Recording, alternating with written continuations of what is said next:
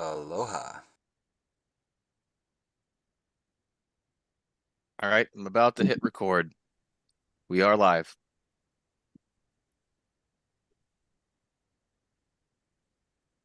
Hello, everyone. It is Sunday, July 5th, 2026. This is the Libertarian National Committee. I'm Chairman Evan McMahon, and I'm calling this meeting to order at 7:09 p.m. Eastern.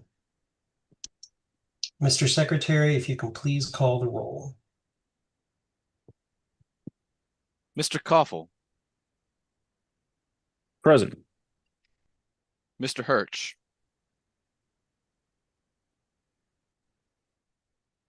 Mr. Hirsch,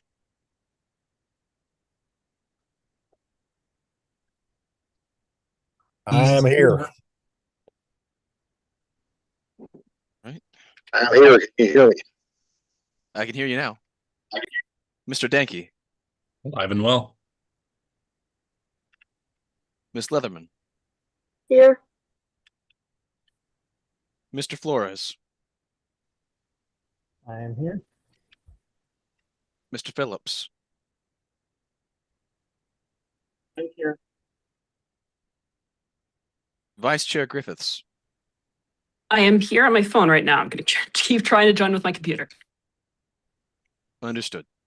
Mr. Hanush, Present. Mr. Requero, Present.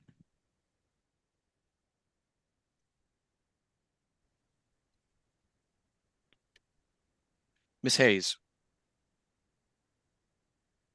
Here. Miss Wigington, Present. Miss Hogarth,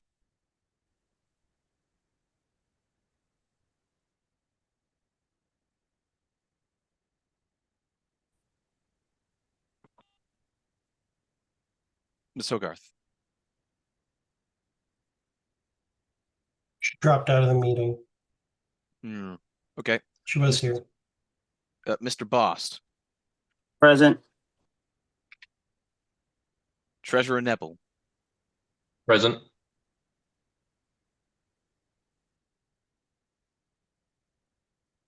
Miss Hogarth, Here, sorry. Mr. Longstrap, Ahoy. ahoy hoy. Mr. Martin, Aloha. I'm present. Miss Fintish. Here. I am present. Mr. Nikela, Present. Miss Nguyen,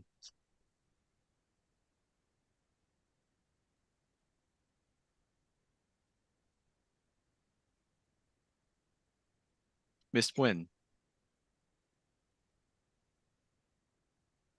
Ellie. Now, thanks. Here, I'm here. Mr. Redpath, Yes. Miss Robson, I'm here. Miss Englehart, Present. Mr. Shaw, Present. Mr. Ford, Briefly here. Mr. Thompson, I'm here. Chair McMahon. I'm here. Can you change Mr. Thompson from his phone number to his name? Yes, give me a moment. Thank you. I'm in the Gulf of Alaska, so I couldn't video call.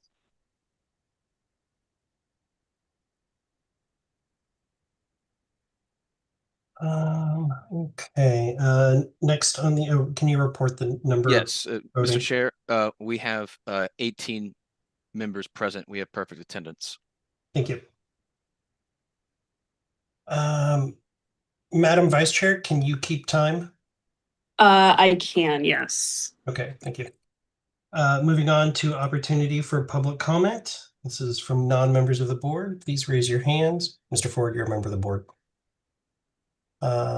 Starting with Mr. Bowen. On deck, I have Mr. Bowen, then Miss Patrick, Miss McElroy, and then Mr. Tone, and then Mr. Todd. Mr. Chair, briefly, as it 10 minutes? I can't see the agenda right now. It is 10 minutes, but it's 2 minutes. Two per speaker. Thank you. Go ahead, Mr. Bowen. Thank you, Mr. Chair. Can everyone hear me okay? Yes. All right. Good evening, everyone. For those of you who don't know me, my name is Rich Bowen, and I happen to be the sole remaining member of the Audit Subcommittee from last term. I noted that you will be nominating Audit Committee members tonight and just wanted to inform the board that I am not seeking to be reappointed to the Audit Subcommittee for this upcoming term.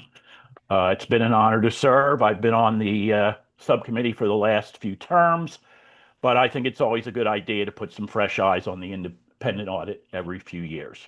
However, I want to make sure that whoever is on the subcommittee for the next term knows that I am available to help with the transition or answer any questions that arise or anything else that might come up. I am available to do that.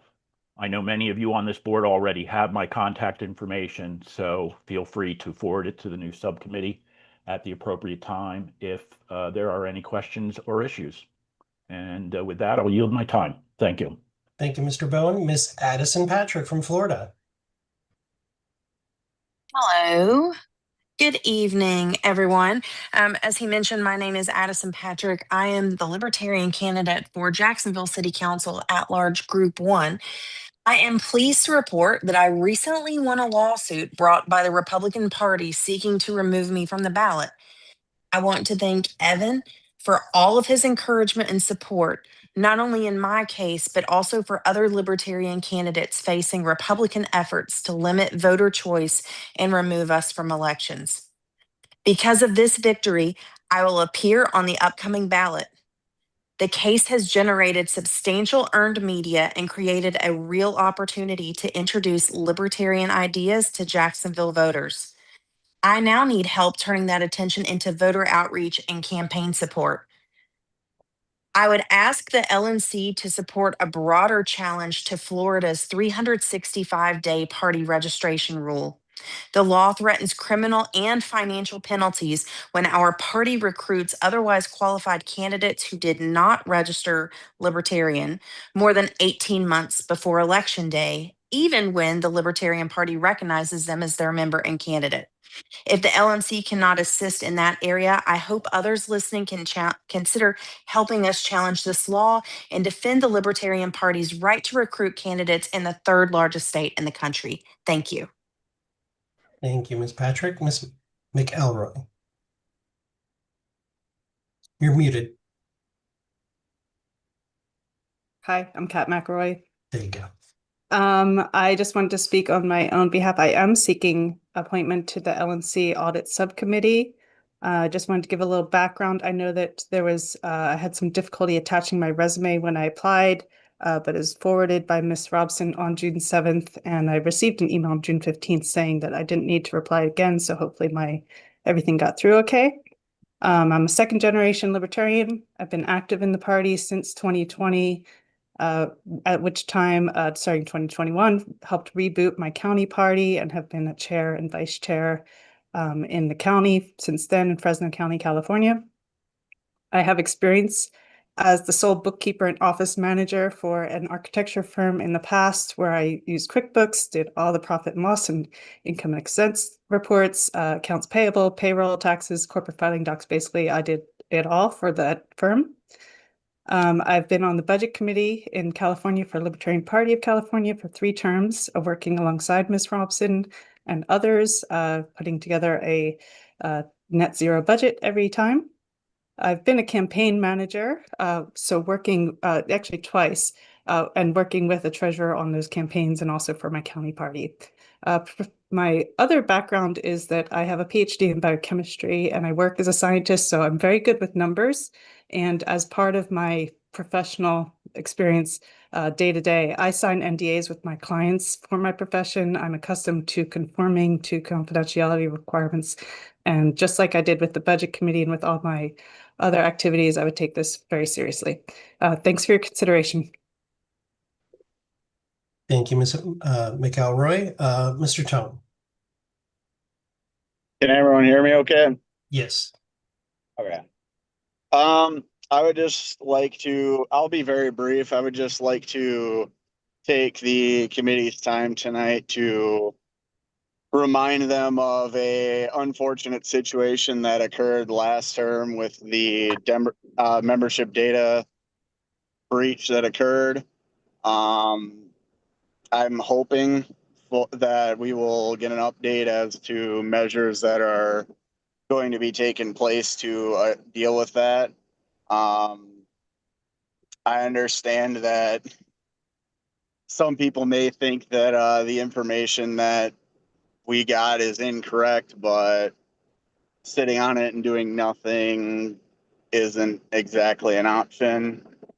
So I'm hoping that something gets done about that in the near future, no matter how inconvenient it may be for some members of the board. Thank you. Thank you, Mr. Tone. Mr. Todd, wonderful candidate from Kentucky. Yeah, District 4.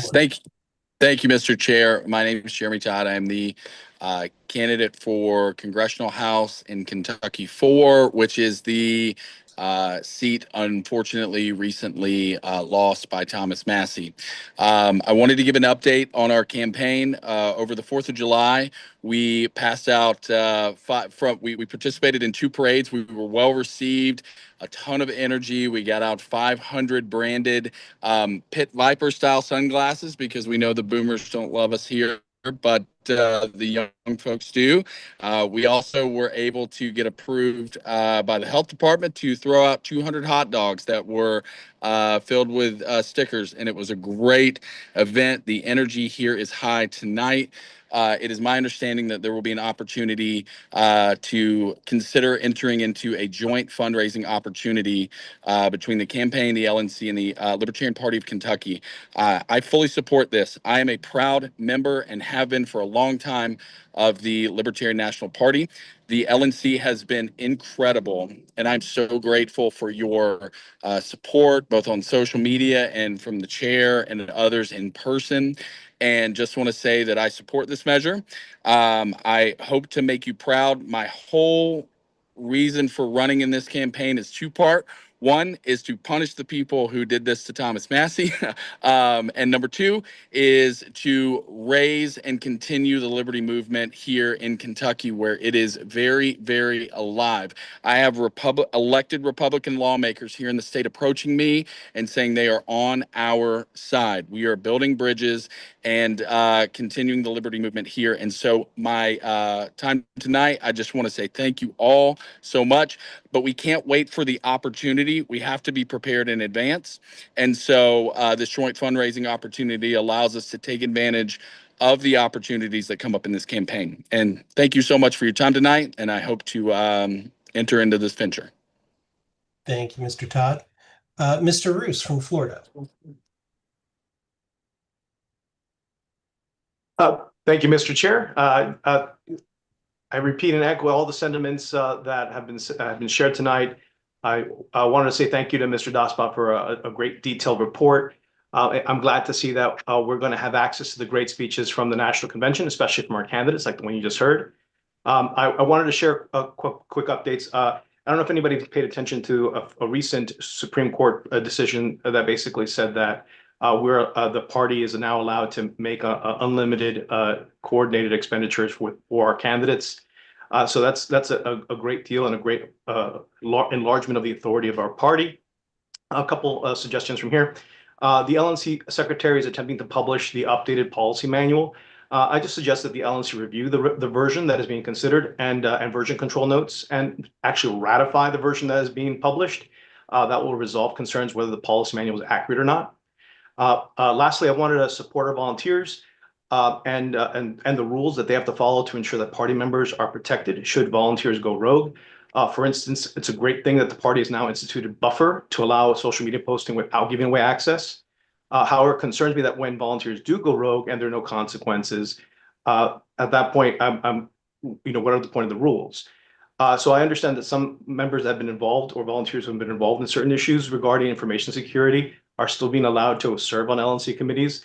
I think that's not fair to members who expect the board to ensure that the management of our assets are being done and improved in better ways. In any case, thank you so much for your time, and I yield my time. Thank you, Mr. Roos. Mr. Sims. Yes, from Texas. Good morning, good afternoon, good evening. Aloha for y'all in Hawaii. I just have 2 quick points. The first would be, I know that we are going to have an in-person meeting at some point in the future. I would advocate that the next in-person LNC meeting be in October to coincide with Mr. Todd's campaign so that we can run a fundraiser and possibly get more attention to Mr. Todd's campaign. Not that it needs more, but it would be, I think, advantageous and beneficial for us to do that if it's at all possible. We could serve it as a fundraiser and promote his campaign. The second thing I would like to bring up is I would like to advocate that our region alts have full member rights. I know that might be controversial, and I love my region rep, Ms. Hayes. She's amazing. I also love our alt, Michelle. She's from our state, but I would just like to advocate that they have full member rights. Thank you. I yield the rest of my time. Thank you so much for all your hard work. Thank you, Mr. Sims. Mr. Ms. Chair, Harlow. we are at time, but I know Ms. Harlow still has her hand up, so. Yep, I'm going to recognize Ms. Harlow's. Who's I'll the keep last this. speaker? Thank you. I'll keep this really brief. I'm sure the chair has really good reasons for this. So I'm just saying that I'm a bit hesitant about the motion to eliminate the FSC, but I haven't heard the chair's arguments for it. But I ask you guys to really carefully consider that, considering the circumstances under which that committee was created. But again, I haven't heard arguments for or against. I just urge caution. Thank you. Thank you. Moving on, next item on the agenda, adoption of the agenda. Is there a motion to approve the agenda? Mr. Chair, public comment, please. Nope, Mr. Starchild. Not Mr. Starchild. Or Starchild, sorry. Move to adopt the agenda. Thank you, Mr. Dinky. Is there a second? Second. Second. Thank you.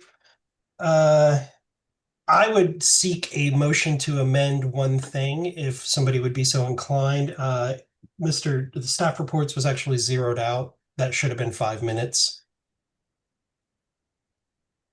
Is there somebody who would move to do that? Mr. Chair, I'd be willing to move that. If I could also move that the motion for substitution on the meeting also get added.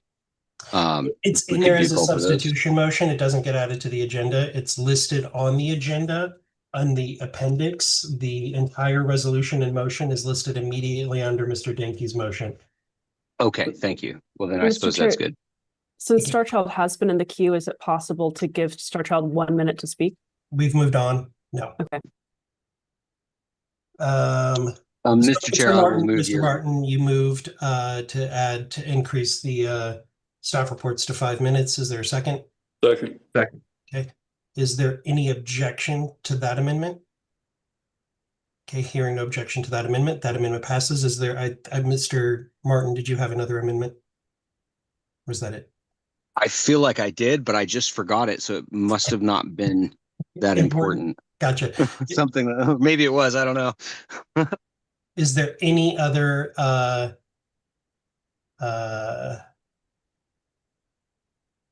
amendments to the agenda? Okay, hearing none. Is there any objection to the agenda as amended? Hearing no objection, the agenda is adopted. Moving on to the next item of business, financial report from Mr. Treasurer Neville. You have 5 minutes, sir. Thank you, Mr. Chair. Let me know if my audio gets spotty. I'll turn my video off, but hopefully you can hear me all right. So I'm always going to start these every month with thanking Hannah Kennedy, Canyon Gargan, Patrick Mitchell, Joseph Siacunso, and his team at All-in-One Accounting.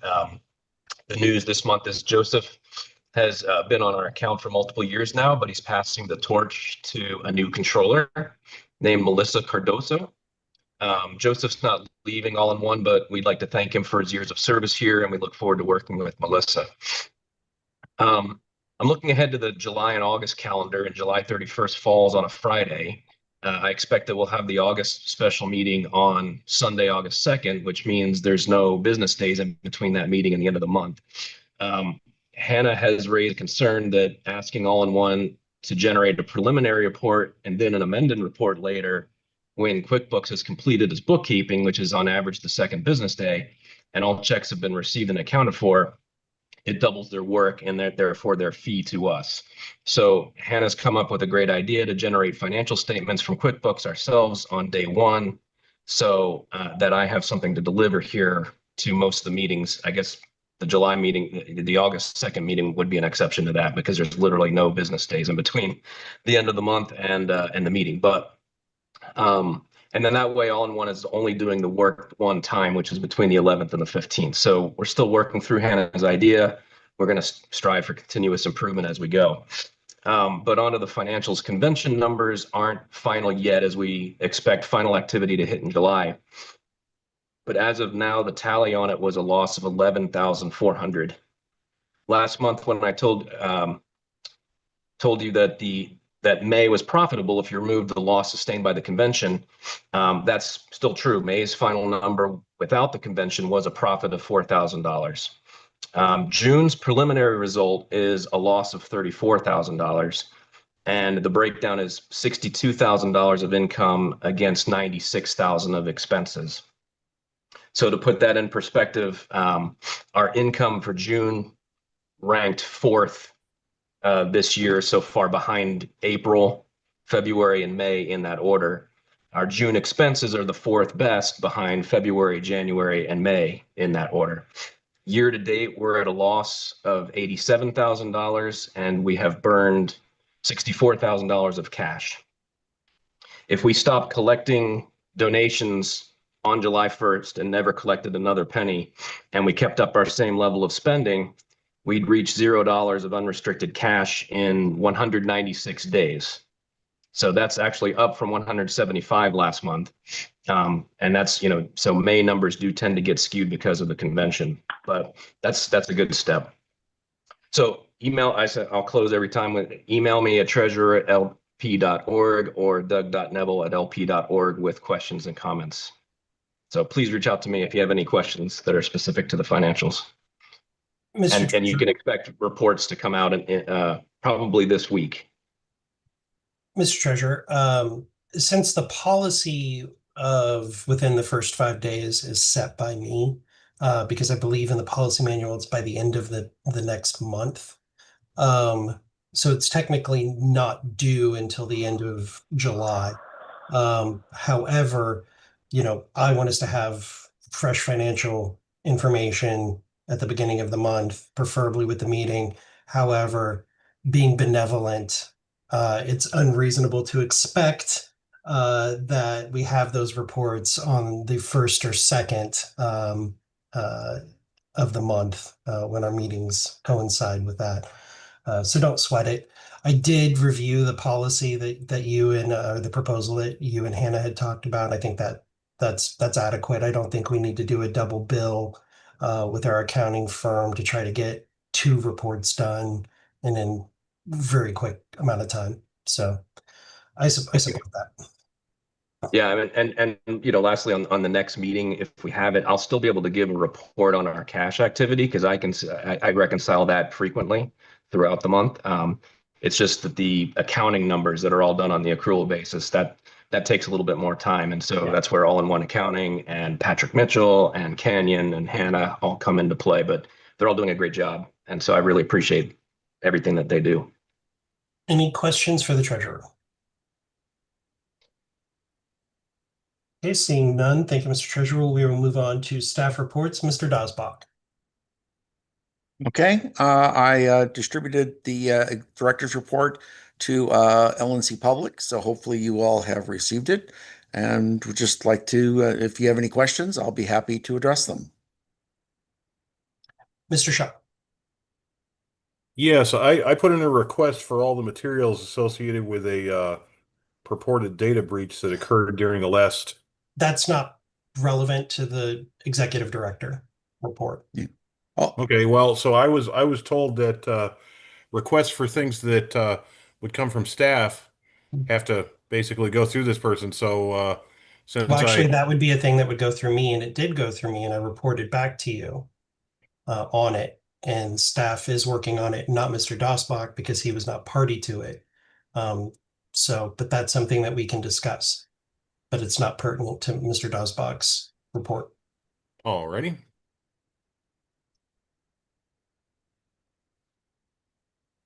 Any other questions for Mr. Dosbach?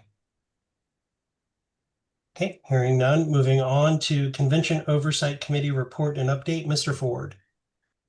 Is he still here?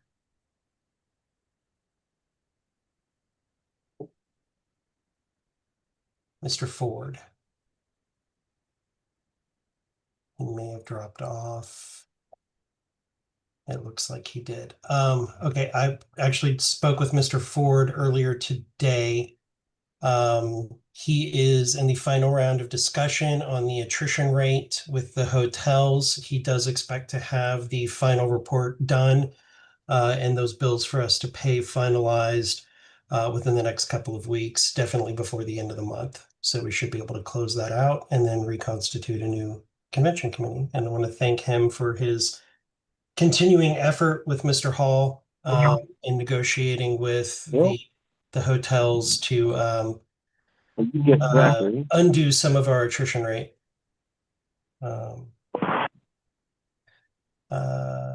Any questions that I might be able to answer about the Convention Oversight Committee report or what's going on with the convention?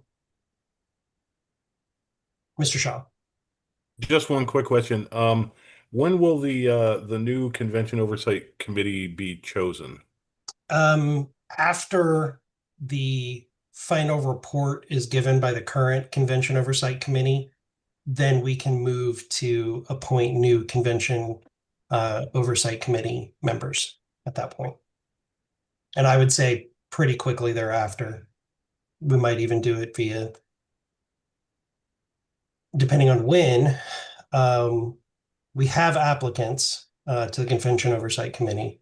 That was part of this round of the last several rounds of applications. So we could do it fairly quickly. Does that answer your question, Mr. Shaw? It does. Thank you. Okay. Any other questions about convention? Okay, hearing none, I would accept a motion to move into executive session to discuss legal matters with Mr. Oliver Hall. So moved. Moved by Mr. Nicola. Is there a second? Second. All those in favor say aye. Aye. Aye. Aye. All those opposed say nay.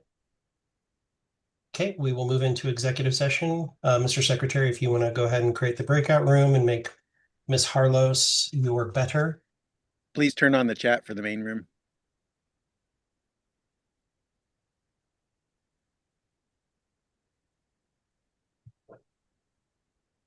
Which should be on all the time anyway.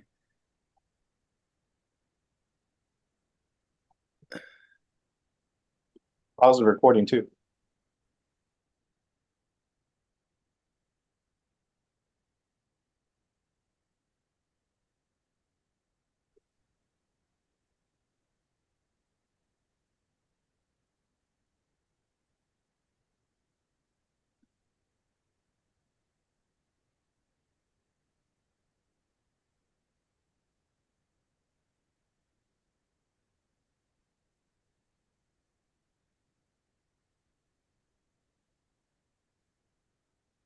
I don't know if you hear my dogs bark. And oh, sorry, I didn't. You're fine. Okay. And we Out can't of hear your dogs curiosity, barking. can you guys hear me? Yes. Yep. Now we can. Okay, because I've said several things and nobody's heard me, so I don't know what happened. Just wanted to check. You're definitely good now, though. Yay. We just all took a vote to ignore you. We do it with a different person every beginning to meeting. feel that. I was totally beginning to believe that, and I was feeling really like insecure, and It was almost I was getting unanimous. really paranoid, and yeah, it was really horrible.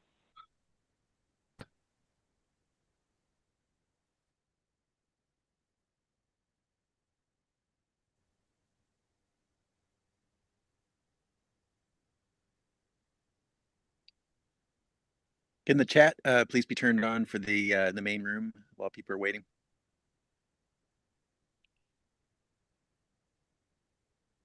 Can you all hear me? We can't hear you, Star Child, so you don't need the chat now. We'd like to have the chat.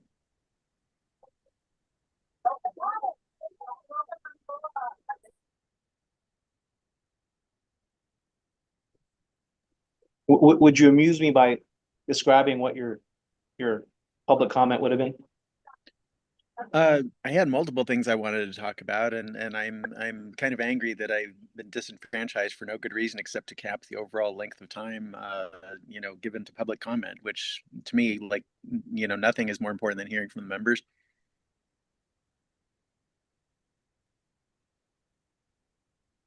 I mean, people on the committee have responsibility to be here, but everybody else is volunteering and taking time out of their day when they have no responsibility to be there, and to just disenfranchise people like that is wrong. We're also promised a link to be sent to join the meeting when we registered. The silly rule about registering an hour in advance. I registered over a week ago, but never got any email confirmation. So today I was scrambling, trying to find out how to get into the meeting. Eventually I did, a little bit late, but it wasn't provided as stated. The system seems to be broken. Did you check your spam folder? Sometimes things end up in those. I didn't, but it shouldn't have gone to that. I normally get the LNC emails. Get out of it.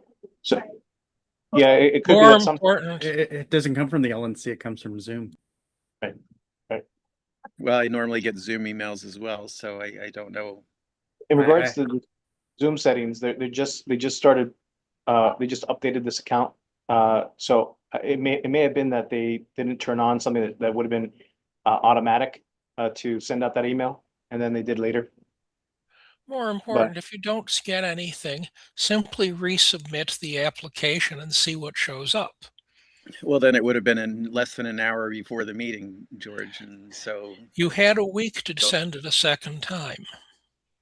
It didn't say when the message would be sent. It might have only been sent, right before the meeting or something. It wasn't clear. I will say, at the risk of speaking out of term, I registered like 3 minutes before the meeting and I got a link right away. Okay. And I know when I registered, I got the link right away at that time. It was obviously several days ago. Well, then what's the point of even making people register and saying it has to be an hour in advance if they're going to let people in at the last minute? That would have been nice to know. And I think they should do that anyway. I don't think there should be all this. We're supposed to be against bureaucracy, right? I think the purpose of the hour ahead is to provide time in case there's a problem. And that's the reason they're asking for an hour ahead. But it's set up that if you do it less than an hour, it should generate a link. But if something happens, the secretary is really not in a position to be able to deal with it that close to the meeting. Yeah, well, one time it's also there to protect the secretary. One time in the past. Okay, everyone's here. They give me the room because I'm the Gestapo here. So I'm going to ask people to raise their hands so we're not talking over each other. But as a secretary for 8 years, I'm going to give the explanation here because Mr. McGee is not here. A lot of you guys don't know what happens on the back end. We would have people who would register with the name of LNC members, and then there's a risk of executive session or other breaches of duty and due care that the LNC secretary has.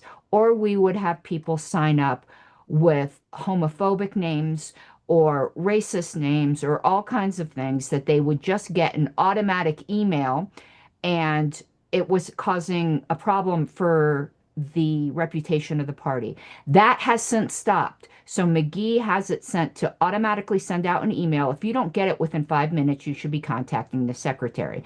But they do it for the hour before in case they start having problems, because he reviews the attendance list, that it can be put on manual review. And if there's obscene names or people trying to impersonate LNC members, that can be handled. It's so easy to look on the outside and go this, this, and this. But I can just tell you, it's a big job for the secretary to manage this. And I don't think the requirements are unreasonable. Quite obviously, I don't. But those are the reasonings behind it. So I think Starchild was next. Yeah. Governments also come up with lots of reasonable sounding, explanations for their restrictions and rules. Like, oh, well, the the mass shootings are harming the reputation of our country and killing people and so forth. So we need more regulations. I don't think that's a good enough rationale. I think requiring people to have their cameras on would make it obvious if somebody is impersonating an LNC member. You know, if somebody has wants to register under a racist or homophobic name or whatever, you know, I don't like that, but that's free speech. I don't think the LNC should be trying to police that. You know, it's just what they're choosing to call themselves for purposes of attending the meeting. I don't see any need to censor that. And one time before, I did not get there within, I tried to register less than an hour before a meeting and I was denied access to that meeting. So maybe they changed it since then. It sounds like others have had better experiences with that, but you know, that did happen. And I'm disappointed that only one member in the committee, Amanda, the vice chair, tried to prevent me from being disenfranchised of being able to speak, even though I had my hand up for public comment. You know, it seems like, again, too many people are treating public comment, the rights of members as an afterthought or something that's optional. You know, or they're just afraid to speak out and say anything against the chair. I don't know, but it's not a good look. Jonathan? Yes, I would add that we've had some situations with corn bombing, especially with JC, and that can be quite disruptive. George, you haven't had a turn. I'd like you to go ahead of me. Oh, thank you, Madam Boss of the group. In any event, I strongly endorse your position on timing of people having to register. I will point out that if a computer doesn't appear to do something the way you expected, the best thing to do is to go back to the beginning and try a second time, because the most likely issue is that there's something that didn't quite set right or that you made a minor mistake. Finally, I strongly endorse the position of the National Committee and the Judicial Committee that the chats should be turned off.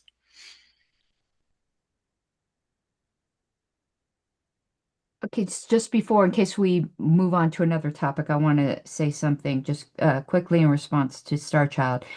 It's a private group, and private groups, see, there's a thing that's starting to become really obvious in libertarian circles. I used to hear in the past with the platform, oh my God, how can you be against discrimination laws and things like that? And we've always said, you know, the free market will police bigots. But we have turned that completely on its head and go, anyone can say anything you want, and you can't uh, exercise private, not government, private associational boundaries. No, I don't think people should be able to sign up to an LNC meeting with racist or homophobic names, and that is fully within the right of a political party to say that's not acceptable. And frankly, I would just encourage Starchild to realize that constantly haranguing over everything is kind of like the boy that cried wolf. I would say a principle that we should have in this party as well is not to constantly harangue volunteers.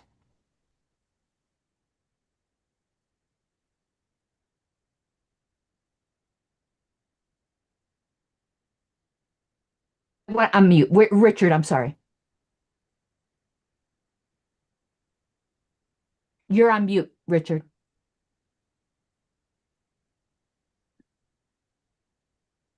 You're still on mute. Can anyone else hear Richard? No. I guess he'll try again. Hector? Thank you, Mrs. Harlos.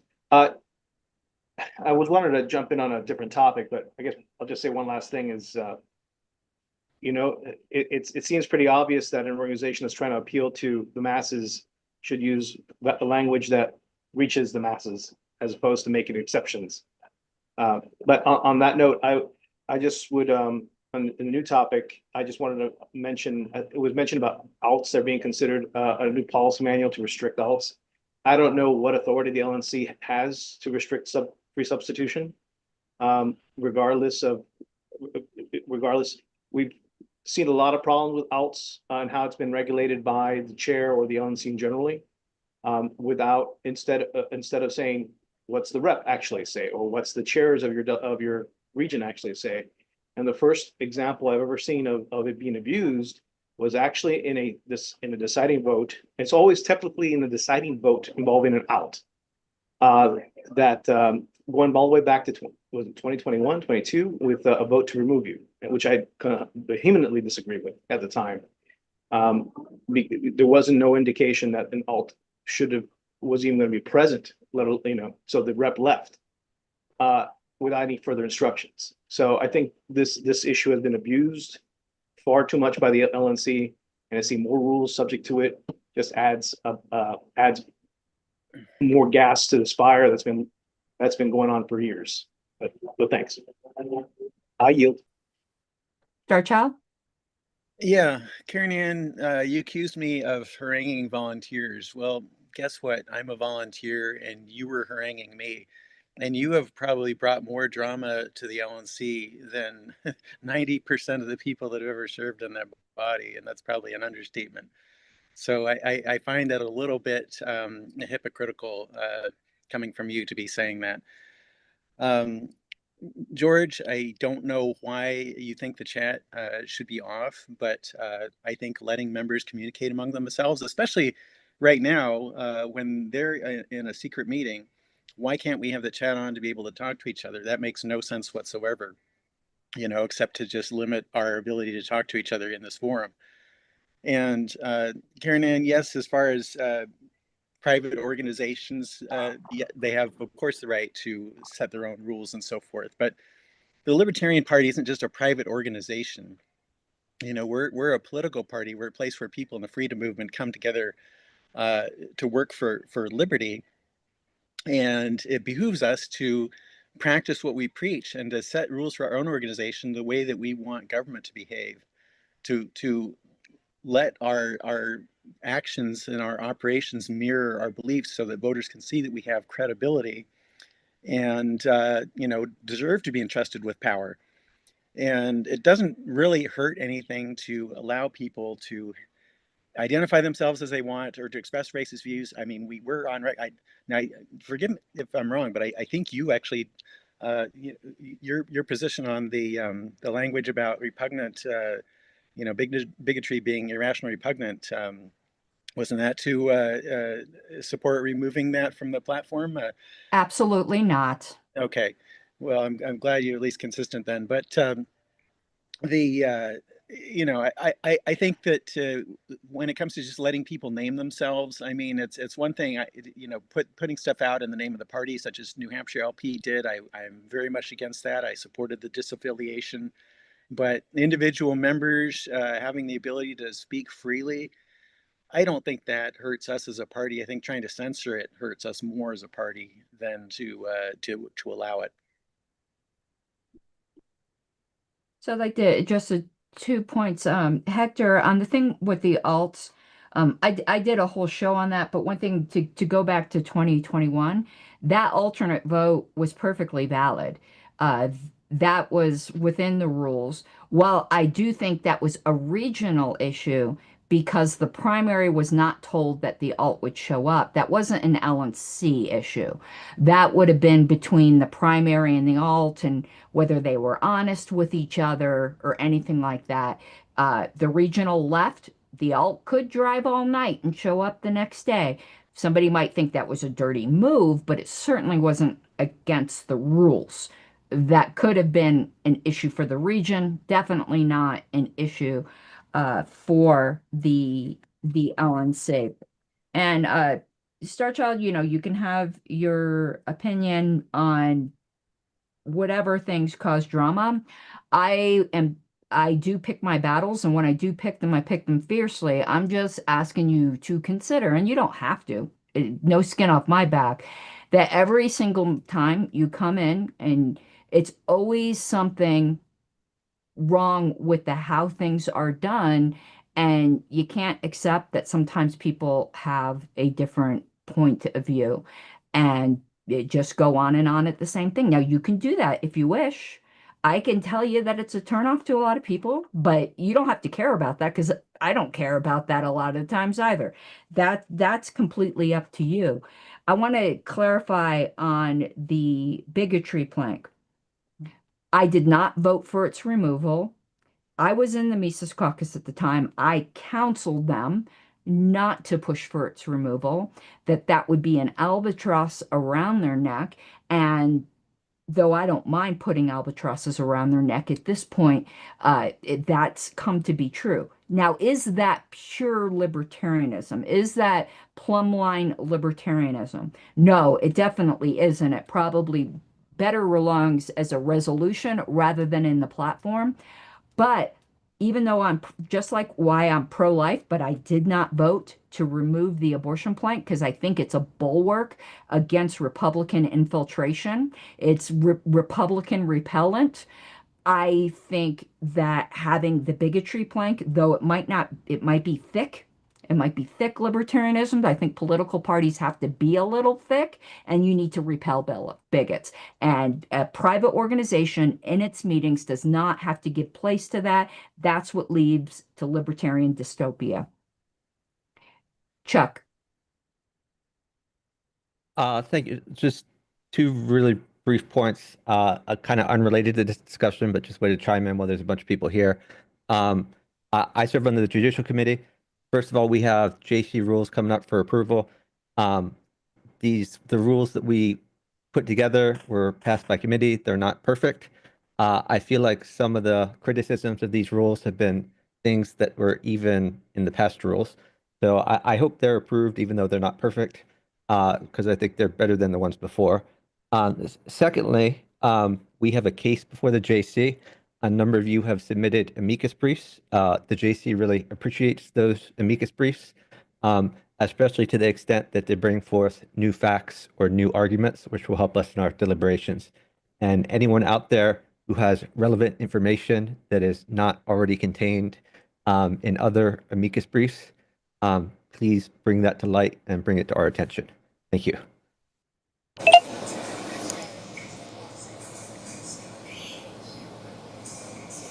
Keep muting myself out. George, then Richard.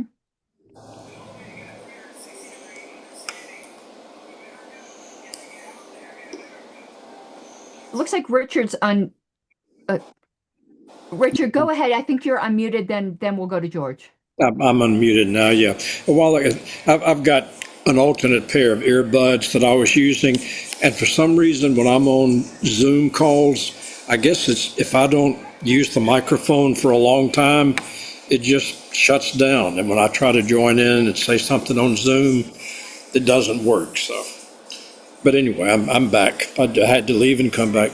The only point I wanted to make, and the moment has passed, but regarding Star Child's concerns about having to register for the meetings early, there's been a time or two lately when I registered just shortly before the meeting and immediately received the link, was accepted. But I fully understand the reasons for having to request admission early, and I'm well aware of the problems that the LNC has had in the past. So that's all, and that's it. Thanks, folks. Thank you, Richard. George, I don't know if you heard me before. I heard you. Okay, thank you. To change the topic to something that Chuck referred to, as most of you know, there is an appeal before the Judicial Committee. I am aware of 5 amicus briefs. They have all appeared on Third Party Watch. I did correct the link I dropped. I apologize to you, Karen Ann. I would point out that there is an immediate link from Mike Seebeck, who was the past secretary, which to my eyes was quite definitive.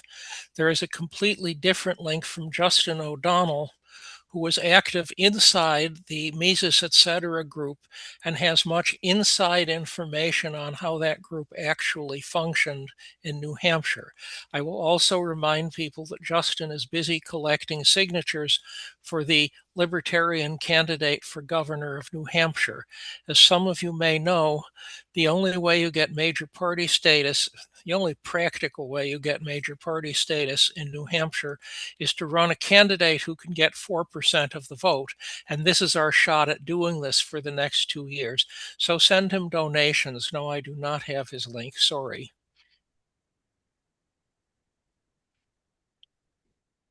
Hector. Thank you, Mrs. Harlos. I had a question for the minds in the room. The rules that the Judicial Committee has adopted, waiting for approval from the LNC. Are they waiting for approval from the LNC, or or are they active now and those are what they're operating under?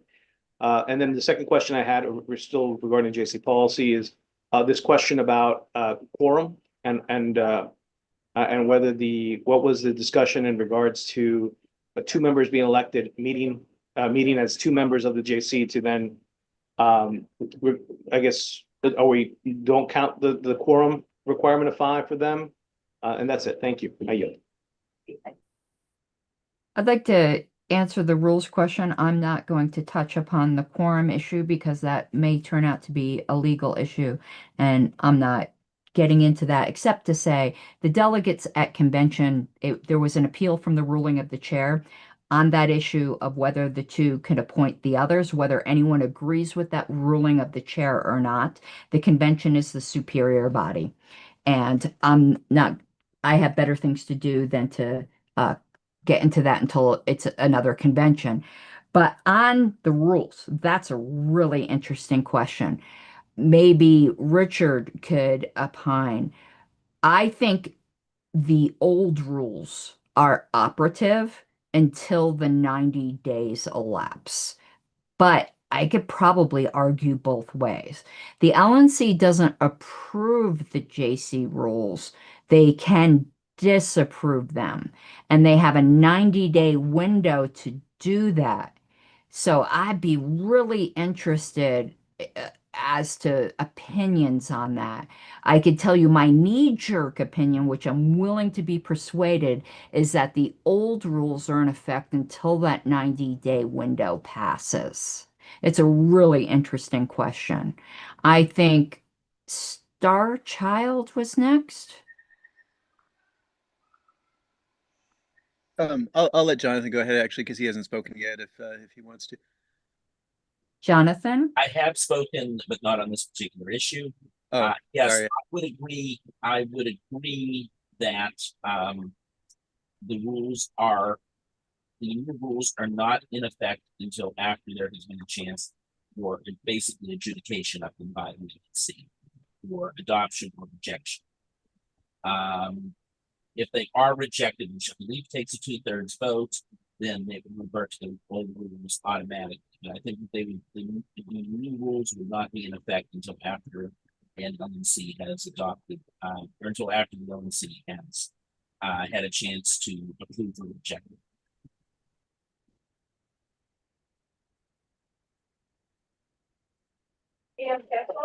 it. Steve? And I would just add to that I would assume that if the LNC approves the rules, actively approves them, then that would cut short the 90-day thing. In other words, they've already acted upon them. But again, yes, people may have different opinions. Yes.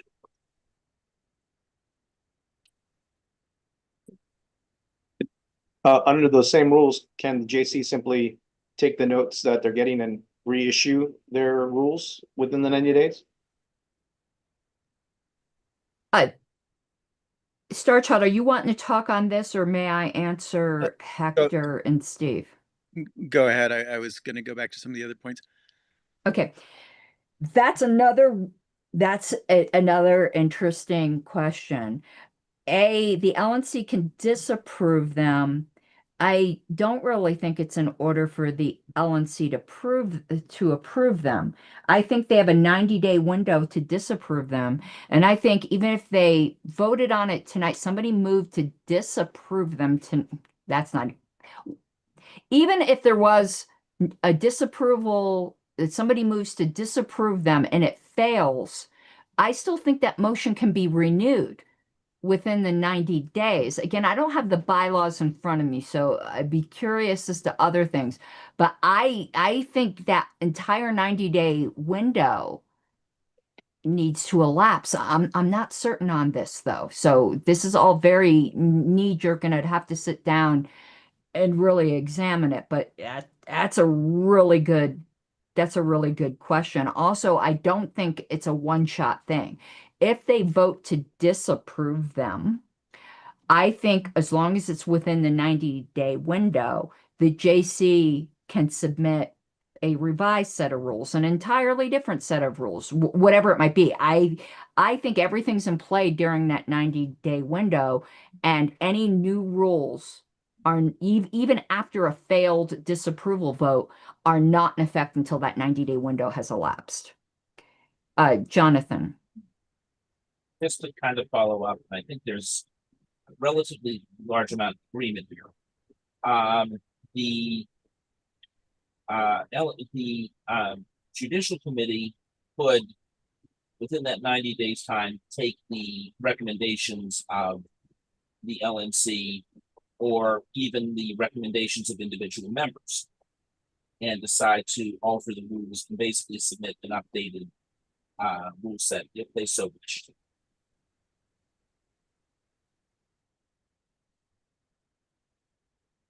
Okay, Okay, Starchild, I'm sorry, who? Yeah. So, yeah, going back to some of the stuff we were previously talking about before the Judicial Committee, you know, I get it, Karen Ann, about the thick libertarianism. I mean, I'm probably a thick libertarian myself. As I said, I'm very much opposed to bigotry and homophobia and you know all the various aspects of that kind of prejudice. But my concern is not so much if they're able to narrowly, you know, just say like, okay, well, this person came into the meeting with a really offensive name, you know, and just narrowly deal with that issue, have them rename themselves or something. But one of the problems we know with censorship is it doesn't stop at that. You know, it always ends up leading to more censorship of other people, more controls that have a negative impact on people who are not offending in that way.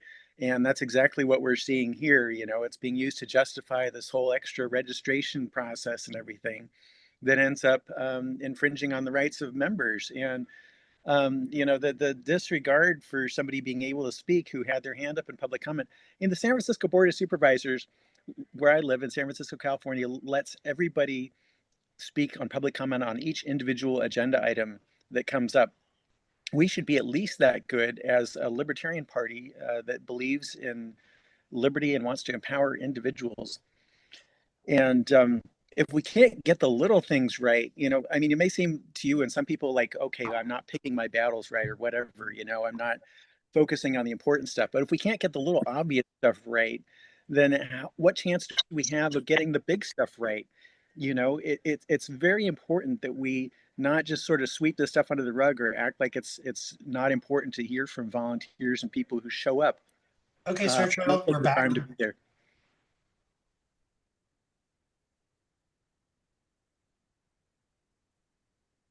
So again, I would ask to turn on the chat during the meeting, please. I thank again the LNC for the privilege of being able to handle the room while you're gone. Thank you. Thank you, Ms. Harlos. Mr. Chair, are we ready to resume the recording? Yes, is everybody back? Let me double check.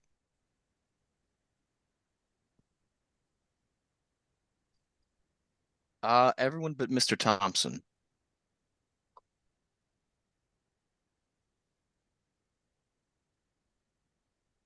Can somebody message Keith? I will. Thank you. We're not back yet, Mr. Hanush. What do you need? I was just going to say I'm going to be ceding to my alternate for the next couple items. Okay. Thank you, Mr. Hanush. Yep. Mr. Chair, am I needed any more in this meeting? No, Mr. Hall, thank you. Okay. Have a great night, everyone. Thank you. All right, Mr. Hall, thank you.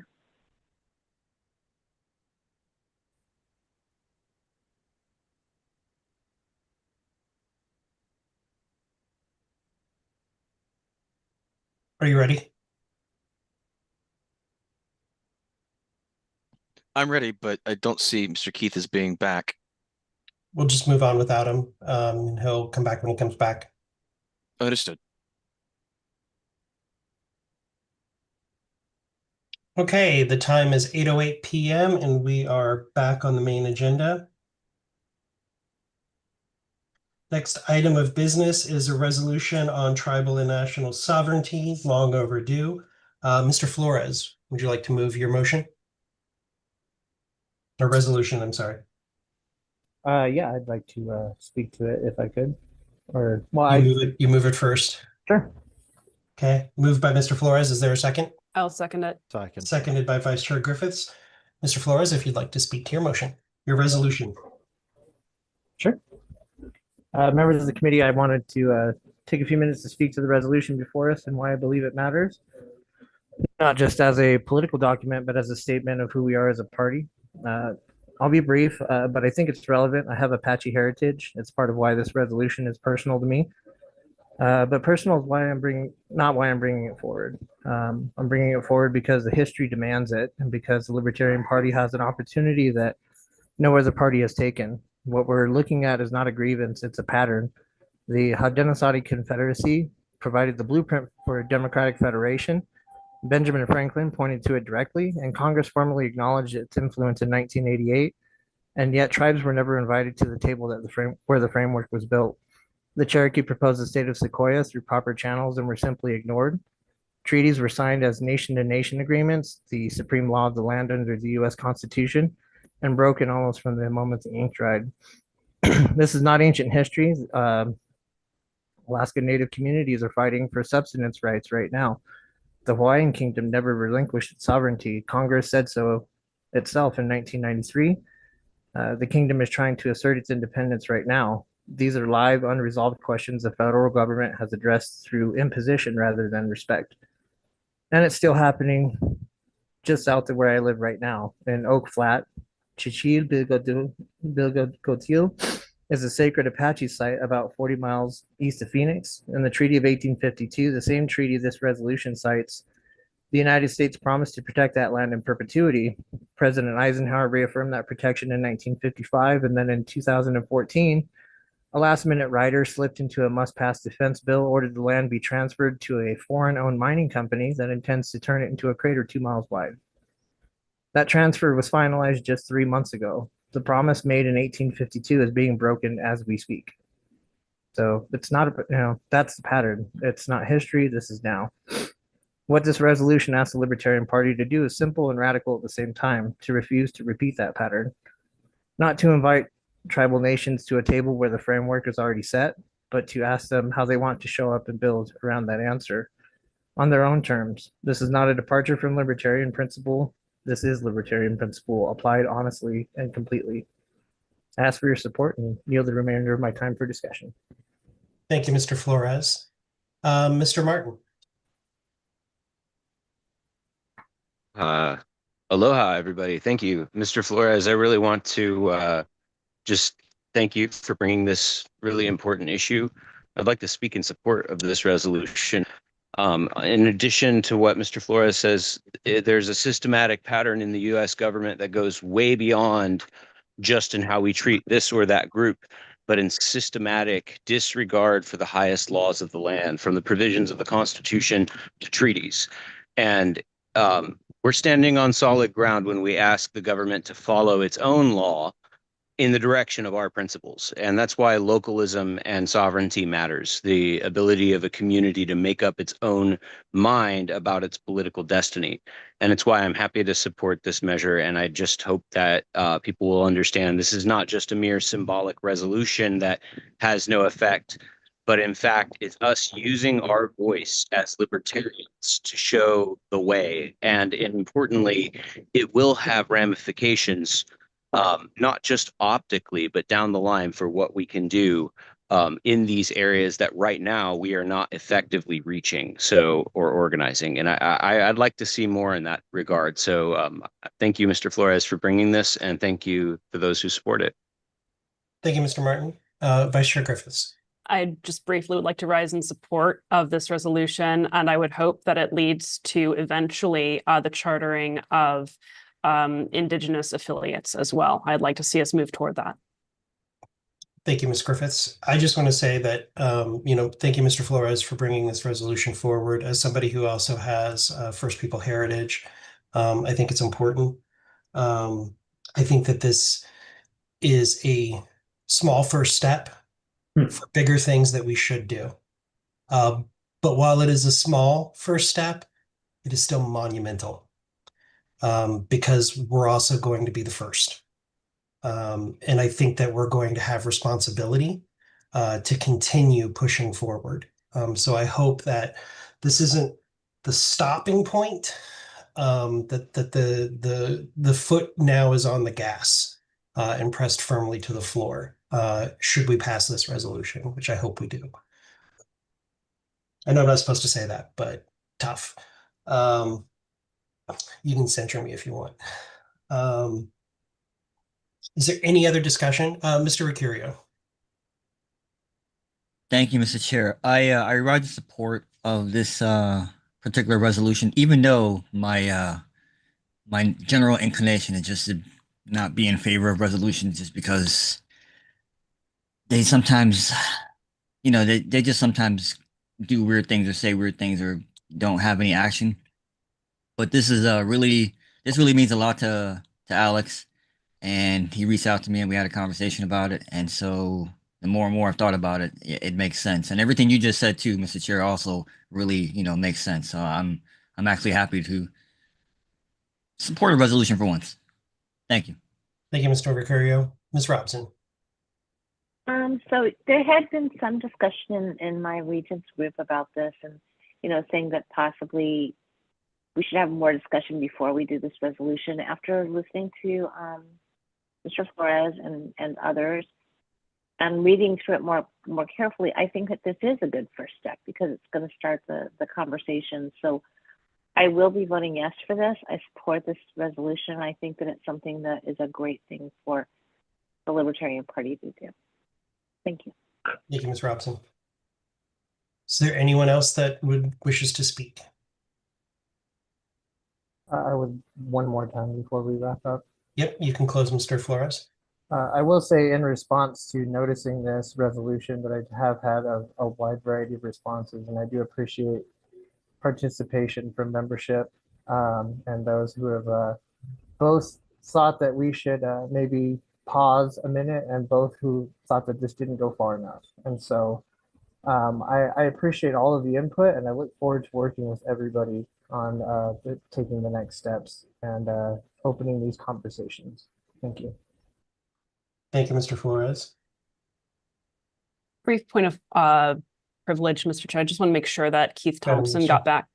Sorry. Okay. He did. Thank you. Mr. Secretary, we can move to a vote.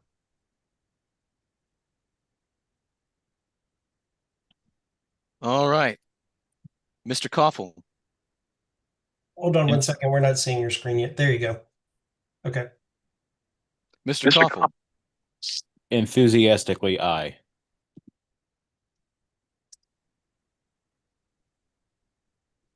I'm sorry you cut off. He said aye. Enthusiastically. Ah, thank you. Mr. Danke. Absolutely, yes. Mr. Flores. For this vote, I will defer to my alternate, Mr. Phillips.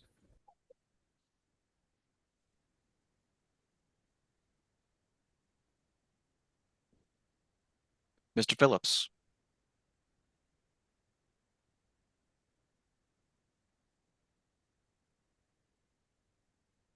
Mr. Phillips. You're muted, Mr. Phillips. Vote for yes. Thank you. Vice Chair Griffiths. Aye. vote for yes. Hopefully my connection's working. Yep, we heard you, Mr. Phillips. Mr. Requero. I vote aye. I think I'm having Ms. Hayes. I think I'm having a connection slowdown, so let me hold on to it for a while and see if I can say yes to voting on this. You did. We heard you.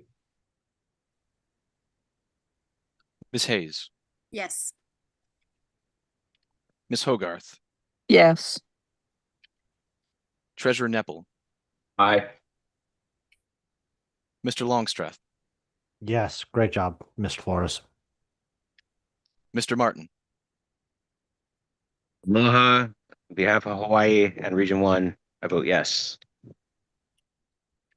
I also vote yes. Mr. Nikela. I vote aye. Ms. Nguyen. Yes. Mr. Redpath. Yes. Ms. Robson.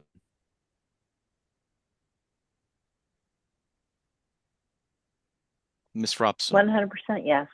Yes, I'm sorry. Did you hear me now? Yes. Mr. Shaw. It's so weird.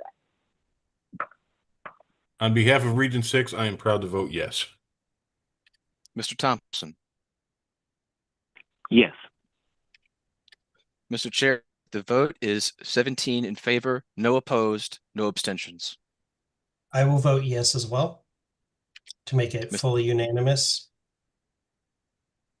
The vote is unanimous. The resolution achieved its 2/3 majority with a unanimous vote, so the resolution passes. Thank you all very much. Thank you. Thank you, Mr. Flores. Next item on the agenda is a resolution on surveillance. Mr. Martin, would you like to move your motion? Yes, so moved. Thank you. Okay, is there a second? Second. Moved by Mr. Martin, seconded by Ms. Hayes. Would you like to speak to your resolution, Mr. Martin? If I may, Mr. Chair, thank you, first of all, everybody who helped and expressed an interest and contributed in the workshop for this. I'm really, really thankful for everybody's hard work. And I really wanted to give a shout out to the Arizona Libertarian Party, who has done a really good job leading the charge on this. There's other state parties who've also done a great job.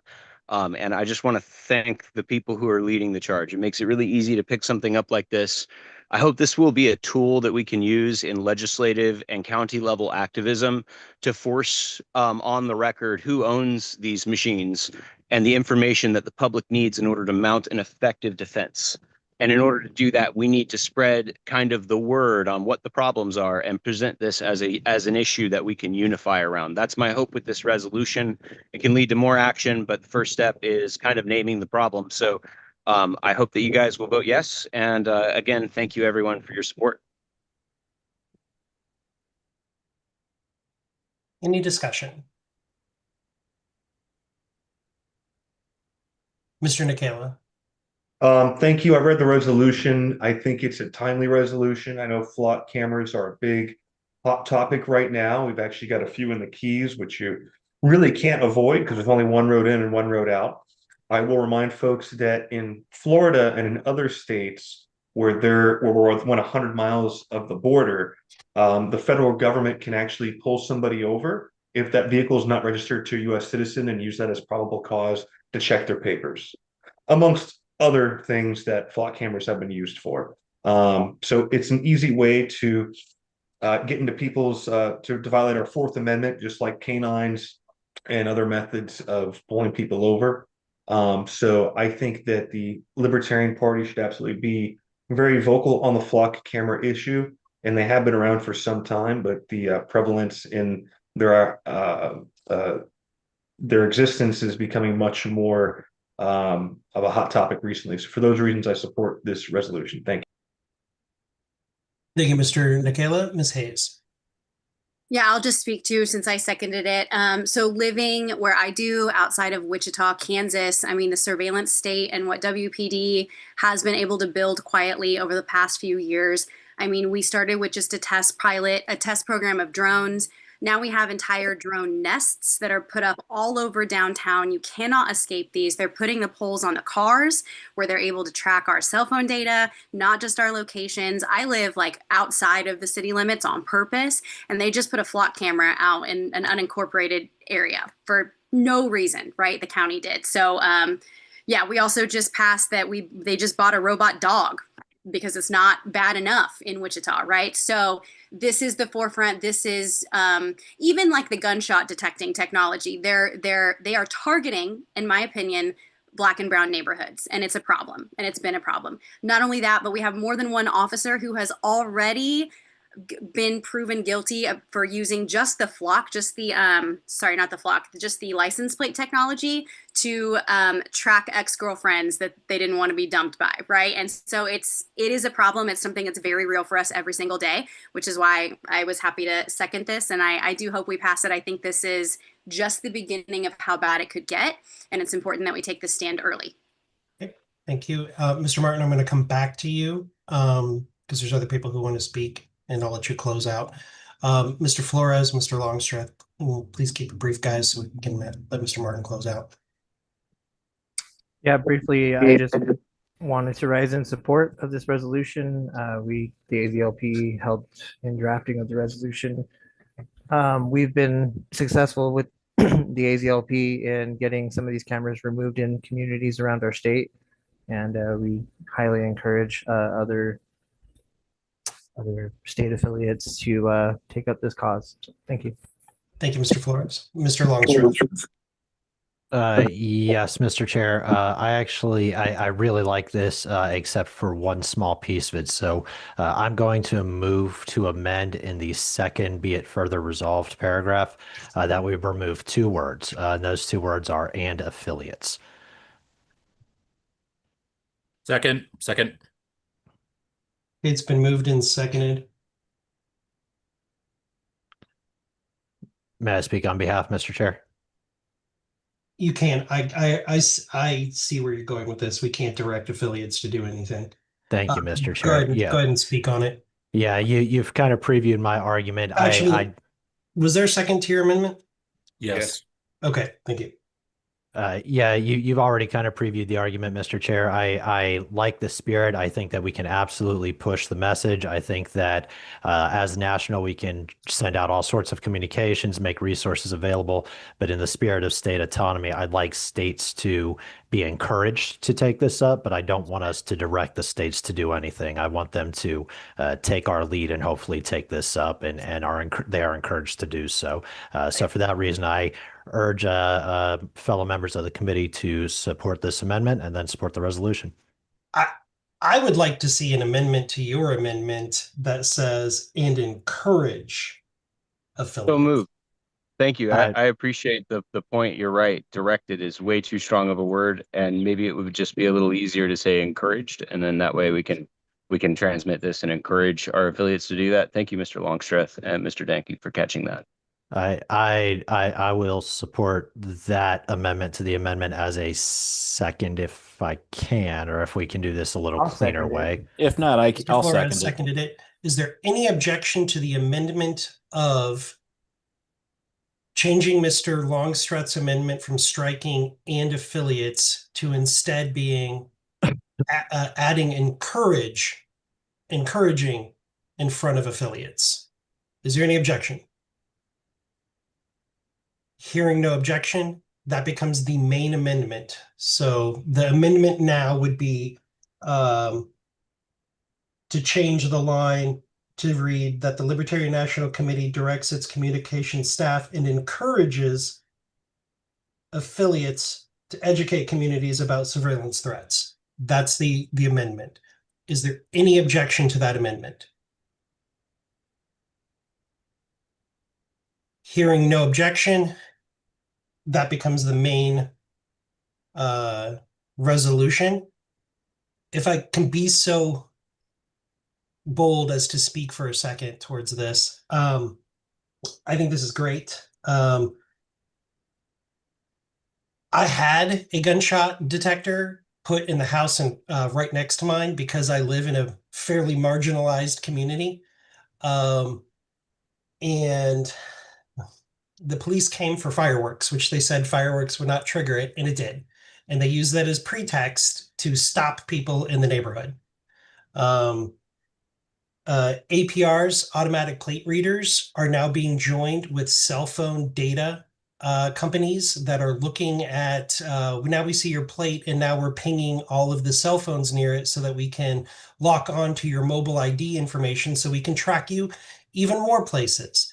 It is a crime to frustrate automatic plate readers, even though the automatic plate readers are being managed and controlled by a corporate entity and not a government body. The Supreme Court did just rule that a Fourth Amendment search, including our data, still requires a warrant. They're getting around it by partnering with a third party. And it's disgusting. It's abhorrent. It's a violation of our Fourth Amendment. It's monitoring. It's spying. As a side note, there are a few states and a few of us in the party who have set up deflock websites for individual states that list the map. I set up the one for deflock Indiana, deflockin.org. If you would like help setting one up for yourself, both myself and I'll give a shout out to Mr. Rob Yates, can point you in the directions of doing those resources. With that, Mr. Martin. Thank you, Mr. Chair. I appreciate all your comments on that 100%. One thing I should have just said in my opening, I learned something while we were crafting this resolution, that when they issue a lookout for this person alert, right, that they have a error rate that seems really low. It's like 0.02%, right? When you look into what this means, it means that like if one person is suspected, then 0.2% of the 100,000 people pool, might result in an error rate. So you end up with like a pool of 200 or 300 people that end up with unfair warrants to stop them when they've done nothing wrong, because that's the error rate. So it's not like, oh, they only get the wrong guy 0.02% of the time. It's actually like that 0.02% is like a 200-person pool of wrongly identified targets that could have law enforcement action initiated against them. So this is like it's an absolutely terrible situation as far as what I've understood about it.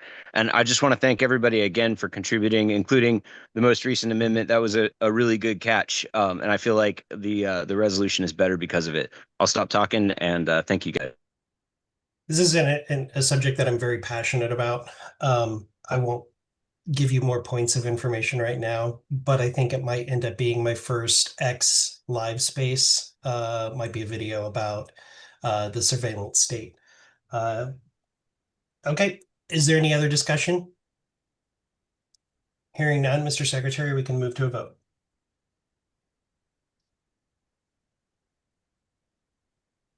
Can you see my screen? Yep. Yes. Yep. Awesome. Mr. Koffel. Aye. Mr. Danke. Yes. Mr. Flores. Aye. Vice Chair Griffiths. Aye. Mr. Requero. I will vote no.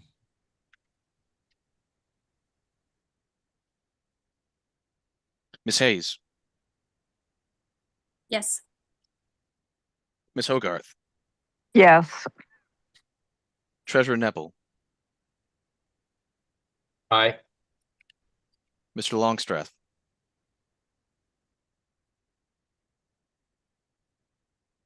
I vote yes. Mr. Martin. Aloha, I vote yes. Thank you. I also vote yes. Mr. Nikela. I vote yes. Ms. Nguyen. Yes. Mr. Redpath. Yes. Ms. Robson. Yes.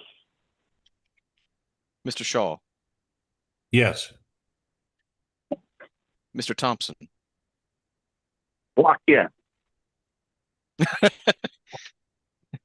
Mr. Chair, the vote is 16 ayes, 1 nay. I will cast a vote. I'm going to vote yes. All right, well then the final vote is 17 ayes and 1 nay. Okay. Thank you, sir. Mr. Martin, would you like to cede to Ms. Fintish for the next item? If she wishes to take it up, yes. Otherwise, I will happily do so for her. Okay. Yep. Ms. Fintish? Yeah, I'll take that. Hold That's on. fine. So the next item on the agenda is motion to set the place and date of the next in-person LNC meeting. Mr. Danke, would you like to move your motion? I move that an in-person LNC meeting take place the weekend of December 4th through 6th, 2026 in El Paso, Texas. Okay, is there a second? Second. Second. Okay, I'll let you speak to your motion. I believe that we should be having our budget meeting in person. I also believe that we should not specifically tie our in-person meeting to one specific candidate, but be a organization that has many candidates. Just speak to your motion. Yes. I think we should meet in December for El Paso. Okay, thank you, Mr. Danke. Ms. Fintesh, would you like to motion your amendment, substitute motion, motion/resolution? Yes, I have a substitute motion. So I'm moving that the LNC hold its next regular meeting the weekend of October 9th through 11th, 2026. I'm not going to read the whole thing out loud. We've got it all. I can summarize it though. This is in response to the El Hold on. Paso. You move Yeah. it first. Is Okay, there a second? that's- You move it that's and then fine. we second it. Is there? Second. Okay, it's been moved and seconded. Now you can speak to your amendment. Okay, Briefly. awesome. Yes, so yeah, I really appreciate Mr. Danke wanting to have an in-person regular meeting, especially for the budget in El Paso. I'm glad that that he was moving that, but it gave me the opportunity to look at how reasonable it is to go to El Paso. You know, typically we go and visit the site 6 to 12 months before we have our convention. And also, right now our budget's like a little bit prohibitive. Right now we have a $0 line on that, which is also why I brought up that other motion that we'll get to after this one. And so for the sake of finances, like when we go to El Paso, it should be something that we can really explore the convention center and have the full experience there and really vet the place for our next convention. So with that understood, I said, well, in October would be a great time to be able to support a candidate. We have like a massive congressional run with Jeremy Todd. It's a great opportunity to support someone. We can also fundraise off it. And so we can use that money with our limited budget right now to help pay for this meeting, but then also be able to budget, not have a $0 line for next year's meetings as well, so that those can all be really, really productive. October, in speaking to Libertarian Party of Kentucky, as well as Jeremy Todd's campaign, I proposed the 9th to the 11th because that was a weekend that worked for all of them. You know, and it can just be a fundraising event. I also have in there that we could explore a JFC if the LNC so wishes, but there's a lot of opportunities with this. We could just make it a meeting and support Todd and go to one of his events, or we could also help fundraise. Like, it kind of opens us up for a lot of opportunities. It feels like it would be a missed opportunity to just disregard a big opportunity for the LNC and engaging with one of our candidates. And I don't really see the use for going to El Paso right now. We should go to El Paso, not right now. Okay. Hands raised for speaking towards the substitute motion. Making sure that's what Mr. everybody's Chair, I talking object about. to the consideration of the question, actually. Objecting to consideration is not debatable and would move directly to a vote. Point of order. I would encourage you not to do that, Mr. Danke. Okay, I will. Yeah, point of order. No. Well, point of order. Objection is only for main motions. That's true. That is true. It's not for amendments. I thank you, Mr. Secretary. I have on deck to speak to the amendment, and do remember we have a time consideration here. Mr. Nikela, Mr. Martin, Ms. Hogarth, Mr. Actually, I'll have to come back to you, Mr. Martin, Mr. Nicola, Ms. Hogarth, Mr. Hanush. Mr. Jacobs, you're not going to be recognized, and Mr. Redpath. Thank you, Mr. Chair. I appreciate Ms. Fintish's desire to have us go meet in Kentucky. However, there's a few reasons why I don't think it would be the wisest course of action for us this year. I know that we're trying to minimize our budget meetings or meetings in general, which means we only meet once for an LNC meeting this year, and it should be in December at the end of our 2026 financial year, so we can make a proper budget for 2027. There's certain considerations. It's why it's in December. So if we were to do 2 meetings, that means we have to spend twice.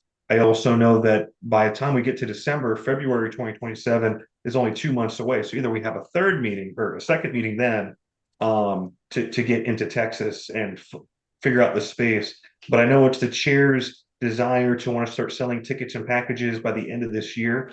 So I think we should meet in El Paso in December. Now, what I would be happy to support is for the LNC to sponsor a fundraiser or a joint fundraiser of some type or some kind of event in Kentucky with Jeremy Todd and his team, and to support the amazing work that they're doing there. They have so much momentum, and I think that would be a better use of our time and resources if we were to support Mr. Todd that way, rather than having our LNC meeting in Kentucky. So for those reasons, I will not be supporting this substitute, but I would support doing something Kentucky during that same time period. Thank you, Mr. Nicola. Again, members, briefly, Ms. Hogarth, Mr. Hanush, Mr. Redpath, Mr. Shaw, and then Mr. Martin, then Mr. Denke. Mr. Chair, I apologize. I have a point of information. Yes, sir. Mr. Arcaria. Is this being treated like a substitute motion? Yes. Aren't you allowed to speak to either or? And then the question at the end is, shall the committee adopt a substitute motion? Yes, because it happens like an amendment. So yes, technically.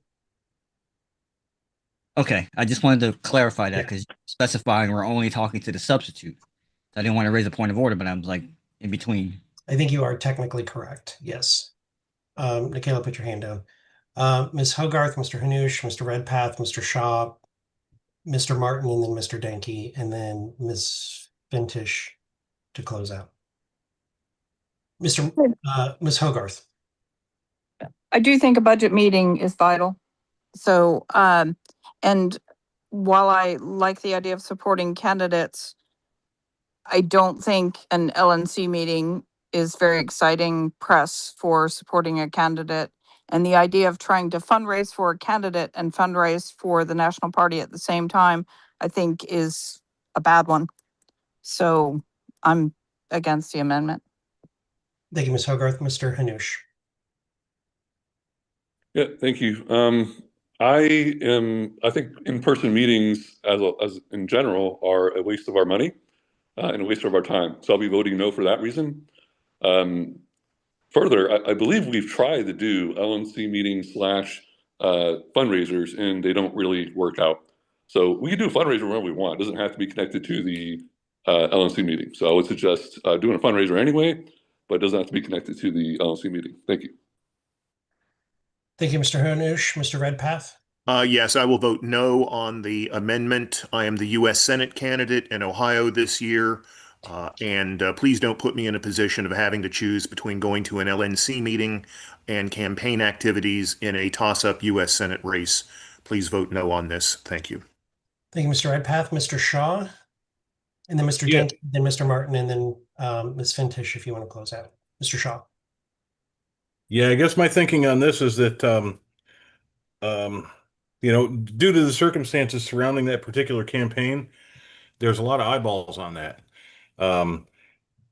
The idea of us supporting Mr. Todd is one thing. The idea of us gaining a little bit more notoriety by going down there and being near something that all those eyeballs are on, it has a certain amount of value. So I would like to see us go to Kentucky. Thank you, Mr. Shaw. Mr. Martin. Thank you, Mr. Chair. Let me really quickly clarify some things because there appears to be a little bit of confusion on the committee. Number one, this would be the budget committee. we would just be holding it, or the budget meeting, we would just be doing it a little bit early. I realize that may be problematic, and if it necessitates another meeting, I think that's okay. I think we can be flexible. Second, the substitute proposes a way for us to make money. And there are actually viable ways for us to turn what would normally be an expense into a net positive for us and for a symbolic candidate.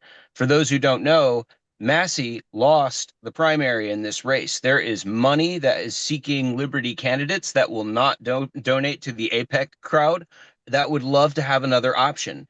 And that district, that's a place that we should be collecting from, right? It was one of the most funded races in US history, right? And it's sitting there right now in the middle of this incredible historic defeat. And if we step in, we have a moment to seize. So I think that doing this is a really good idea. It gives our candidate a little bit of extra visibility, gives us incredible fundraising opportunity. And there are opportunities in this. It's not a bad idea at all. And coordination and collaboration between national and state parties to support each other, especially in key races, that's a formula for success. And I strongly, strongly urge members to seriously consider that we could go and spend money in El Paso doing a survey trip too early, which we're going to need another one. And we normally don't do that right away. Or we could go to Kentucky and we could actually make money and get business done and make it a lot more productive for the party. I totally support this substitution. Thanks, guys. Thank you, Mr. Martin. Mr. Secretary, make sure you have ready a vote. Shall the substitute motion be adopted? That's the thing. Mr. Danke, I'm going to come back to you. I want to let other members speak before we do the closeouts. Ms. Hayes. Yeah, I just want to mention, I like either idea, honestly, but I think that no matter where we go, we should always be turning it into some kind of a fundraiser, right? Whether it's for the party or a candidate. I've just been speaking with my alt, and El Paso is a pretty strong chapter or a pretty strong affiliate in Texas. So, I mean, I think that they'd be willing to help. And if we wanted a fundraising option at that meeting, I think it could be doable with some help from the state party. Just as a point of information for you, Ms. Hayes, since you're new, we do always have a fundraising component to every in-person meeting, just FYI. Doesn't mean they're always successful, but we always have one. Mr. Danke and then Ms. Fintish, do you want to, because you don't have your hand up, but I figure you want to close out. Is that correct? Okay. Mr. Danke and then Mr. Fintish. Ms. Fintish, I apologize. So I think it should be clarified, spoken out that this has be it further resolved that the LNC expresses its intent to explore participation in a joint fundraising committee. So this does not only substitute where we have it or that we have this with a candidate, but it also declares an intent to enter into a joint finance committee with this candidate. And I, as a libertarian, believe that laws should be one issue at a time. I also believe our resolutions should as well. So thank you. I will say two points before moving to Ms. Fintish. One, the very last line of it does say this expression being non-binding and committing the LNC to no further action. So it would be, I think it would probably fall to the executive committee to explore and decide to do something like that with council. The second thing is it is perfectly legal for us to form joint fundraising committees with our actual nominees, and that includes federal candidates as well. It's a little dicey since we don't have a congressional campaign committee or a senatorial campaign committee, but we still can do it, which is something that I think we should explore more often, honestly. Ms. Fintish. Yeah, thank you everyone for your input on that. Yeah, I just want everyone to know that my main motivation for this was one, that El Paso, I think it's way too soon to go to El Paso. I think it'll be a little bit of waste of money and time. And I know that, we have a $0 budget right now for in-person meetings. And in a past meeting, it was brought up that we had effectively eliminated those. It sounds like maybe that was something that was said incorrectly because they can't be eliminated without, changing the huge section of the policy manual. So this was in response to that, wanting to make sure that we did something that was going to be viable for the LNC and not jumping the gun too soon on El Paso. What Mr. Martin said is correct. We will have to go back there probably. And while it sounds like we have a robust, affiliate in El Paso, that's awesome. I just felt like it was a little bit too soon. It needed to be, a better option. And this is a really special opportunity with the Jeremy Todd campaign that I wanted to work out with them. So I appreciate everyone's input on this, and thank you. Thank you. So Mr. Secretary, the process will be, we'll move now to a vote, and shall the substitute motion be adopted? If it fails, we move to a vote on the main Denki motion. But we would not have any further discussion on it. Understood. Thank you. So please go ahead and go to the roll.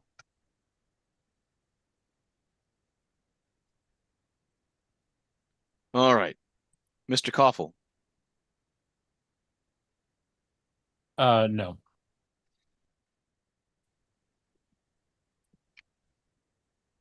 Mr. Danke. No. Mr. Flores. No. Vice Chair Griffiths. No. Mr. Hanush or Mr. Requero, who is voting on He this? didn't see the seat back prior to, so still be Mr. Requero. Well, prior to that, I set it for the next two resolutions. So I did set it in time. Okay. So in the future, so that it's more clear, make it clear when you're taking the seat back, because both you and Mr. Requero engaged in debate. I did raise my hand and I was not recognized prior to the motion anyway. So, but regardless, I'm voting no. Go ahead. Okay. If you count the vote or not, whatever you want to do. Point of order. Both members of a regional team are entitled to engage in debate and be recognized. Thank you, Mr. Martin. Ms. Hayes. I'm going to vote no. Ms. Hogarth. Oh. Treasurer Nepple. Nay. Mr. Longstreth. No. Mr. Martin. I believe it's ceded to Ms. Fintish. Is that correct, Mr. Martin? That's correct, Mr. Chair. Thank so you. Ms. Fintish. I vote yes in support of my motion. You need to, yep, good job. Thank you. I will pass. Mr. Nikela. I vote no.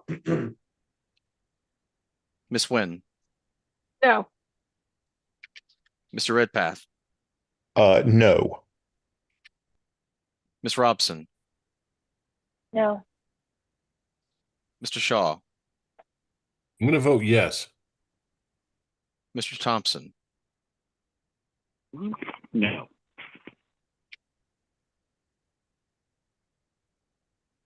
I will abstain. Mr. Chair, the vote is 2 ayes, 14 nays, and 1 abstention. I will abstain as well.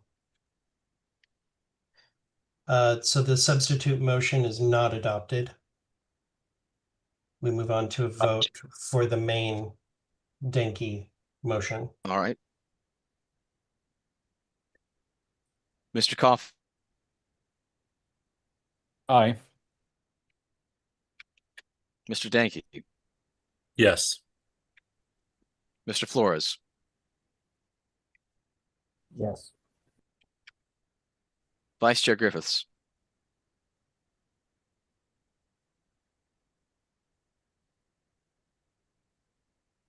I'm sorry, I was muted. I said aye. So is that that was an sorry. aye? Yes. Thank you. Mr. Hanush. No. Ms. Hayes. Yes. Ms. Hogarth. Yes. Treasurer Nepple. Aye. Mr. Longstreth. Yes. Ms. Fintish. I abstain. I vote aye. Mr. Nikela, I vote aye. Miss Wynn, Yes. Mr. Redpath, Yes. Miss Robinson, Yes. Mr. Shaw, I'm going to abstain. Mr. Thompson. Yes. Mr. Chair, the vote is 14 ayes, 1 nay, 2 abstentions. I abstain.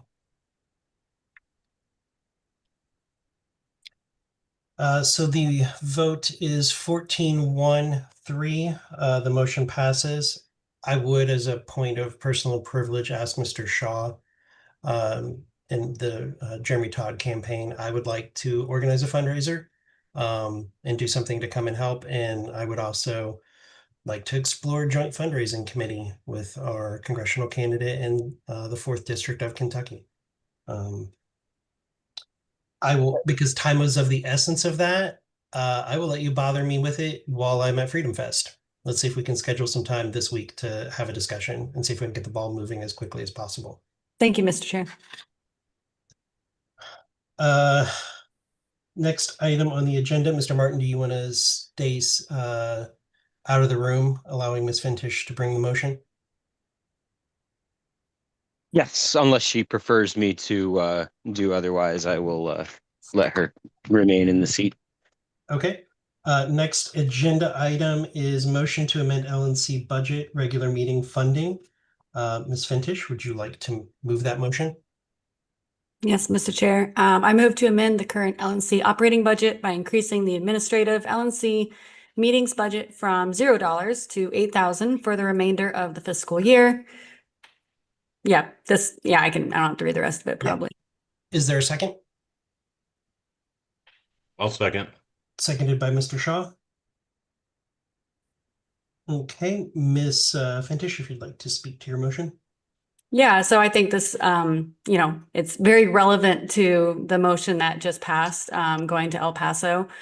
Currently, we have $0 in our budget for regular meetings, and we need to have a budget meeting, and it really should be in person. And so typically, it does seem like the budgets, I could be wrong, I could be corrected, but like 12 to 15,000 for a fiscal year. This is one meeting for the very end of the year. I think we could get by with something under $8,000. In reviewing the budget, we do have the 3,000 from voter gravity. And then there is 5,000 that could be freed up from general fundraising. I'm open to changes for where we get the funding from within our constricted budget. However, in order for us to go to El Paso at all, we need to free up money. It needs to be in the budget. So that is the rationale for this entire motion. Thank you, Ms. Fintish. I have on deck Mr. Nikela, Mr. Koffel. One point of clarification that I'd like to give Ms. Fintish is, and I know you said you're open to where it comes from. The voter gravity budget was only for the first 3 months of the year and was exhausted. And so that wouldn't be the proper, but I don't consider that to be part of your motion. Understood. The quoted part, unless you want to correct me that it's the entirety of it, the funding and everything. I think it was just the. No, yeah, that was more of the part. Okay. Yeah. It was Mr. Nikela, Mr. Hanush, then Ms. Robson on deck. Thank you. Thank you, Mr. Chair. Mike, I have a question for the treasurer, Mr. Neville, and perhaps Mr. Redpath.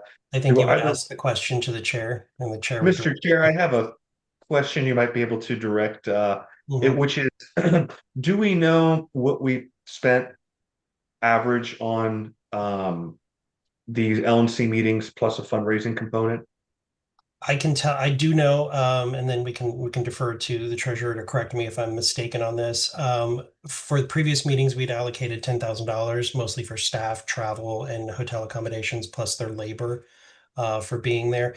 The fundraising components tended to break even or make money. So I don't know that would be factored into that cost for it, but historically it'd been about $10,000 for participation by staff, to have staff there. And as a point of parliamentary inquiry, I believe if we didn't decrease some part of the budget, it would require 3/4 of the LNC to amend the budget upwards $10,000 on that line item for expense. I think it's 2/3. I don't know that it's 3/4. We'd have to look at it. Okay. But yeah, it has to have an offset built into it. But you would be correct that it would be, I think it does require 2/3. I'm going to ask the LNC secretary to look at the policy manual real quick on budget to check me on that, but I think it would be 2/3. Is that the end of your inquiry? That's it. Okay, I'm going to ask the treasurer, is there anything that I needed to be corrected on with that? Not to my knowledge, Mr. Chair. No, maybe Mr. Redpath could. No, I have no corrections either. Okay, thank you both. I have Mr. Hanush, Ms. Robson, then Mr. Shaw. Mr. Hanush. Thank you. As I stated in the last motion, I think this is a waste of time and a waste of money. And I'm going to say it again. $8,000 could pay for the qualifying fee for a U.S. Senate candidate here in Florida, which we don't have, which we could have had we had the money allocated to it. We could have had a second statewide libertarian on the ballot here in Florida. It could buy 1,000 or so petitions that could get other candidates qualified on the ballot across the United States. $8,000 goes a long way towards ballot access and helping candidates out and getting our name out there. I don't think we should blow it on a weekend budget where we could just do it over the phone. I know it's not a popular opinion. I'm probably going to be the only no vote on this, but I don't care. It needs to be said. Thank you. I have Ms. Robson, Ms. Shaw, and then Mr. Boss. Ms. Robson. Okay, so I don't know that we need this motion now because we don't know what it's going to cost.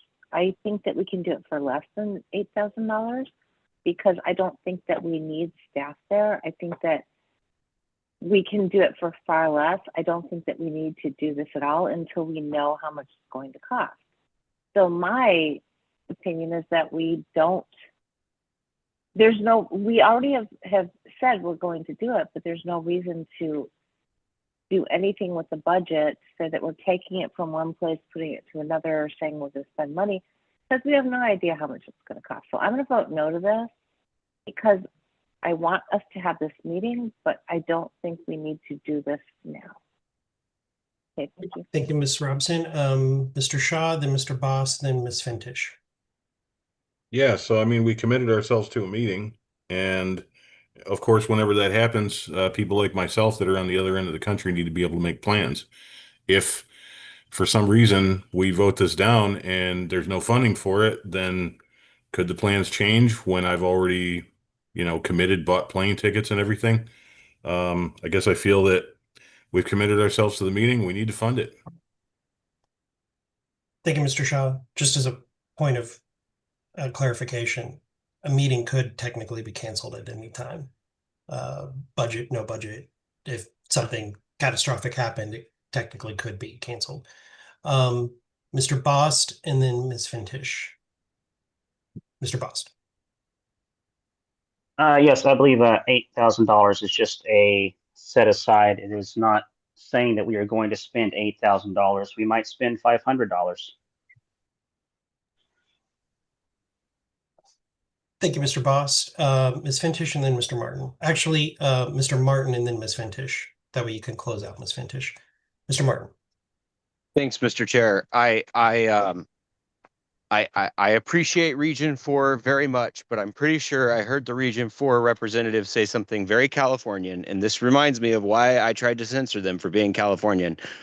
Why should we budget for a meeting when we don't know how much it's going to cost? And I think that Ms. Fintish did a pretty good job of putting together how much it's going to cost, what we can live within, and giving us a little bit of padding that we can try to come in under.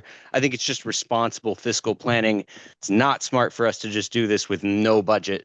If we need to change it, or if there's a reason to make it, go up, I'm sure we can do that. But it's just it's responsible governance. So motion to censor Region 4 for being Californian. I'm sorry, I'm just kidding. I withdraw. I was going to say, he's joking, by the way. Everybody calm down. I'm going to go Ms. Vice Chair Griffiths, and then Ms. Hayes, did you have your hand up in the lower? You want to have your hand up? Okay, so Ms. Griffiths, then Ms. Hayes, then Ms. Fintish to close out. I suppose I'm wondering whether Ms. Fintish would approve of a motion to amend to a lower number, and then potentially it could be increased if it was found to be insufficient. If we were to just do 1,000, say, if that would be adequate.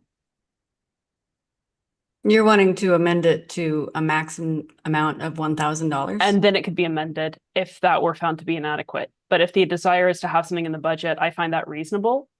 I'm just I'm reading the room and seeing that it doesn't look like 8,000 people are approving of. So if we wanted to have a lower number and then build up if that were necessary. I don't think I would be opposed to that. All right, I'll something higher than $1,000. All right. I will move to amend to 2,000 then. Second. Okay, the amendment's been moved and seconded. Discussion on the amendment. I was just going to move to 5, but I don't know Mr. if Martin, and then Mr. Hanush, Ms. Hayes, because I figure you wanted to talk to the full motion, correct? Kind of just like in general on this one, so I can go now or I can wait a few seconds. I don't think it matters which. I'll be super brief. If it's not on the amendment, we'll wait. Mr. Martin, Mr. Flores, then Mr. Nicola on the amendment. Mr. Martin, very brief, please. 30 seconds. Really simply, just FYI, I'm not against the motion. If the amendment passes, I'd still support it. But the thing is that there was work that was done consulting with our previous budgets and receipts from previous years. There's costs. We got to get staff out to the meetings. We look at what this costs. Things like coffee. These are non-negotiable essentials that we all need to factor in. So I would just urge you all to think of the coffee and be reasonable, please.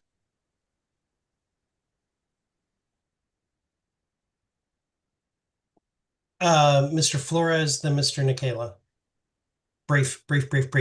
I was going to motion to amend to 5,000. Motion to amend the amendment to 5,000. I think that sounds okay. Is there a second? Reasonable. I second that. Second. Okay, it's been moved and seconded. So now we're moving to is there any objection to the $5,000 amendment? Hearing none, the amendment is for 5,000. Let me ask this. Is there any objection to the $5,000, the number being changed in the main motion from 8,000 to 5,000? Is there any objection to that? Hearing no objection, the main motion is amended to 5,000. So we're back on the main motion. I'm going to recognize Ms. Hayes first because she wanted to speak on the main motion, then Mr. Nicola, and then Ms. Fintish. Ms. Hayes. Okay, yeah. So, and this could just be me, like you said, being called out for being new, but it's strange to me to see a budget item request without a plan for the budget. So is this primarily for like staff and tech and like coffee, which I agree is important, or is this for different costs that I'm just not aware of? Like what actually are we doing with this money? So I'll answer your question. It would encompass the entire thing. It would encompass staff travel, hotel rooms for the staff, any incurred overtime for the staff. It would include the muffin bar, and the food and beverage for the meeting itself, which they are 2-day meetings, by the way. So it would encompass all of that would be in there.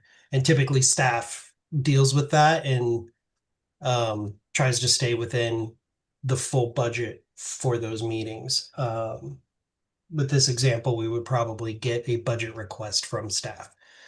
Mr. Nicola, Mr. Redpath, Mr. Hanush, and then close out with Ms. Fintish. Mr. Nicola. I think 5,000 is the floor. I would have liked to see 8 or even 10. Hopefully we don't go that high, but I think 5,000 is a good number. That way we can at least start planning and locking a date. Thank you. Mr. Redpath. I move the previous question. The question has been called and seconded. Any objection to calling the question? Okay, hearing no objection to calling the question, we'll proceed to a vote. Point of clarification, Mr. Chair. Yes, Mr. Calling Martin. the previous question calls the $5,000 amendment to vote, correct? The amendment was already adopted. It was main motion. Okay. So this Thank moves, you. this moves to the vote, to the full vote. Yes, sir. But Thank thank you, for the Mr. Chair. clarification. Mr. Secretary, is it amended? Is it everything is correct? Yes. Okay. I would request that you remove the funding and the rationale because that's not part of the motion. Understood.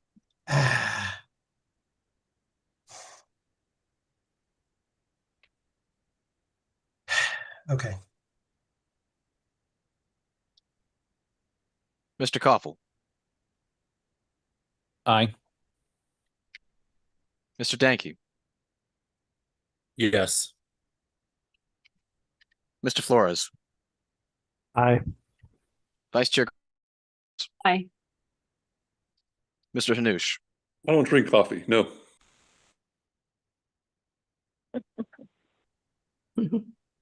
Ms. Hayes. Yes. Ms. Hogarth. I'll drink Joe's coffee. Yes. Treasurer Nepple. I vote aye. Mr. Longstreth. Aye. Ms. Fintish. I vote aye, and I will cede back to my rep. I also vote aye. Mr. DeCala. I vote aye. Ms. Nguyen. Yes. Mr. Redpath. Yes, sir. Ms. Robson. I'm going to vote no. Mr. Shaw. Yes. Mr. Thompson. No. Mr. Chair, the vote is 14 ayes, 3 nays. I'm going to abstain because my vote wouldn't matter and I don't feel passionately about this. Understood. So the final vote is 14 ayes, 3 nays, and 1 abstention. The motion passes.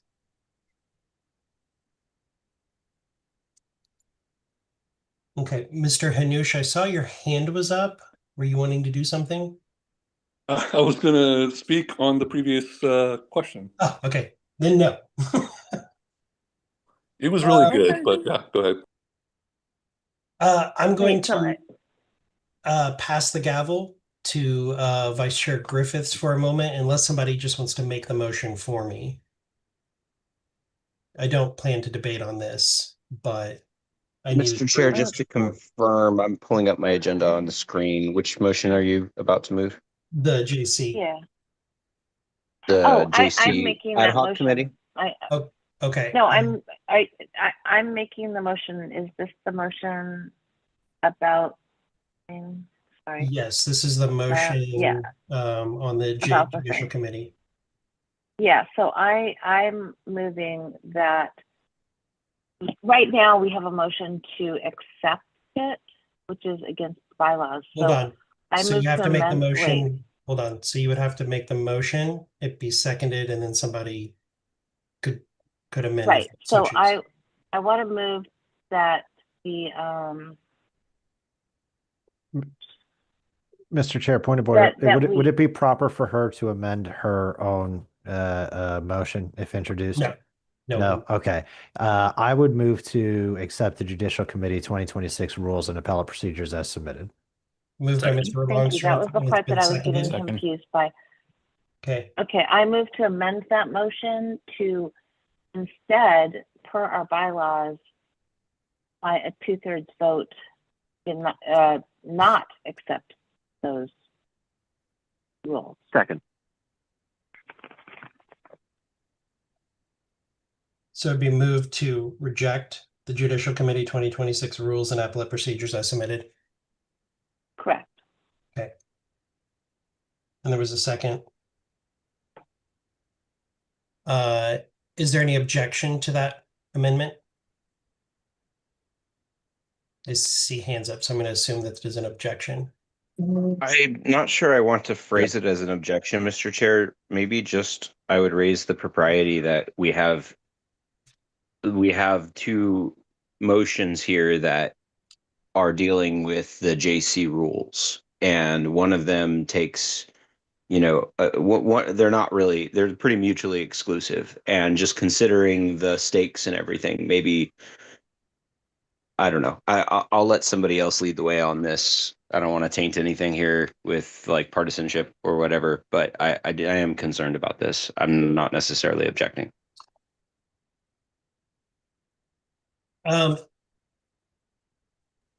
Okay. Mr. Shaw. Yes, Mr. Chair, I would like to move to commit the JC rules to a committee for examination.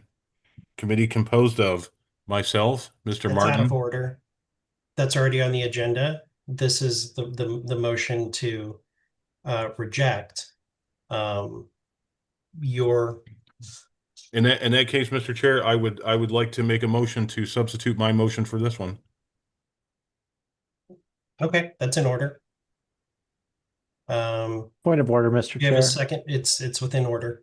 Are we not in the middle of considering the amendment that Mimi introduced? And I don't know that in order That to is actually, substitute you are right. You are overrules. correct. We do have to dispose of the amendment before you can do the substitute, Mr. Shaw. Thank But you. once the amendment is disposed of, I will recognize you again for the substitute.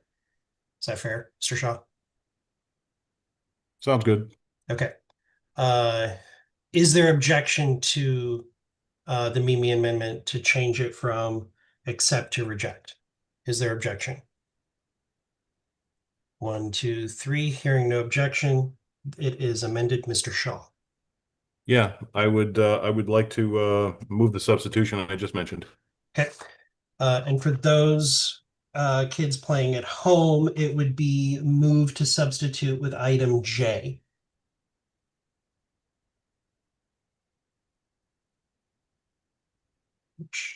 To find my, there it is. Okay. Point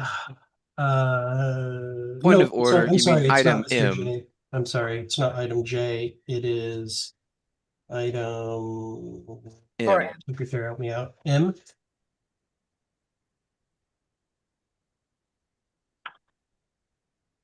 Yep, okay. Agenda item M, motion to create ad hoc JC rules committee. I'm actually going to recognize Mr. Shaw to speak first on his substitute motion, and then Ms. Robson, and then Mr. Longstreth. Mr. Shaw. Yeah, I would start by saying, we should be very careful when we approach important things that can affect the organization over a long period of time.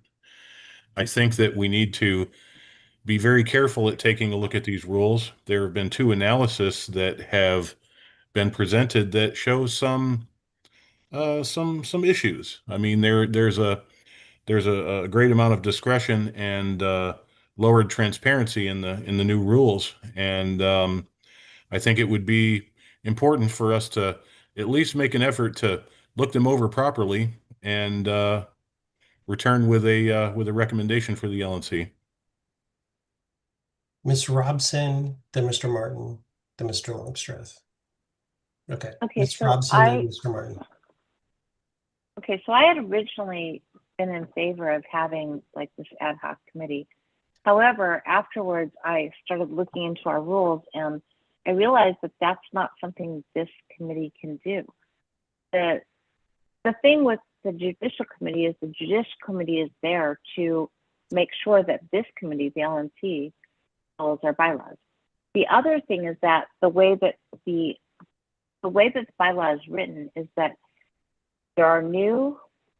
we have the judicial committee rules from the last judicial committee.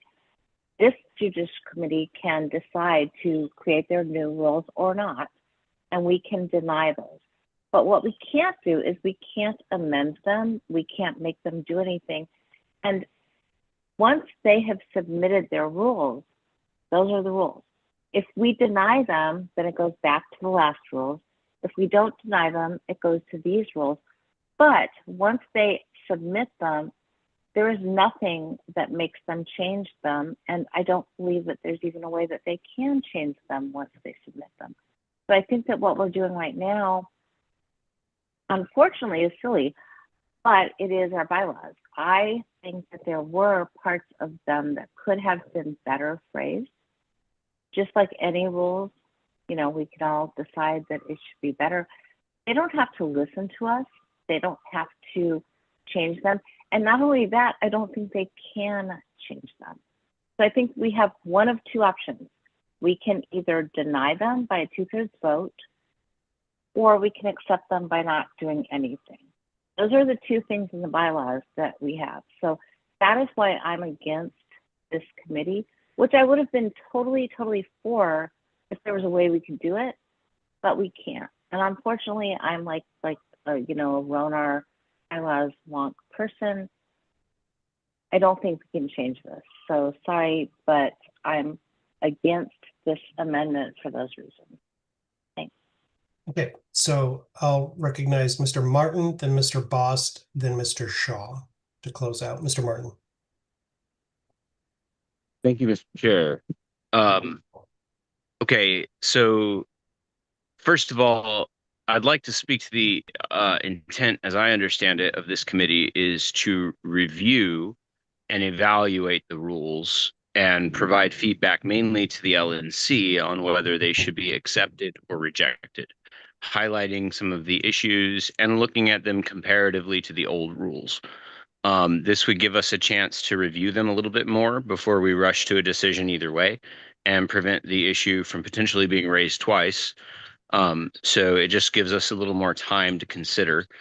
I think it's a good idea, and I don't think it's moot. It's not to tell the Judicial Committee what to do, and of course, they're under no obligation to listen to us, as Mimi correctly pointed out. So that would be my kind of 2 cents on that, if you will. I do think that the rules that are presented seem to present some pretty clear problems that I think it's worth exploring what the consequences would be if that were to affect things like ongoing litigation, which it very well could. So those are my concerns about just making a snap decision on this. It's something that really we should look at through a nonpartisan lens. What are the rules that we want to live by, and are these really acceptable? And I think that's a conversation worth having, and an ad hoc committee is an easy way to do that without putting it all on the LE in big committee. Thank you, Mr. Martin. Going to recognize Mr. Denke and then Mr. Shaw to close out. And I do have a question for you after Mr. Shaw. Mr. Denke. I believe that this committee would not be a proper way to follow our bylaws as far as how I don't believe we have the ability to impact amending it. We can either get the old rules or get the current proposed rules. And I speak in favor of the original motion, not the substitute. Thank you, Mr. Denke. Mr. Bost, and then Mr. Shaw. Sorry, Mr. Shaw. Yes, I apologize. I had put my hand back down and back up again, but just briefly, the original spirit when the idea of an ad hoc first came up was to recommend whether the LNC should reject them, not whether we should tell them what to do with their rules. So that I'm ambivalent. I don't personally care either way, but I think the idea of deciding whether or not we should reject them and then doing our only mandated thing, which is to reject them or not, based on that recommendation, would be fine and in order. Thank you, Mr. Bost. Ms. Robson and Mr. Shaw. No, I was just going to say that I've listened to them and I agree. We can't tell them, they can't amend them at this point. We can't tell them to amend. So we only have two choices: to deny or not to deny. I understand the point that they're saying now of, you know, some kind of a committee to decide if we're going to deny or accept. I get that. So I just wanted to acknowledge that. We can't make them change it no matter what. And I don't think they can change it no matter what. So it's either accept or deny, but we don't have to do that today. Mr. Chair, we truly don't. I think we're at time, aren't we? I'm going to recognize Mr. Shaw, but I'm going to ask him a question. I'm going to recognize him to close out. Actually, and I'm going to recognize Mr. Longstreth as the original mover. He doesn't want to. Okay, Mr. Shaw, I do have a question Yeah. before I let you close out. Appointments to this committee include the two members who presented the analysis and other LNC members who wish themselves to serve on the committee up to a maximum of 7 members. Yes, there were a number of people who mentioned in the thread that they wish to be part of it. Who are the two? The first two? The two members who presented the analysis. That would be myself and Mr. Martin. Okay. And then do we have a mechanism for adding in this ad hoc? Because it's up to 7. Yeah. So that means that there would be a choice. Like if 11 members right now decided they wanted to be on there, it would only be 7. How do we Right. choose? I would imagine it would have to go to a vote. Okay. So this would also include a nomination Yes. that we would have to hold an election for. Yes. Okay. I mean, originally when I put it up there, I figured some people would put their names up and we'd just go forward. I mean, Well, that's a discussion for, if it passes, then we can discuss, maybe not tonight, but maybe over email, we can discuss nominations to the committee.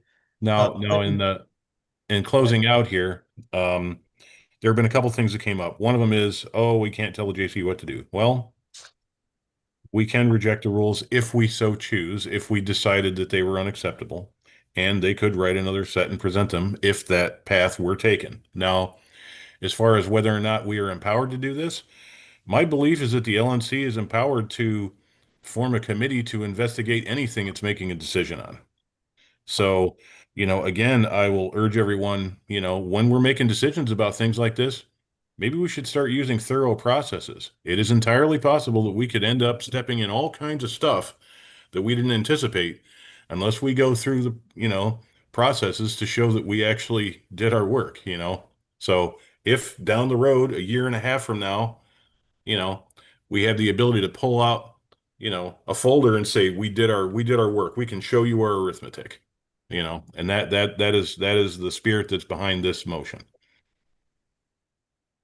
I will say that I do think that it is, having reread your motion, I do think it was in order. I think the way it was originally presented, it was not in order because it was going to be a recommendation back to the JC, which is not in order.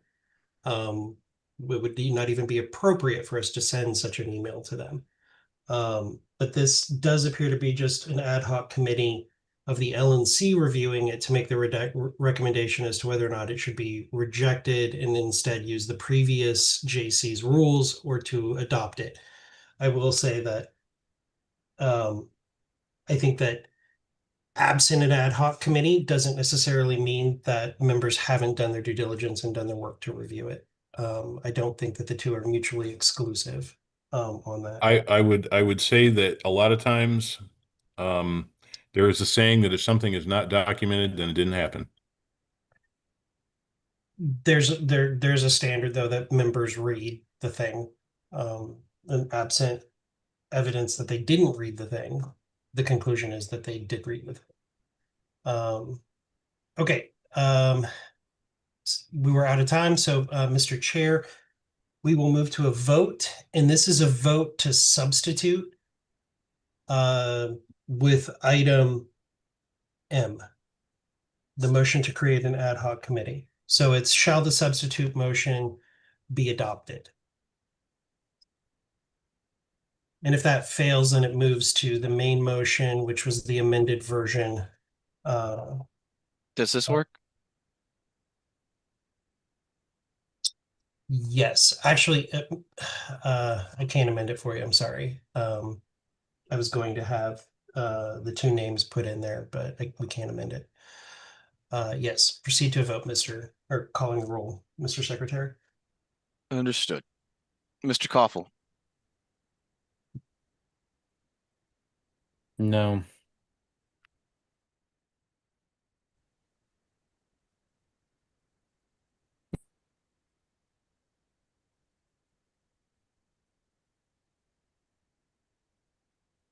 Mr. Day.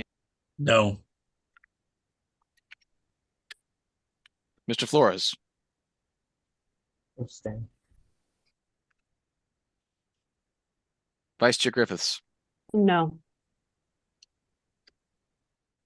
Mr. Hanush, No. Ms. Hayes, No. Ms. Hogarth, No. Treasurer Neville, Nay. Mr. Longstreth, No.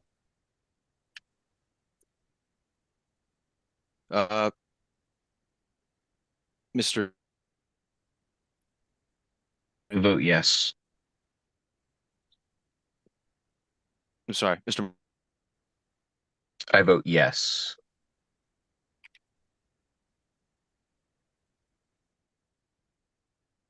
I will also vote yes. Mr. Nikela, I vote yes. No. Mr. Redpath, I'll vote yes. Ms. Robson, I vote yes. Mr. Shaw, Yes. Mr. Thompson, No. Mr. Secretary, I changed my vote to yay.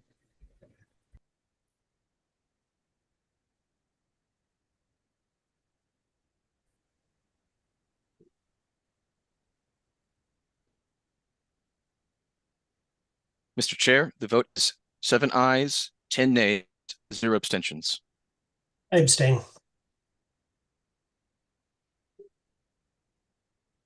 The final So the vote is substitute motion fails. correct. We move to the main motion as amended. Mr. Chair, if it's in order and I may be recognized, I would suggest a motion to postpone this decision until the next meeting when it's a little closer to the deadline and we have a little more time to consider these.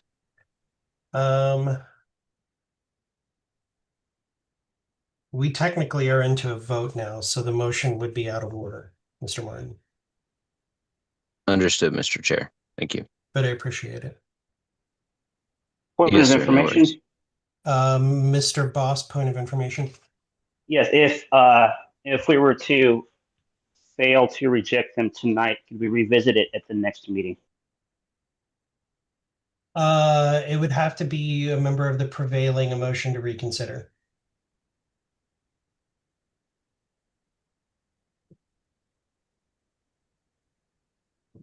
Thank you. To be clear, Mr. Koffel, is this a question? I think you're about to say exactly what I was going to ask. Yep. So this is a motion to reject. It requires 2/3 to reject the JC's submitted rules for appellate procedures. So if you wish to reject them, you would vote yes. If you wish to not reject them, you would vote no. Is everybody clear?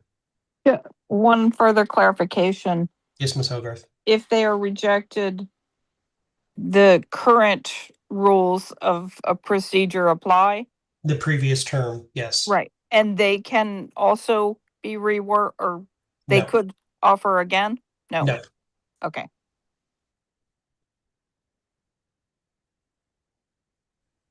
Any other point of informations or clarifications needed before vote?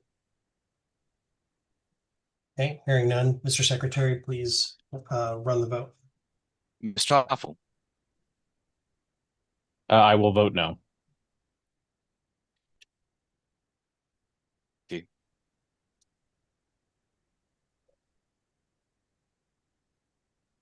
You cut out. He didn't hear you say his name, Mr. Denke. I would like to cede to my my alternate. So that'd be Ms. Mr. Leatherman. Danke, I didn't quite catch. He wants to cede to his alternate, Ms. Leatherman. I will vote no. Oh, Ms. Leatherman. She voted no.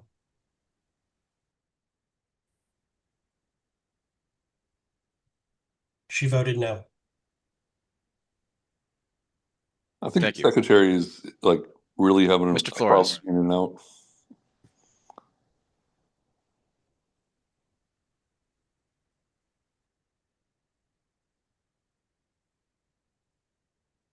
Mr. Flores? Sorry, it cut out there on my end. I abstain.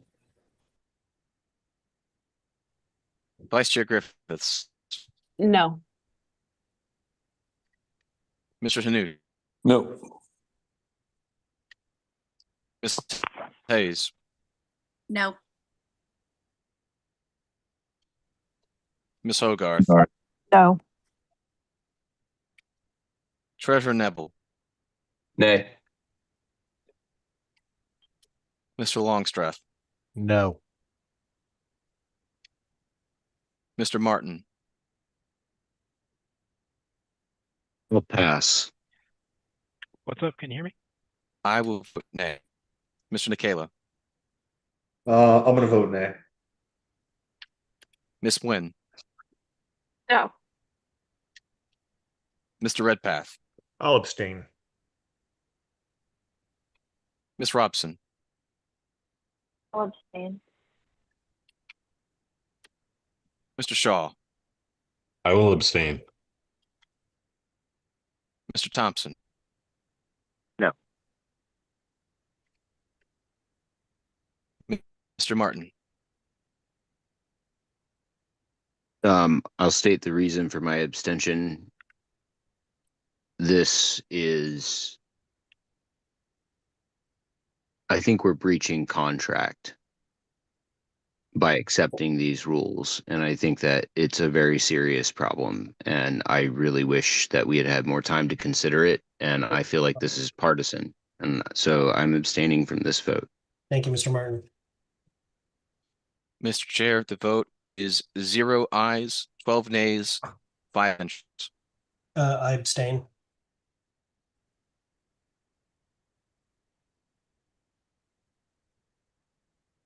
I abstain.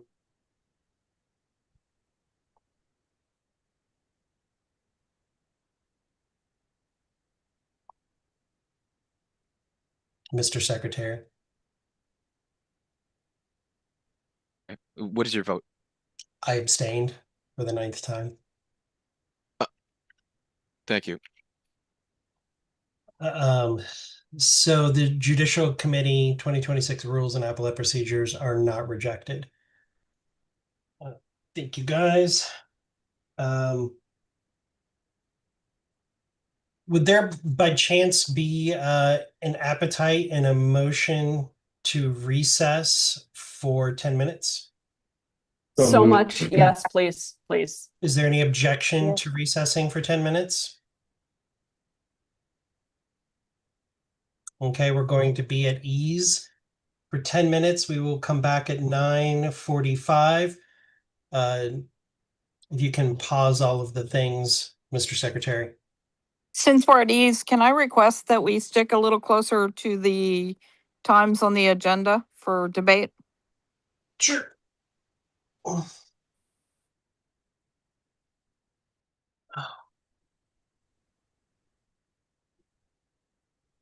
I think there's a way that we can do a thing where there's like a time clock thing.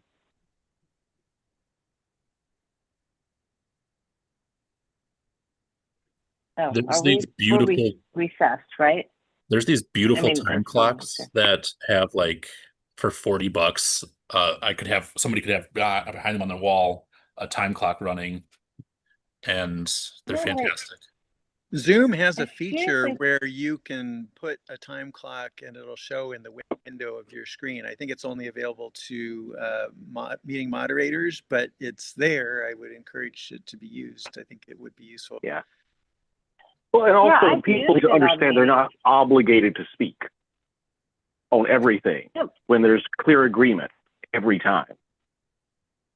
Right, but there's a thing, like if we're talking about like time clock things for how long you get to talk, if you're the person that's running the meeting, because I've done this, there's like this thing that's like a little time clock that tells you when you're done with your 2 or 3 or 5 or whatever minutes. Yeah, it just I counts mean, down. we should look at that. Yeah. That's what I was We talking can about. we can chip in and get an Oh, hourglass here it is. for Evan. Egg time. Well, I mean, can you guys see? Okay, so I just did a thing. You guys can't see it though, right? On the side. No, I don't see it. Yeah, okay. So yeah, there is like a time clock feature for Zoom to like say, you know, if you only have so much time to speak or so much time on an agenda item, you can see this like time. So whoever wants to keep time, they could do it. I mean, I could do it. It's, I probably won't pay attention Yeah, to that. I don't think but I don't think anyone thinks it's really a technical question. It's a question of people shutting the F up and moving on. Well, for Well, me, there is Susan, that, it's Susan is it correct. is a valuable thing to see that, so everyone can see that everyone is being given the same amount of time. Yeah, it would be I love clocks. The If we had a attitude nice wall of clock, I'm telling other totally. people, the attitude of telling other people to shut the hell up and move on is a problem. Like, we are Oh, I didn't use the word representing people hell. who are not, like, our comfort on the committee is not the most important business of the committee. We don't need a rule for every inconvenience that inconveniences us as leaders. Our job is to listen and care and not micromanage, gatekeep, and shut everybody up. I'm not I'm sorry. micromanaging, gatekeeping, or shutting everyone up. I'm suggesting that some I of us need yield. to shut the fuck up a little sooner and a little more often. Well, you can lead the way. I have. On a different topic, I wanted to thank the committee for passing the 2 resolutions. Even though I did unfortunately not have a chance to speak during public comment, but the resolution on Indigenous rights and everything, I think ideally would have not recognized the Hawaiian Kingdom. You know, I think people have a right to democracy and representation, and also the word national sovereignty was problematic because really nations are not sovereign, governments are not sovereign, only individuals are truly sovereign. Nevertheless, I think the passing the resolution was the right thing to do, even if the wording could have been slightly improved. And I hope that these and other resolutions will be put on a special page on the LP website, prominently featured, so that, you know, your time and passing these and debating them and everything is get some return in terms of visibility for the party and our ideas and so forth. I appreciate you, Star Child. I will say the portions of the that were included the Hawaiian Kingdom were input that was given from people both either working with groups in Hawaii or in Hawaii. I understand that a lot of people feel a historic attachment to that because, you know, the country of Hawaii was wrongfully, you know, taken over and the government usurped by the U.S. government. It's kind of like what you see now with regard to Iran. There's people lobbying for the Shah's son to come back as the leader, you know, if the current regime there is overthrown. But I think libertarians should always stand for representation. We're not monarchists, and there's unfortunately too much of that kind of anti-democratic, even some openly monarchist sentiment in the libertarian movement. I don't understand it.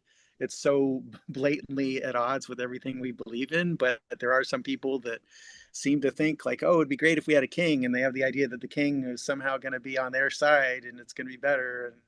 Maybe it would help if I just kind of like explain the Hawaiian sentiment on this is not so much about their love of monarchy or desire for executive authority, but about self-determination.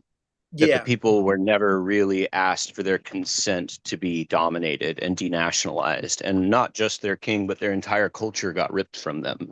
And Right. in what we did is kind of like a soft genocide over a relatively short period of time. There are very few Hawaiians left, and their only mode of authority in the treaties that they had with the United States that we broke recognizes their kingdom, right? We didn't break And so we did. We actually had treaties with them that we broke in order to annex I them. didn't. You didn't. The U.S. government is who you're talking about. They're not. Fair. And the idea here is that the U.S. government isn't following its own law. The Hawaiian people would probably figure out their own way. I don't think they would really love the idea of having a full king, but maybe. I think we Westerners sometimes get interesting notions due to our heritage about, you know, how monarchy can work, you know, versus historically how it usually works.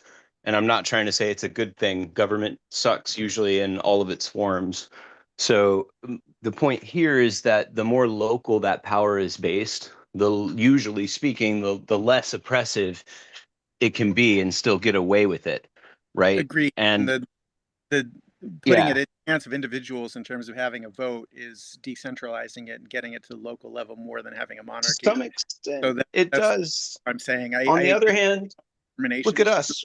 and You guys vote us up here and we don't listen to anybody, right? Like your votes by delegating it to somebody who's not vested in a long-term interest in the thing that they're managing, they have every incentive to abuse your trust, right? So voting is a double-edged sword. It works if people are really well keyed in and paying attention. It doesn't Don't work be very so well hard on if yourself, Austin. I'm sure you listen to lots of people. And no, even no, though I really, like think agree with about you, it. Austin, I'm so glad that you're there on the committee and not just the chair being the only representative. I'm glad there's other people with different views.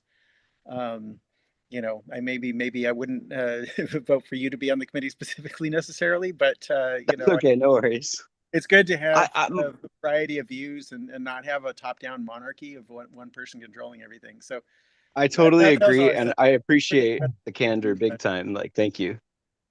You're welcome. Someone with a computer screen. About how many items do we have left? 1, 2, 3, 4, At least 5. 5, 6, 7. God. I just beg that we don't. I had Can a we feeling move this would this be a shit long along? one. I beg that we don't continue debating on things we agree with is the main thing. I Right? know everybody agrees on this resolution, but I want to talk about it for 45 minutes. We don't need to do that. Well, we haven't done that. We've Hey, I know actually I'll been very tag good in on twice time. to agree with you guys, but I'm going to speak full time to agree again. Okay, we're going to be coming back to order in 1 minute. I hope someone also direct staff to look for free meeting locations so you don't unnecessarily waste $5,000 on that. And there's no reason to fly staff or pay a lot away from El their work. Paso has been extremely on top of things. I think that the town itself or whatever commission we're working with, and I think they might be pretty Okay, big on that. we're going to come back to order now.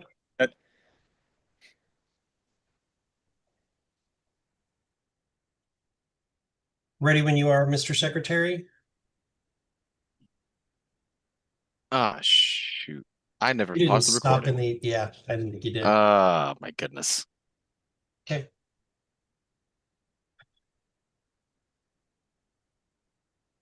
Is everybody back?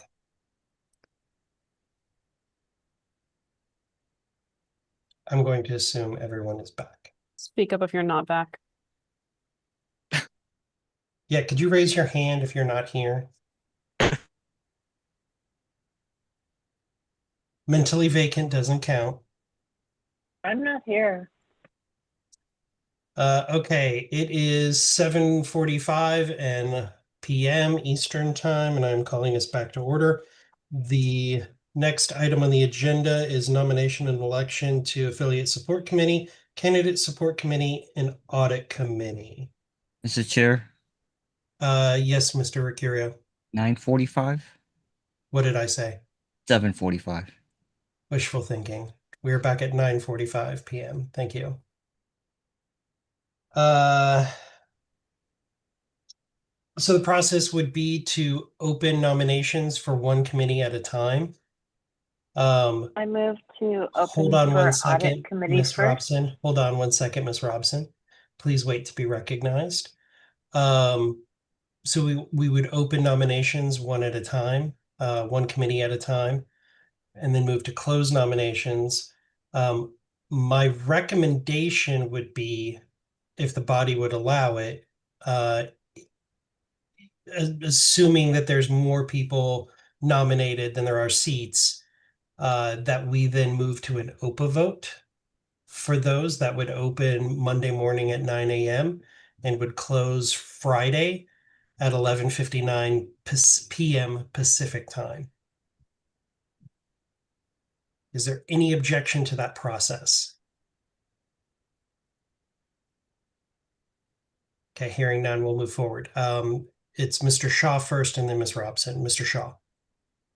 Yeah, I'd like to nominate Dane Cortas for affiliate support. Okay, so we'll start by opening nominations to affiliate support. And I move to open nominations. we already did. I implicitly took that into. into that. So we're on affiliate support. And Mr. Shaw, was this someone who submitted a application? Yes. Okay. And it was, what was the name? That's Dane Cortaz, Courtois. Secretary can get it from that. Miss Robson, then Miss Hanoush, Mr. Hanoush, then Mr. Longstreth, then Miss Hogarth. Miss Robson. I nominate Amanda Griffiths. I'm sorry, what is this for? I just walked away from my computer. You'll find out later. Oh, gosh. Support committee. All right, that's cool. I like that one. Mr. Hanoush. I nominate Tony DiRazio. Tony D. And Tony submitted an application. Yeah, that's where I got the name from. Thank you. Just double checking. Mr. Longstreth. Mr. Hanoush stole one of mine, so the other one I'd like to nominate is Valerie Sarwark. Okay. Did she submit an application? She did. Okay. She did.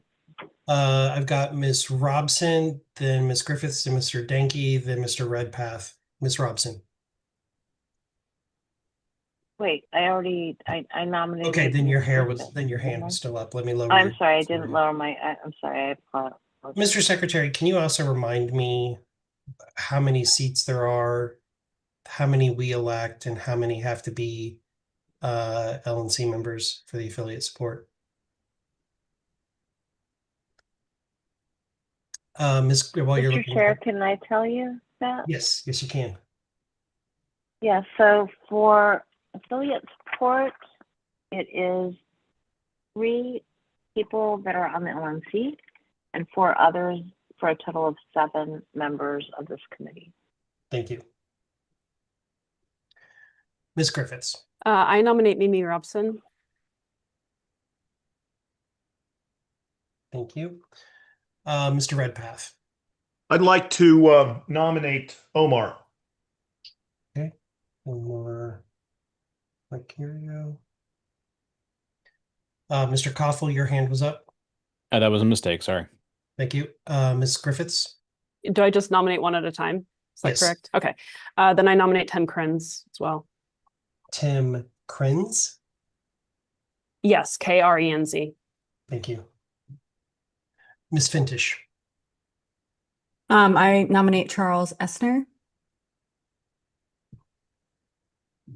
And actually I should have asked this for Tim Krenz too. Charles submitted an application. Yes. And Tim Krenz did as Yes. well. Thank you. Ms. Robson. Mimi. Sorry, I nominate. Yeah, I'm sorry. I nominate Omar Requera. He's already been nominated. Okay, then instead I nominate Susan Hogarth because she's been nominated. No? Susan Okay. Hogarth. Okay. For those playing at home, we have 1, 2, 3, 4 LNC members nominated, and 1, 2, 3, 4, 5 non-LNC members nominated so far. Mr. Martin and then Ms. Griffiths. I can only make one nomination at a time, correct, Mr. Chair? Correct. I would nominate Travis Laurel for ASC. That's chair of Maryland, is that right? So, I believe that is correct. Yes. Okay. And I think he's the He's treasurer. not the chair of Maryland. He's the treasurer of Maryland. Treasurer of Maryland, sorry. Treasurer, yes, sorry, that's correct. Did he submit an application? Yes, I believe he did, somewhere in the 92 pages. Yeah, it was a lot. Ms. Griffiths, then Ms. Fintish. Ms. Griffiths. I nominate Connor Plonka, who, yes, submitted an application. Ms. Fintish. I would like to nominate Bryce Tone if he wasn't nominated already. I might be wrong. Nope, he had not been. And Okay, he's on the list. Thank you. Mr. Martin. I would nominate Josiah Baker.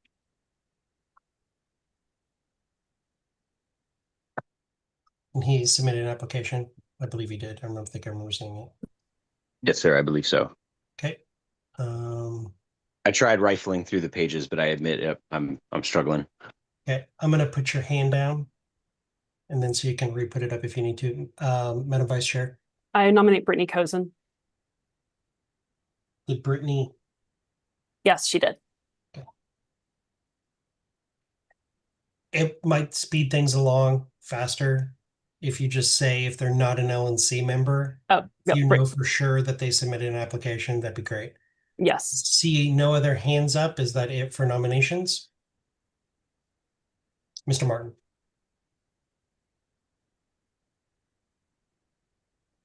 Mr. Martin. Sorry, I was muted. My bad. Did you know what? I'm sorry. I think he already got nominated. My bad. Who? Say the name, just in case. Courtois. I think Mr. Shaw already nominated him. Dane Courtois. Yeah, he was the first. Yep. Cool. Okay. If there being no other nominations. Mr. Chair, I'm sorry. I do have one more. Okay. Let me nominate Kat McElroy. Kat, gotcha. I don't believe that she actually put in She submitted thing for Oh, that. she didn't submit for She only affiliate support wanted. committee. I'm sorry. Yeah, she No, submitted she only for wanted audit to committee. be audit committee, Miss and I Robson? will be nominating Rob- her. Yeah, no, I'm just sorry. be I'll put the nominating her papers for down. that. No. But wait to be recognized, please, Miss Robson. Because that one I did. My Sorry. apologies, Mr. Okay. Chair. I apologize. I'll put the papers down. You're fine. Okay, so I'm gonna go through this. I'm just kind of wrote the names down. Please don't anybody scream at me. LNC members, I have Amanda Griffiths, Mimi Robeson, Omar Mercurio, Susan Hogarth. And that I believe is it for LNC members. For non-LNC, I have Dane Cortez. And again, please, I know I'm going to butcher these. The secretary will fix it with the applications.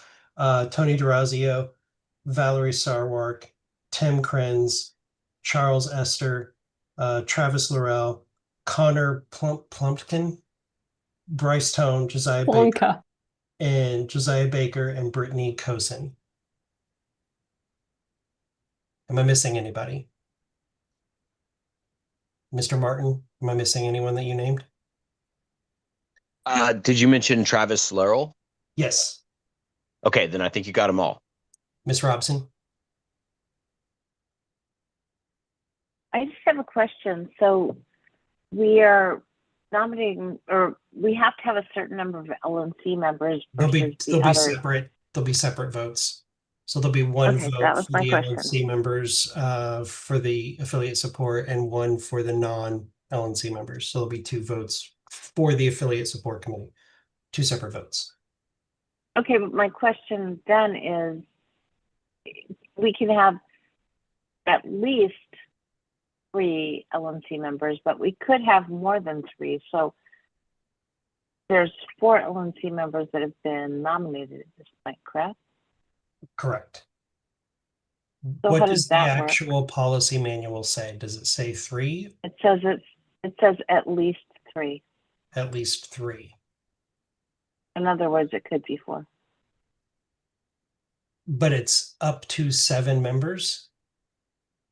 It's 7 members total with at least 3 LNC members. So Point how of do you order. do that with the open vote? Point of order. That is not what the requirement is for the affiliate support committee. Actually, this is one that was missed by the previous multiple previous secretaries. At the LNC meeting in Miami in 2024, a policy manual amendment was made to that section.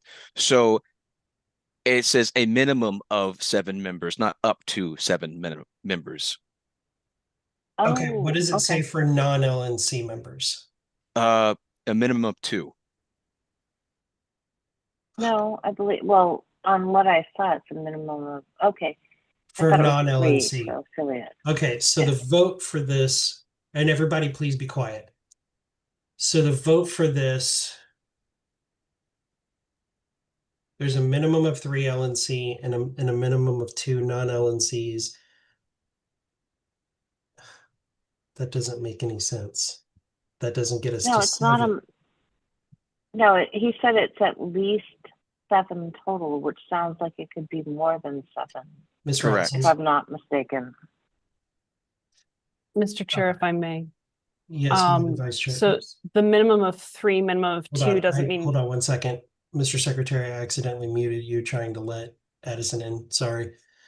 Minimum of 3, minimum of 2 doesn't mean minimum of 5. You can still have minimum of 7 with it because it could be minimum of 3, which would then require at least 4, or you could have minimum of 2 non-members, which would require then at least 5 LNC members. So there's a minimum of 7, but of that 7, at least 3 need to be LNC members and at least 2 need to be non, but it can be 4 and 3, 5 and 2, etc. How about this? For the vote, we put all of them together in one vote.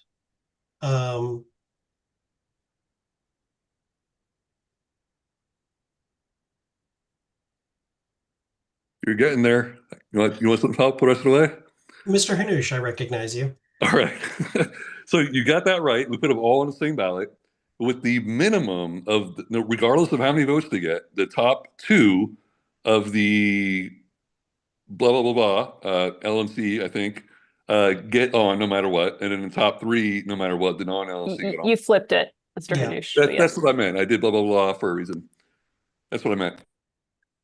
So we take the top 3 LNC, the top 2 non-LNC. And then the rest would be whoever has the most amount of votes of who's left. Yeah. So whoever's at the top at that point. So let's say you have 7 non-LNC up at the top. Well, you got to take your LNC. They're 8 through 10, right? So we got to take them. But then of the remaining positions, you would take the top, top vote getters from there. Well, and so it'd be the top 3 LNC, top 2 non-LNC, and then the top vote getters after that up to 7. Yes. As long as they have a majority, yes. Does everybody agree to that? No. No. So I have a question about OPA vote. Can everybody hear me? Yep. Does the interface on OPA vote, does it have a limitation, or is it like an at-large election? It can be run an election almost virtually however we want. Okay. It's what we always use to run votes where there are more than when there are a bunch of people running. So in my opinion, the LNC votes need to be separate and not have a limitation. And then for the non-LNC votes, there needs to be all the names and then a limitation. See, the problem is with that is that would unduly heavily weigh the LNC seats. So we could end up with all 4 of the LNC seats when one of the LNC members maybe got less votes than the top 5 of the non-LNC. Okay. That would be my concern. Ms. Robson, then Mr. Ricurio. Okay, so I'm still a little confused because I think I read it wrongly. So the secretary said that it's at least 7 members total. Does that not mean we could have more than 7 members if more than 7 members got a majority? So long as we've got at least 3 people that are LNC members, and we've got these other people that aren't LNC members, and everybody got a majority vote, we could have a whole bunch of people on the committee. So the way that I would phrase it is that it's majority vote with a minimum of the top 3 LNC vote getters the top two non-LNC vote getters, which would also include anyone who had a majority. Right, but we could also have more than 7 members total. Right, but then they would have to have a majority. So they'd have to have a bunch Correct. of people. I'm saying so long as everybody has a majority, we could have a whole bunch of people. So Correct. how many people do we get to vote for in the Oprah vote? As many That's as you my want. question. Okay, As cool. many as you want. You could vote for the whole list. Okay, cool. Mr. Rocario and then Madam Vice Chair. Yes, thank you, Mr. Chair. Forgive me because I was just gonna sit quietly. But it's still a little confusing, but I think I'm starting to get it now. And I just had it on my screen. It's a minimum of 7 members and also a minimum of 2 LNC members. I don't know why we keep saying 3. It's a minimum of 2. We could Mr. have more. Secretary. Yes. I'm also going by the policy manual that the secretary just posted like 2 days ago. So Does it say 2 LNC members or 3 LNC members? It says 2. I can show it on screen if you want. Okay, I was basing it off of you saying 3. That would be helpful too. That was Yeah. the point I was going to raise, Mr. Chair. So Yeah. See, I'm just trying to clarify confusion. And then it also says chair selection, LNC chair. So when would that take place, Mr. Chair? Immediately after the vote. Okay, I yield. Thank you.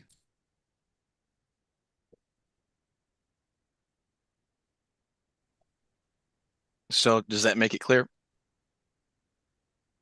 Oh, okay. Yeah, it's just majority vote and a minimum of 2 have to be LNCs. So we take whatever the we guarantee that we will take at least 2 LNC members. If they don't cross the majority threshold to be the highest vote getters on the LNC. Okay. Correct. Yeah, and then once the vote is passed, then I'll appoint one of them to be the chair. Okay, everybody clear on that? Everybody good on it? There'll be instructions when you vote. You can take that off your screen, Mr. Secretary. Okay. Mr. Shaw. Oh, I was gonna motion that we open nominations for candidate support. Okay. Candidate support, I believe, is we only elect the 2 LNC members. And then the chair under advisement of the committee appoints the rest of the members. Is that correct, Mr. Secretary? That is correct. Okay.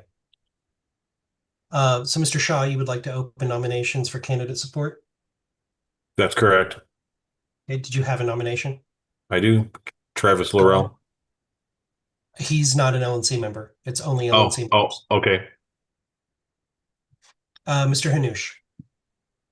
I nominate Olivia Hayes. Okay.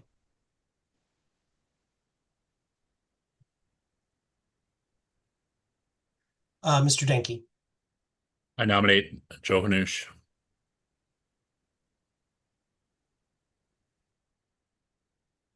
Mr. Shaw. Barbara Engelhard.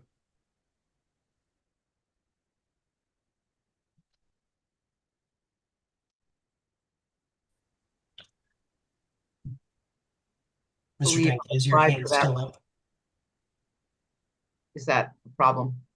I'm sorry? I don't believe I applied for that one. Is that a problem? LNC members don't have to apply for committee nominations. Gotcha. Thank you. Mr. Chair, technically, we're out of time. I move to extend by 5 minutes. Second. Okay.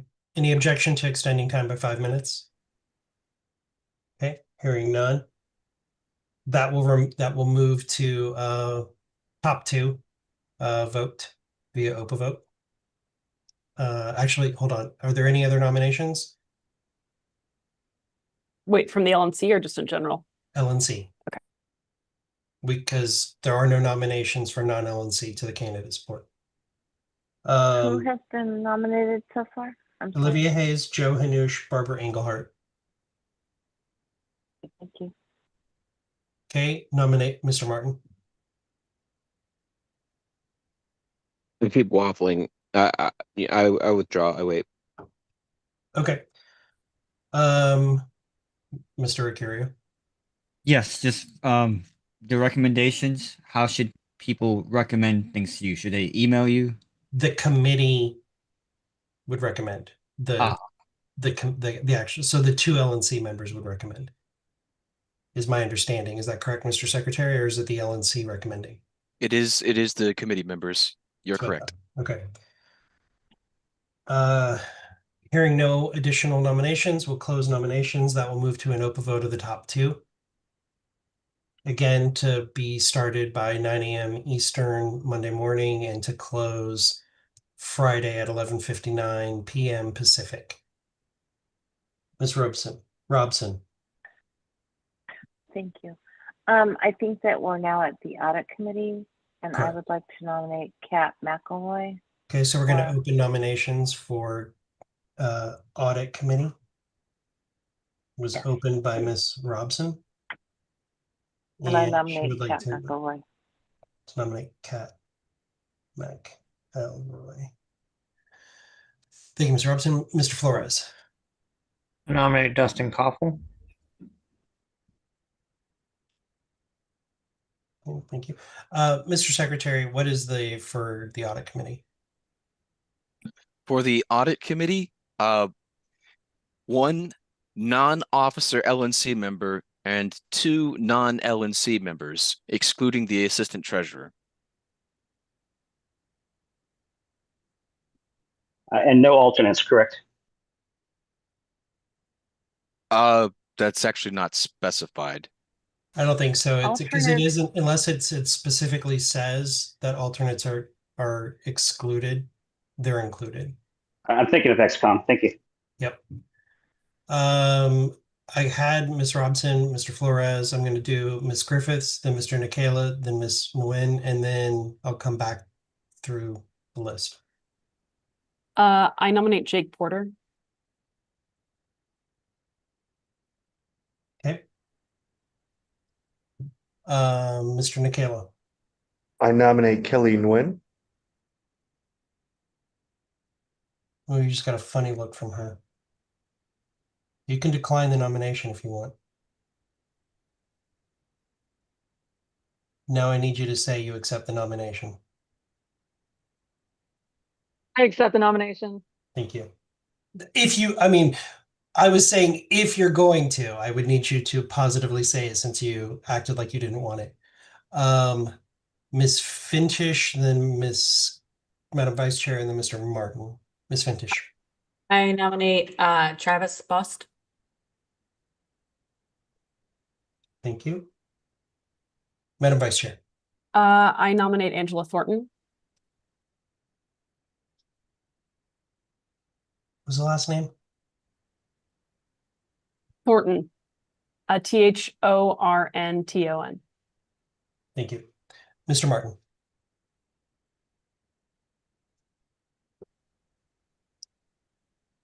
My mute did not want to unmute. Sorry about that, Mr. Chair. I nominate Travis Larrell.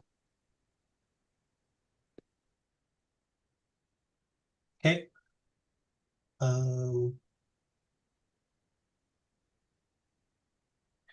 Any other nominations?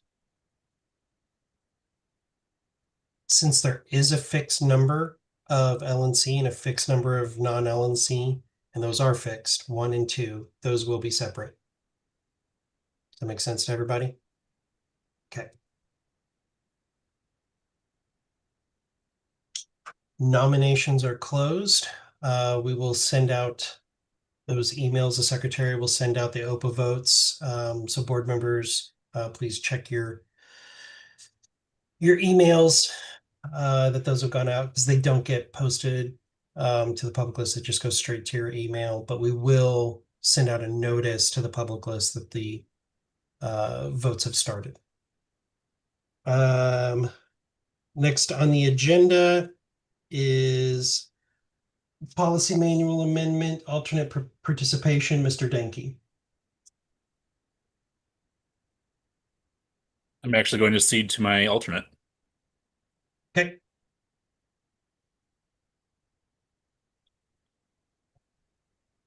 Ms. Leatherman. Yeah, so motion to amend the motion to add when, or I'm sorry.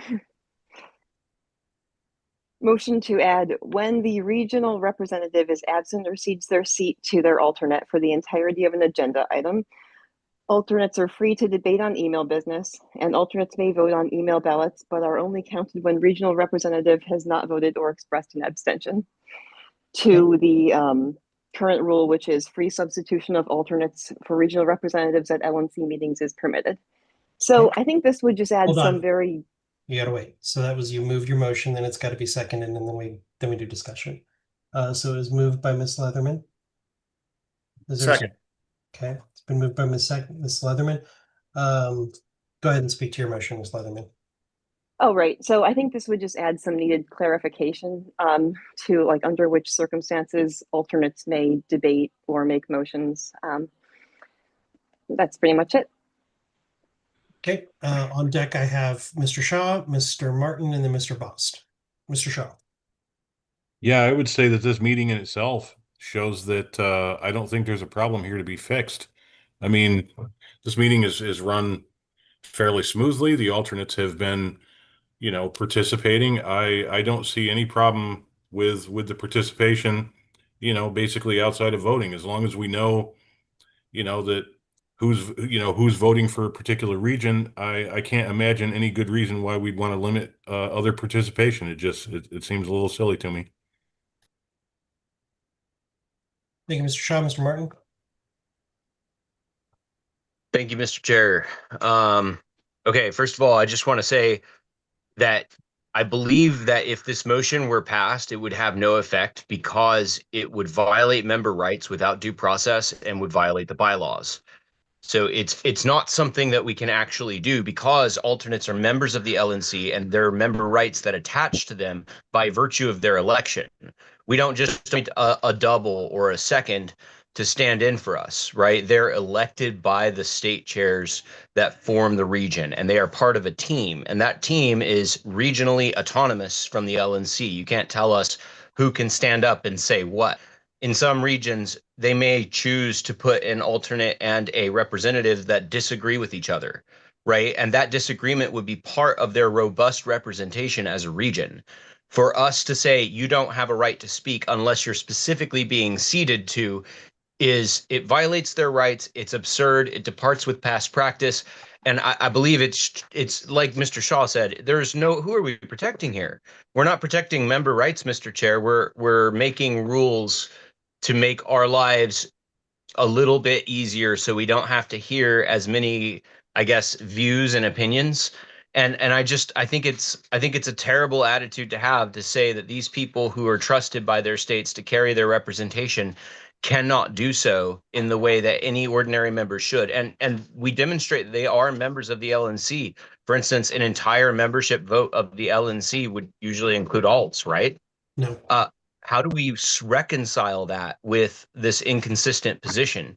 So I'm very concerned that this is even being contemplated. I don't think there's a good reason for it, and it just seems like an attack on member rights. And regardless of what you guys do now, it won't change, things that happened last term. So I strongly urge the body to vote this down. And we really there's a bunch of PM amendments on the agenda tonight. We don't need a little rule for every annoyance on the committee. This is not a computer program, and it requires us to exercise good leadership and discernment and discretion and not try to create a one-size-fits-all rule for every minor problem that occurs to us. That is not good leadership. That's actually one of the things we stand against in the Libertarian Party. So I encourage you guys, if we're going to do policy manual amendments, we should be killing 2 lines for every line we propose to add or replace. Okay. With that, I yield. Thank you, Mr. Martin.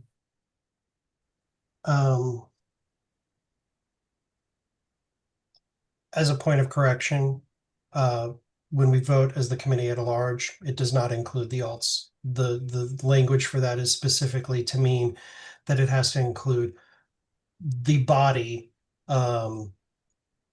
including counting abstentions and absences. So it would require 18 votes, essentially. Mr. Boss, Ms. Fintish, then Mr. Hanush.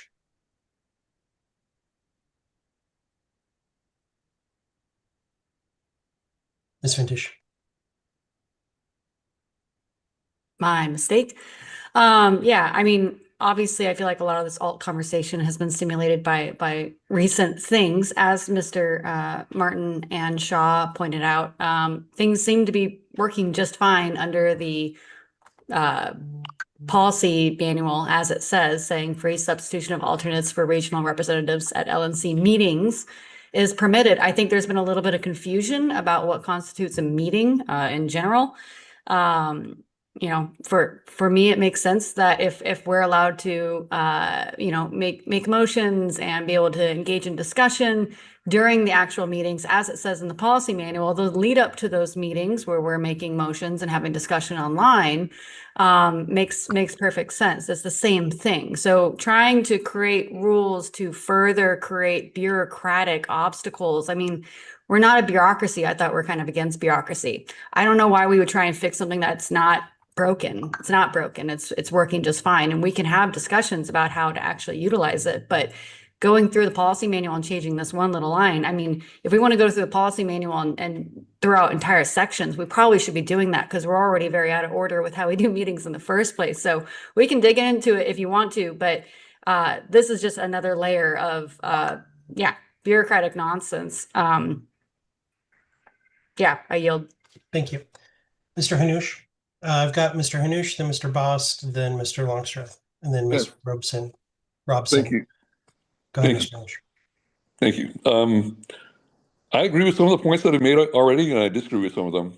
We've seen how this has been abused in the past, and I wish this policy manual amendment was not necessary, because I hate doing these things. These I consider to be another waste of time by the body.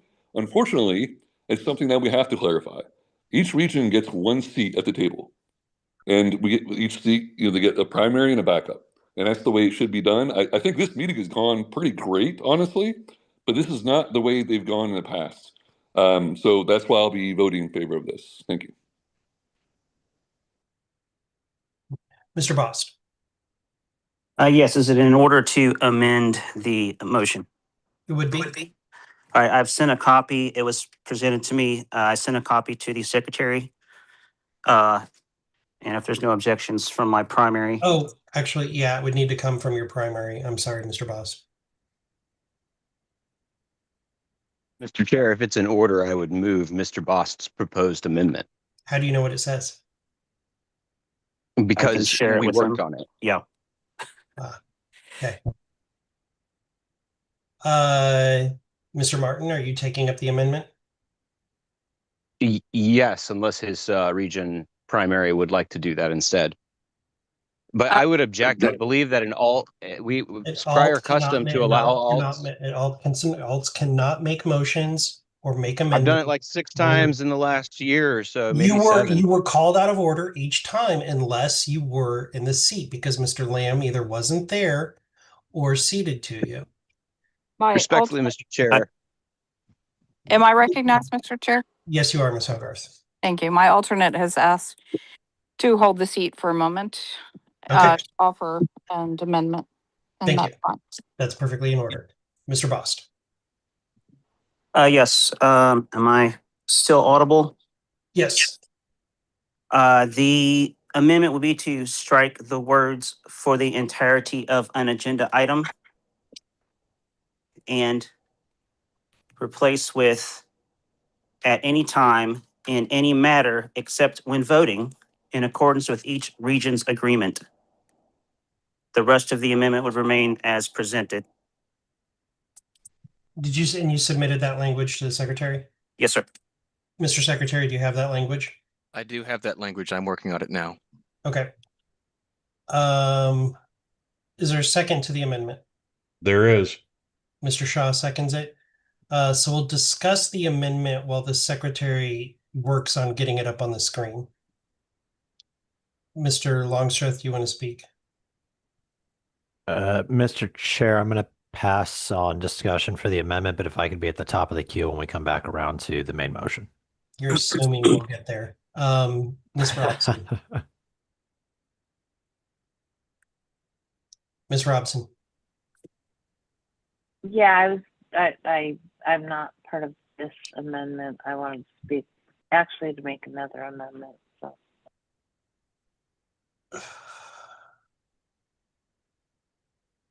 Do you want to make an amendment right now to amend their amendment, or are you wanting to amend the? I'm not sure where we're at this moment, so I'm not sure what I'm supposed to, or what I want to do, actually. So Okay. I'd like to hear what he's trying to do, I guess. I don't know. Secretary, can you get it up on the clock? I'm going to stop time until the secretary can get the language up on the screen. That way, that's not eating into time, but we're also not going to have any debate or discussion. Can I make a point of order? Sure. I think the last line I heard would be out of order. It's basically the regional agreement telling the LNC how they're going to conduct their seat. Does that make sense?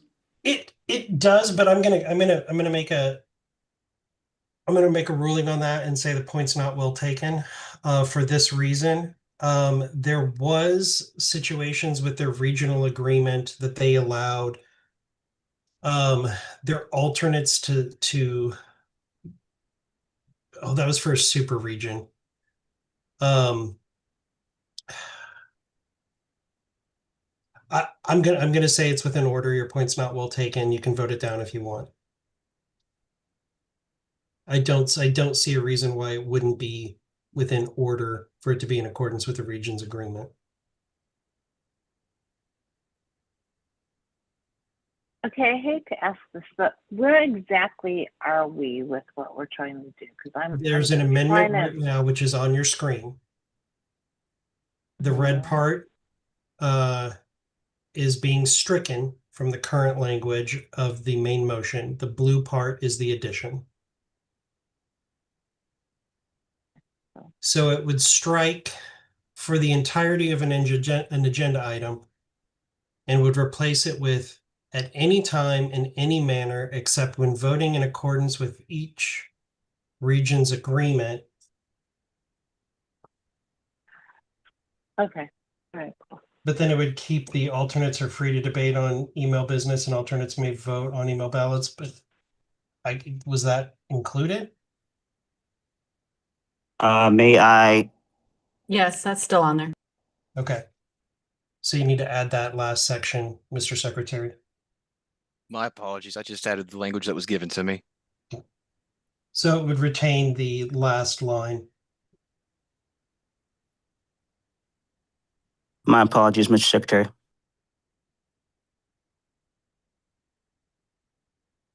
So. Yep, that's correct. Okay.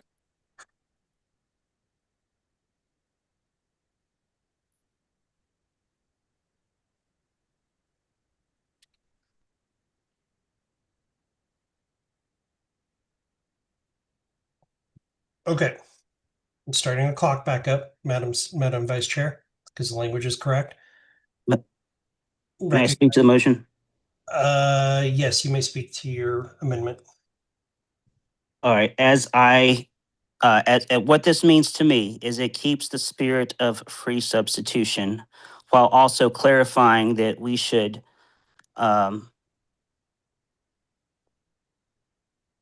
be clear when we are seating our chair to our alternates.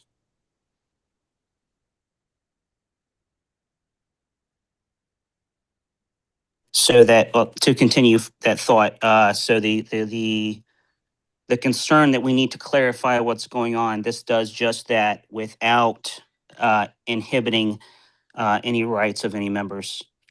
As to alternate participation and discussion in the meetings, whether it's 18 people discussing or 25 people, 27 people discussing, that's just a matter of running the meeting. That's not a concern. The alts participate fully in all the committees unless specified otherwise. They're held to the same and anything except what we're talking about right here, which is debate. They're given full participation. I think it should extend here as well. And that it's not a problem to have 9 extra people that have the ability to raise their hands.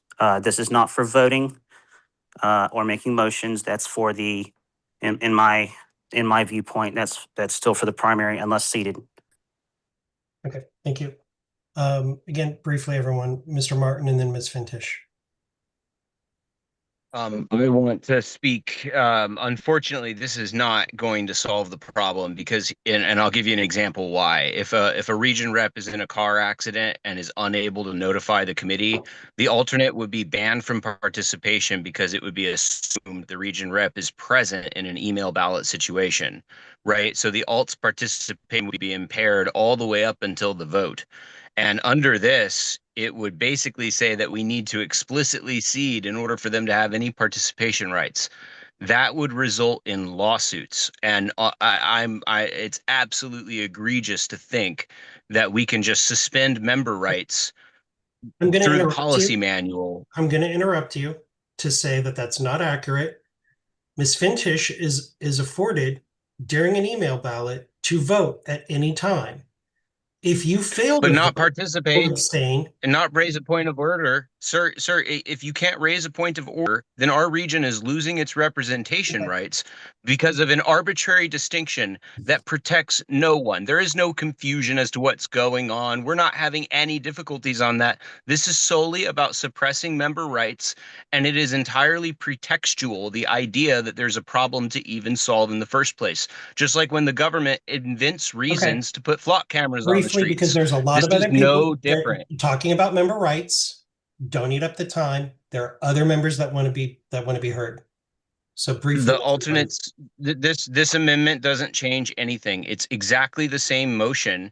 So when it comes out of this, it won't do anything. I would just move to strike all the language, but then in that case, it would just be voting it back down to free substitution is permitted. The regional agreement governs how alternate teams participate in thank the you, Mr. LNC, Martin. not Thank you, the Mr. Martin. LNC. Mr. Martin, thank you. Ms. Fintish. I was going to say in support of the amendment. I mean, as we can see with this meeting, right? Like it's flowing well and we're seating and everything's working the way that it's supposed to. It does sound like there's like past, I don't know, trauma is the right word, but experiences with the way it's written in the policy manual being misinterpreted or leveraged in ways that people don't agree with or want to fight over. So I feel like this new proposal that we are now amending is departing dramatically from how it's written in the policy manual. This amendment is actually reinforcing the original language, right? It's not actually changing that much. It's just reinforcing what it seems to be that everyone wants in the first place, right? Obviously, alts can't vote at the same time as their reps, right? No one's actually been trying to do that. But it does reinforce the original language, and it's a necessary thing because the original language that we are amending is a massive departure that would really restrict alt rights in the first place. Thank you. Ms. Leatherman. Sure, I believe we're at time. Unless you had something different. We are. Did you stop the clock? That didn't seem like 15 minutes. Sure did stop the clock. Okay, we're at time. So we move to a vote on this amendment, and then we go to, if this fails, we go to the main motion. Mr. Secretary, call the roll on the amendment. Does anybody need clarification? Everybody, please put your hands down. Just to be clear, I'm leaving my, this is just Yeah, I'm leaving it's Region seated. 5 vote to the Yeah, alt. you ceded your participation. So, Ms. Leatherman, why is your hand up? I will lower it for you. Oh, I thought I had lowered it. Lowering your hand, Ms. Robson. No, I want to know what we're voting on. Well, then wait, and I will tell you. This is an amendment to the main motion. The amendment would strike for the entirety of an agenda item and add at any time in any manner except when voting in accordance with each region's agreement That is the amendment. You need to take unblue the rest of that because that's not part of his Mr. Bost's amendment. Yep.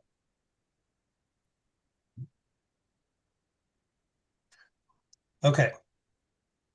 So we are voting on the Bost amendment to the main amendment to the main motion. So this would strike for the entirety of an agenda item and add at any time in any matter except when voting in accordance with each region's agreement. Call the roll. Mr. Koffel, Nay. uh,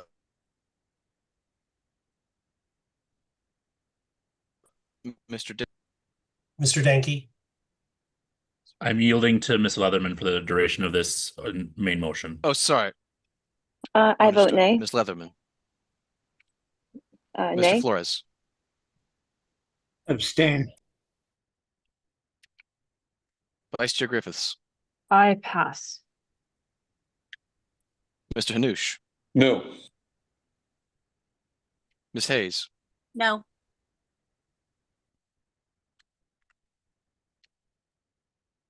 Mr. Bost. Yes. Treasurer Neville. I pass. Mr. Longstreth. No. Mr. Martin. Yes. did you say pass or yes? He said pass. Okay, I pass. gotcha. I will also pass. Mr. Nikela. No. Ms. Nguyen. No. Mr. Redpath. No. Ms. Robson.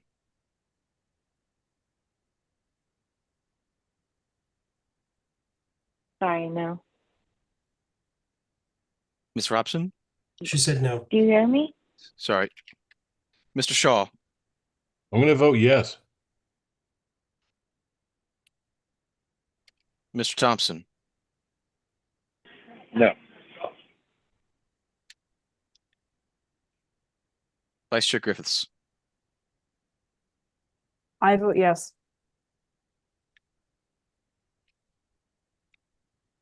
Treasurer Neville. Nay. Mr. Martin.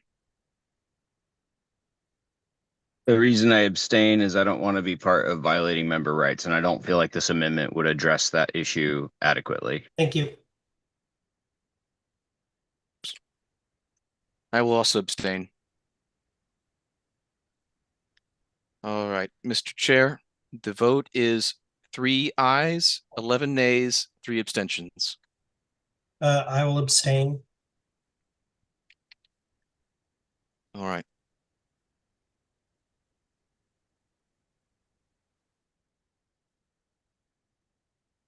So the amendment fails. We move on to the main motion.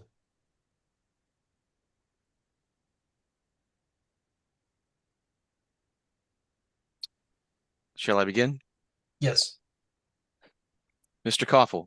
Hold on one second. Mr. Shaw, is this a point of information?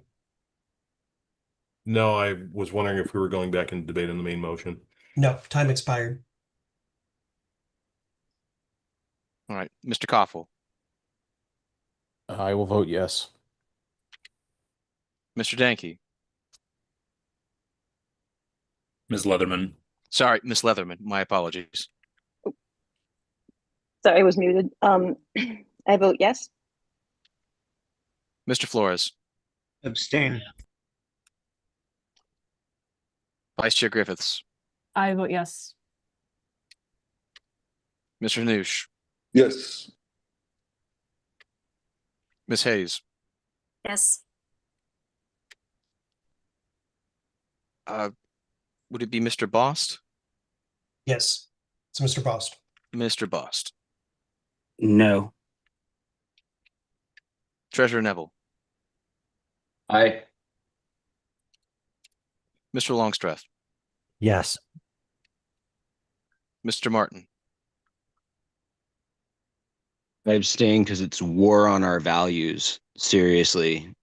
Don't, how can you guys do this? How can you fucking do this? Hey, Point of order. come to order, Mr. Martin. Continue the roll. I vote aye. Mr. Nikela. Yes. Miss Wynn. Yes. Mr. Redpath. Yes. Miss Robson. Yes. Mr. Shaw. No. Mr. Thompson. Yes. Mr. Chair, the vote is 13 ayes, 2 nays, 2 abstentions.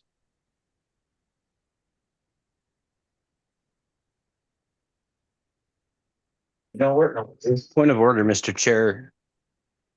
What's your point of order, Mr. Martin? The motion that we just purportedly passed is void because it violates the bylaws and member That is rights. not in order, Mr. Martin. That is not a point of order. And the vote hasn't. It is a point of order. You can rule it not well taken. It's not well taken, and you will be quiet. The vote is still going. Yes, sir. I will abstain.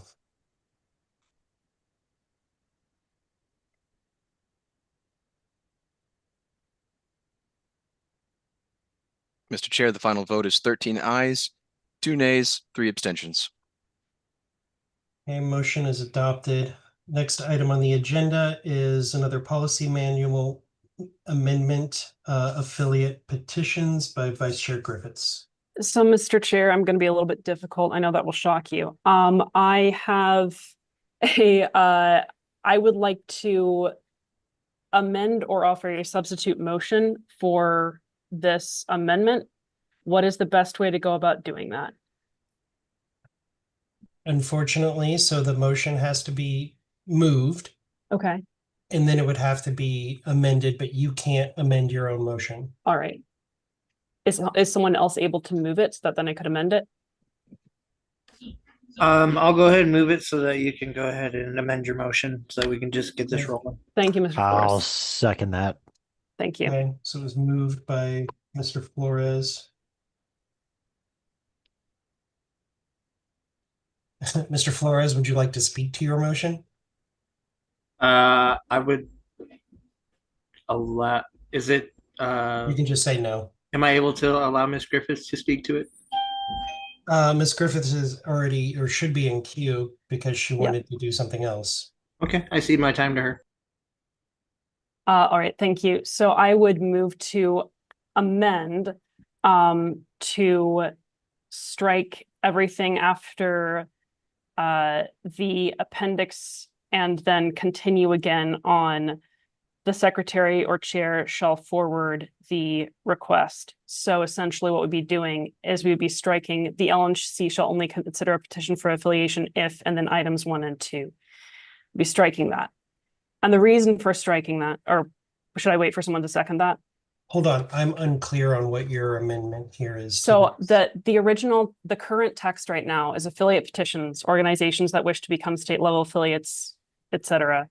Shall only consider a petition for the affiliation if 1, the petitioner has held a public, physical, or virtual meeting. 2, reasonable notice shall be sent to all the current National Party members. The secretary or chair shall forward the request to all LNC members. So that's the current original text. I am suggesting that we revert to that text. So it's a substitute motion, but then strike the LNC shall only consider a petition for affiliation if, and items 1 and 2. I can speak to that, or I can wait for a second if there is one. Did you send this language to the secretary? It's already there because that's the current language. But if you would like for me to resend it, then I can. I guess what I'm asking for is, so I've got current here. Yes. Affiliate petitions. I've got 2 sentences and then 2 parts and then a final paragraph, and then proposed is it's 2 paragraphs and then a closing sentence. So correct. Unclear what you're amending about this is proposal. an alternate motion. So it's I'm taking the original language and I am reverting back to it, but striking the numbered items and the sentence that precedes the numbered items.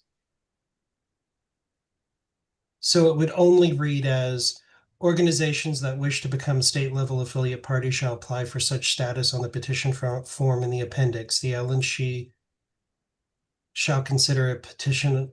It would take that part out and then it would jump to the bottom paragraph. So it would stop at petition form in the appendix and then it would go to where? It would go to that final one that says the secretary. Yes, I copied it. So I'm going to send it now. I think I heard a second, so I can speak to it if You that's. did, but I wanted to be clear first. Okay. I think I have it. Let me put it up on the screen and you can tell me if I have it incorrect. All right.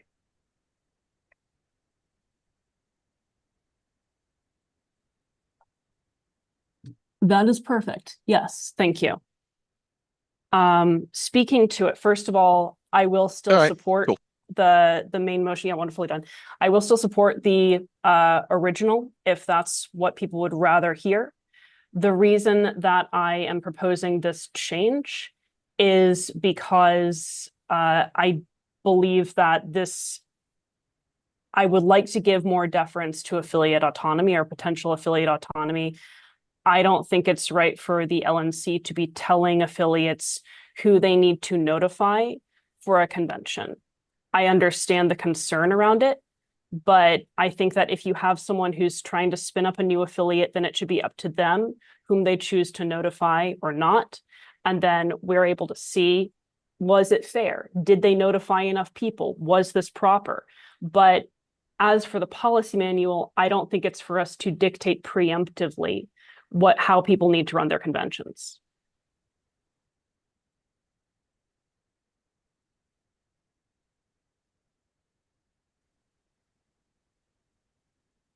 I'm not going to say anything. I may comment towards the end of this. I have issues with it not specifically saying national party member participation in it. That's always been a standard of an affiliate. But I'm going to recognize the body. Just me.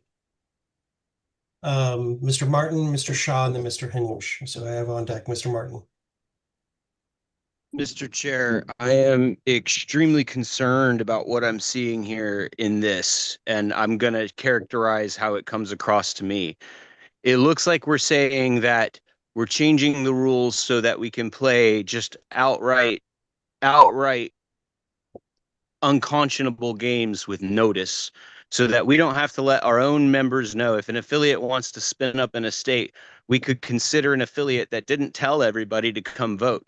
And there's only one reason I can think about that. It's one thing to want to restrain an affiliate that's misbehaving. Maybe we have good reason to do that. But to change these rules in the middle of that process to completely disregard the safeguard that's in our own membership's best interest, right?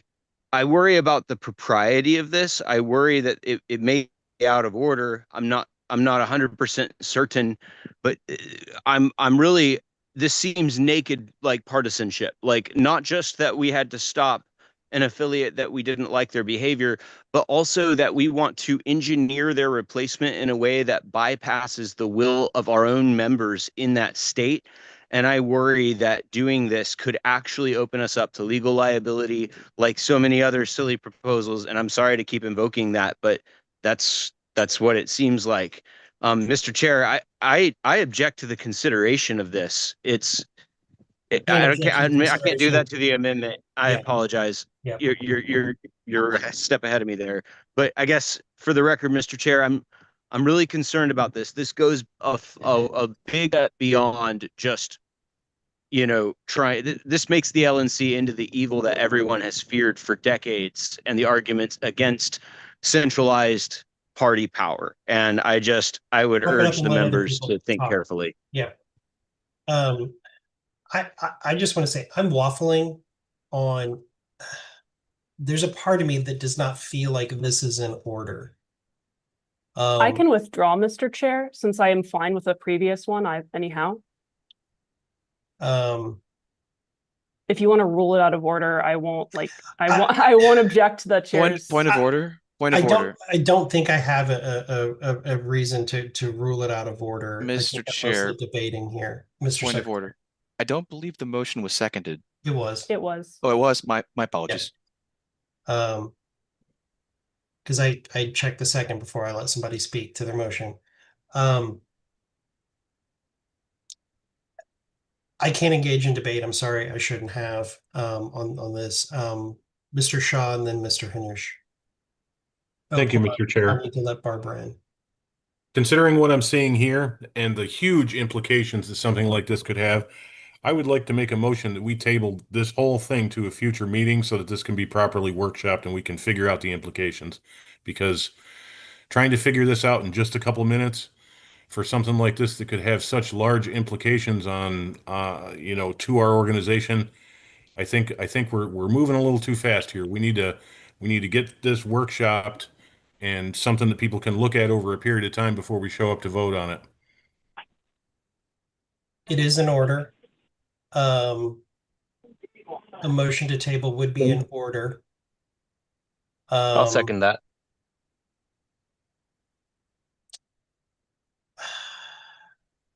And I believe it would just go to a vote. Thank you. Yes. Yeah, so Mr. Secretary, if you can spin up another ballot for a motion to table. Understood. Mr. Shaw? A table to win. Yeah, that is a problem. Yes, Mr. Yeah. Chair. Does he mean postpone? Yeah. So Yes. the intention here is to basically take what we're doing here, put it on pause until a future meeting so that this thing can be, Are you saying you want to postpone this item until the next LNC meeting? Yes. Okay. I mean, my assumption is that there may be some workshopping that could end up happening in between the two meetings so that we have something that's a little bit Okay, more. no debate. Yeah. I just wanted the clarification. So it's a motion to postpone until the next LNC meeting.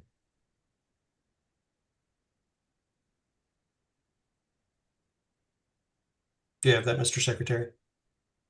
Still working on it. Give me a second. Okay.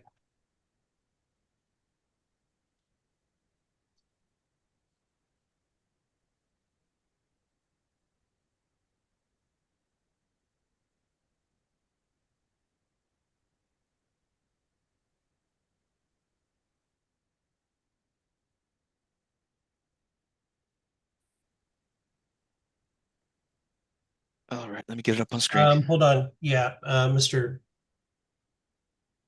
A motion to postpone to a date certain is debatable. Only a motion to table isn't debatable. So Mr. Hanush, did you have your hand up to debate the motion to postpone? Go ahead, Mr. Hanush. It was for the amendment to the amendment thing, but yeah, nothing on this. Okay. Whenever you're ready, Mr. Secretary, to bring the roll call up.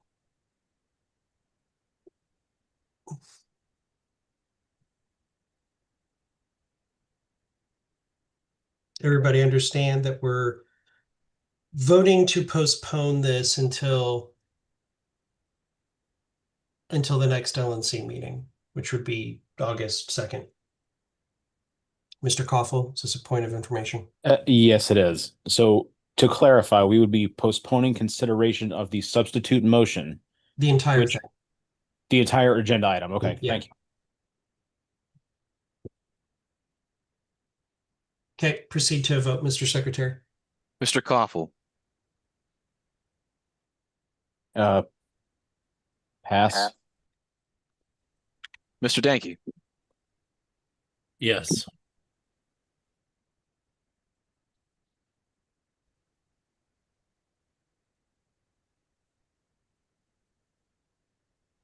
Mr. Flores.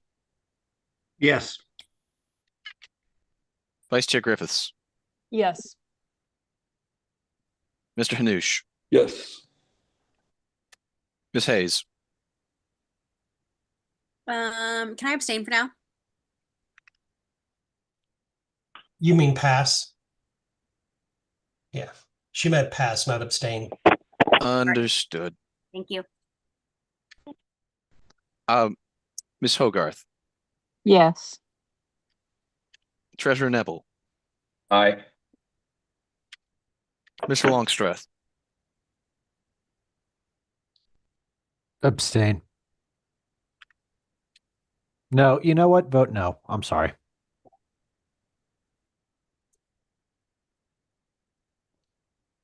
Mr. Martin, I abstain. Get yourself sued if you want. Or not. Either way. vote aye. Mr. Nikela, I vote yes. Ms. Nguyen, Yes. Mr. Redpath, Yes. Ms. Robson, Abstain. Mr. Shaw, Abstain. Yes. Mr. Thompson, Yes.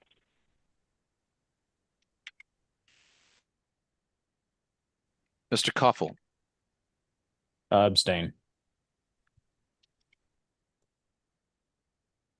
Ms. Hayes, I'm gonna say no.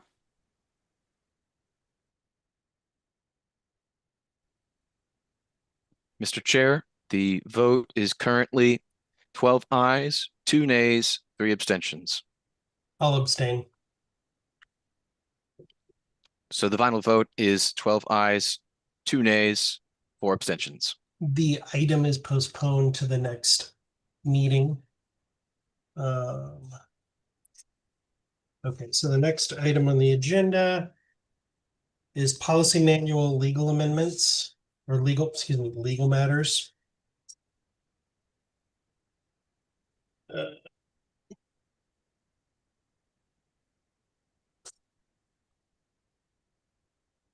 I am going to pass the gavel to Ms. Griffiths for this one. Right. Um, I can't raise my hand. Right. Would you like to move? Yes. Yeah, I'd like to move policy manual amendment on legal matters. Move to amend policy manual section 1.06 legal matters, creating section 2, authorize the management of lawsuits, to add the following line after the second sentence of the final paragraph. LNC members shall be permitted to observe meetings of the litigation committee. Second. All right. May I speak to my motion? Yes, Mr. Chair. I brought this on behalf of a discussion with other members who requested this. I'm not saying that it necessarily is a good idea or a bad idea, but I said I would bring forward the motion and to kickstart the debate and discussion. The litigation committee operates as a confidential committee where they do the business of making recommendations, reviewing things from the attorneys, and then ultimately submitting that to the chair and the executive committee for them to make decisions. But the final decision lies with the chair and the executive committee. The question was presented that the body doesn't know what the deliberative process is. My rebuttal is that when it is time for the directors as a whole, for the board as a whole, not just the executive committee, to make a decision on something, that they're then informed of all of the discussions as we've exampled in our own meetings, which I obviously can't go into, but everybody's allowed to speak, everybody's allowed to ask questions. The members are sent the court filings. Actually, we have been posting the court filings publicly. So I don't know that it's necessary. but that there are members of the litigation committee that are here that can speak to it now. Mr. Nikela is on it. He oversaw it when he was chair, and so I would ask him to speak. All right, Mr. Michaela. Thank you very much, Madam Vice Chair. I think this is a double-edged sword, and I'll explain why. I think there's some members of this body that would probably do well seeing what's going on in litigation committee, why the decisions are being made, and probably helpful for them to make future decisions, or at least to play along and provide oversight. Now, on the other side of the coin is the fact that this board has had many leaks. We've had private discussions recorded and aired. We've had confidential marked documents and threads forwarded to the public list or put out elsewhere. So unfortunately, I don't feel it's responsible to have the entire committee have access to these confidential meetings. And quite frankly, furthermore, I don't think it would add much of value to the committee in terms of carrying out the directive of the executive committee of a lawsuit that the LNC had authorized.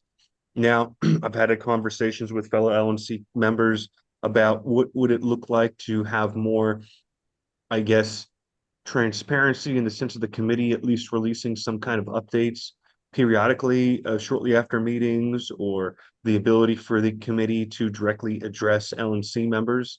But to have a whole committee micromanaging or even observing, I think opens up too much room for opinions that don't need to be heard, and also it opens the door up for leaks that could absolutely jeopardize lawsuits, that could absolutely try to influence the committee in ways that I don't think are appropriate, at least not at least outside of the current committee process of the LNC. And so for those reasons, I can't support this amendment, but I do appreciate conversations to be had in order to try to bring a little bit of light on the litigation committee, or at least explain what has happened in the last committee through reporting or conversations directly with the board that I hope would satisfy the curiosity. Thank you very much. Thank you, Mr. Michaela. Mr. Martin.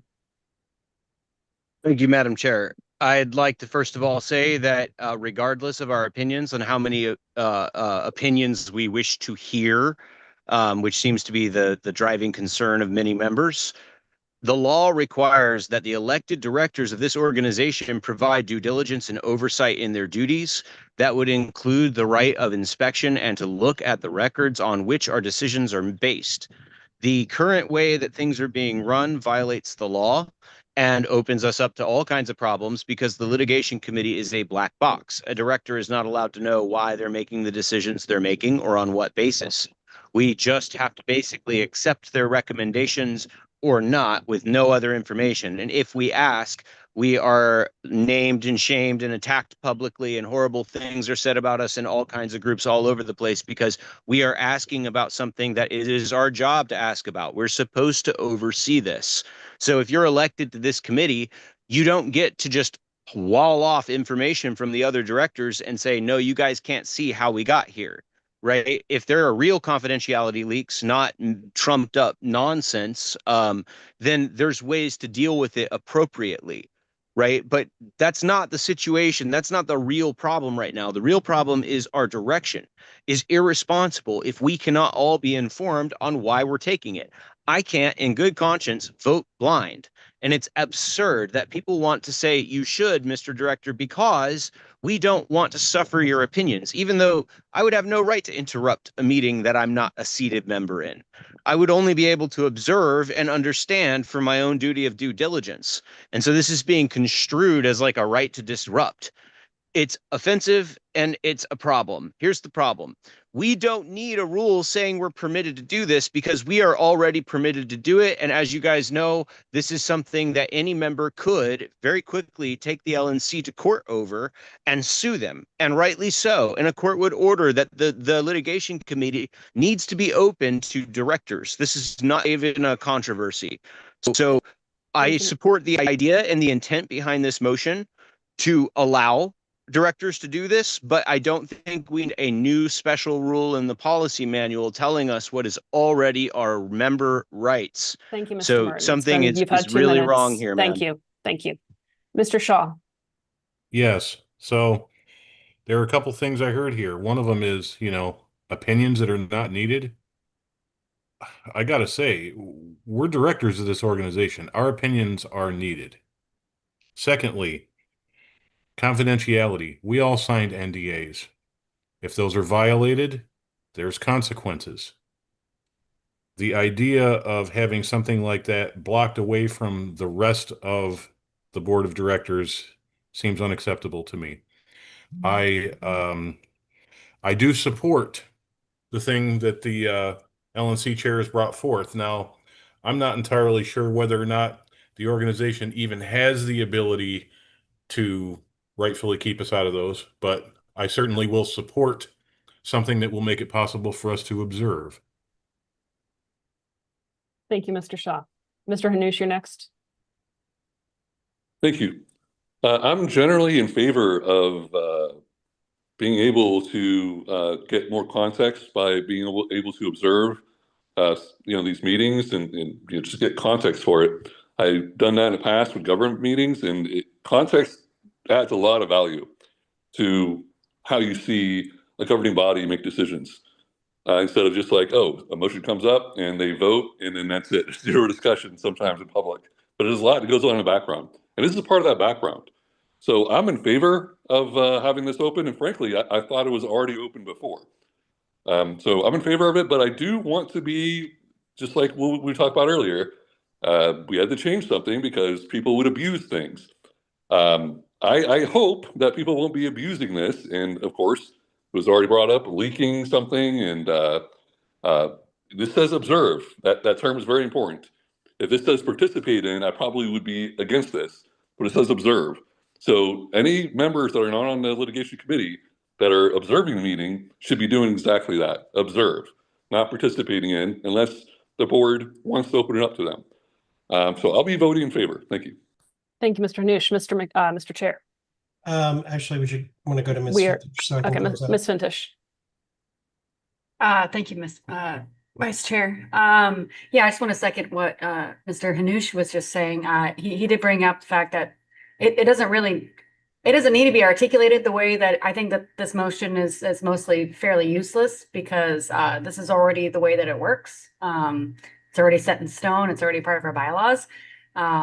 But yeah, if we must try and define it even more, I don't know why, again, we're just bureaucratically adding in words for no reason. We've been sitting here for like 5 hours, there's plenty of things that we could actually be doing that would be supportive. But if we really need to like redefine something that's already defined, then, then I support that. Thank you, Ms. Fintish. Mr. Chair, would you like to conclude? Yeah, I'd like to close out. DC law requires records. The records are given to the body for making those decisions. It does not say that you need to sit in and listen to the work product of a confidential legal committee, talking to attorneys, talking to potential witnesses. It doesn't require that. The records are produced, the documents are produced, the executive committee sees them, the board sees them, and quite frankly, the public sees them after they're filed. I've tried not to cast aspersions, but I'm gonna say it this way. If this had been opened up for the entire LNC to watch and participate, the New Mexico lawsuit would not have happened. If it is allowed to open up now, other lawsuits will be thwarted. I have very little doubt in that. So I think it's a bad idea. Do we have 10 minutes for this or 15, Mr. Chair? Let me look on here. It was 15 minutes. Okay, pardon me. Go ahead. So those are the concerns. I brought this motion forward specifically because it was asked to have a discussion. And it was a like the discussion that was had offline was to bring a policy. I said I would bring a policy manual amendment for the body to debate and discuss. So I did that. I did what I said I was going to do and what I was asked to do. If the body decides they want those meetings to be open to every board member, then the meetings will be open to every board member. That's all. Thank you. Mr. Martin, you've already spoken. Oh, well, both of you already spoken. Mr. Martin. Yes, thank you. So I'll just be really clear here. A committee recommendation saying we should do this or we should do that is not sufficient for me to make a decision about suing other libertarians. And I'll just concede the chair's point a second ago that he made. If Sunlight and our members knowing what's going on, not just our broad membership, but directors having access to that information would somehow derail it, then it means we didn't have good merits. We didn't have a good reason, right? This is not about confidentiality. That's, in my opinion, a completely hyperinflated nonsense issue. The real issue is exactly as the chair said it. There are lawsuits against libertarians that would not proceed if everybody had all of the information, or perhaps other lawsuits that would proceed if everybody had all the information. Who knows? But that's the problem, is that we're gatekeeping the information, not from like the general public, but from each other. Elected representatives whose job it is to serve the membership, not the convenience of our administration. Once again, it's very convenient to hold secret negotiations. The last litigation committee, Madam Chair, they met with opposing counsel and with third parties and broke our NDA. And this is all a matter of very public record. They did not inform the committee until one of those people notified us through an email asking why the settlement negotiations they've been having fell apart. This is the kind of misconduct that takes away the confidence that our members need to know that if we're going to do something like this, it's for good cause. And we've all looked at it. They need to be able to trust our decisions, not have us fighting over who's allowed to speak or see what's happening. And I just think if you need that kind of secrecy, it's because you got things to hide. And I'll leave it there, just like the government. Thank you, Mr. Martin. Mr. Nikela. Thank you. I wanted to clarify a comment. When I say unwanted opinions, it's not that I don't value the opinions of my colleagues. It's that when we have a committee who's working on a project or working on something over a length of time, and somebody comes into that committee brand new, there's a whole set of circumstances, history, and explanations that would have to be brought forward to bring that person up to speed. To have 18 people come in, whatever number of people, alternates, etc., come in to a committee setting and try to form opinions around just a slice of the pie, not seeing the full picture. That is why I think small committees like this are very important and need to be left alone to some degree, trusted with a very important task. And I'll say that the committee has been nothing but above board. We have real attorneys on the committee. I'm not one of those attorneys.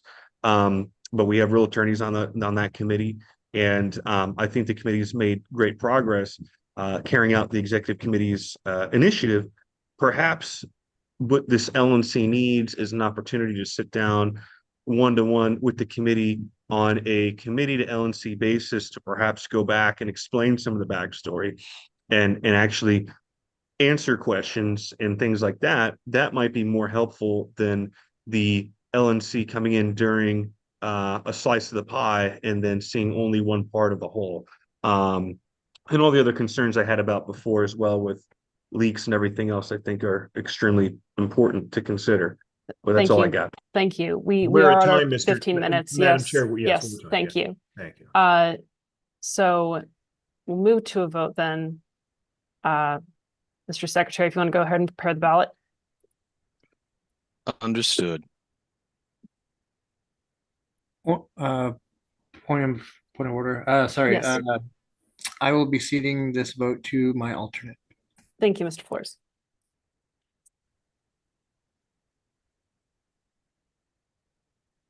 Shall I take the vote? Yes. All right, Mr. Koffel.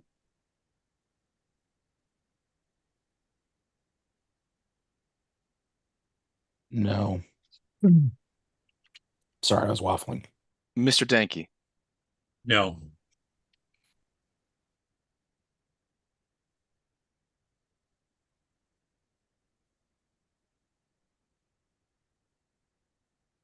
No. You're asking me?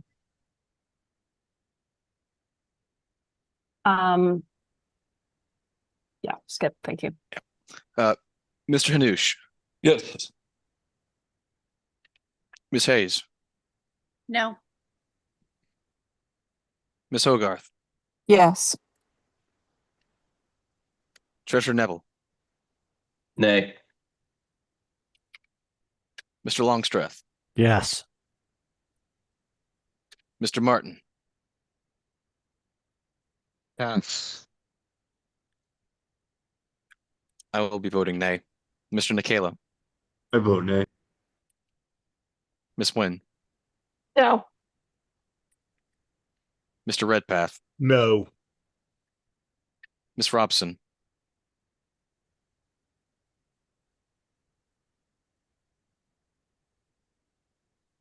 Sorry, pass. Mr. Shaw. Yes. Mr. Thompson. No. Mr. Martin. Mr. Secretary, please note for the record that I cannot participate in this vote. It is absolutely But excuse me, we're in the middle of the vote, Mr. Martin. Mr. Martin, vote on it's it. not a To vote on it monologue, is it's a to vote. legitimize. Mr. It's to Martin, come to order, please. Mr. Martin has indicated he's not participating.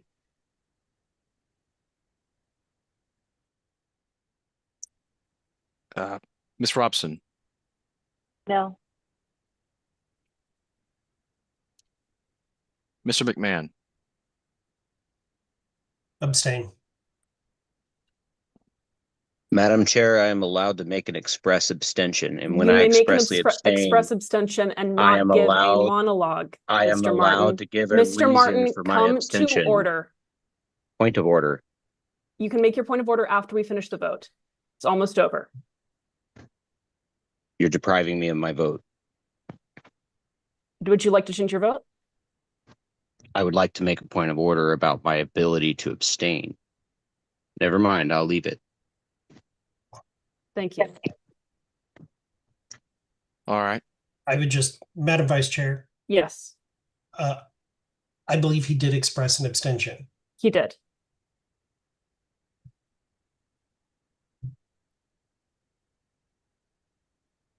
All right. Madam Vice Chair, the vote is 4 ayes, 11 nays, and 2 abstentions. I will abstain. Thank you. The motion fails. Point of order, Madam Chair. Yes, Mr. Martin. Members must be allowed to exercise the same rights as other members. And while you may find my commentary sometimes inconvenient, Mr. it Martin, really hampers business, ma'am, when we cannot proceed because of silly bickering. you're When it welcome. just take me 5 seconds. I yield.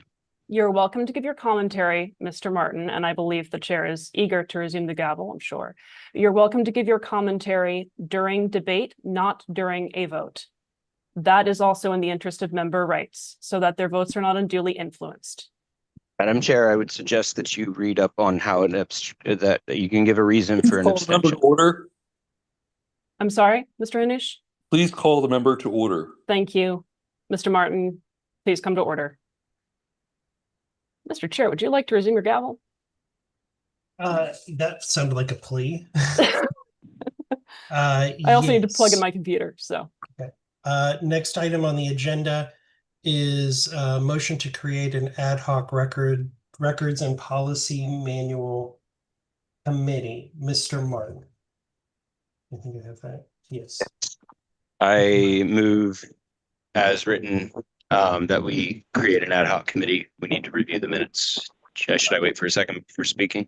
Yes. There's a second? Is there a second? Second. Okay. Who was the second? Mr. Flores seconds. Thank you. Thank you. Go ahead, Mr. This Martin. is an extremely important item of business. For the last year, our committee has basically been running dark with scattered minutes, which are not being regularly approved. A lot of the members that would be required to vote on them are no longer on the committee, and there is some issue about collecting these and making sure that we have records over the last year. This is important, especially for new members. There's things that have already come up in committee before. It's really helpful to know about those.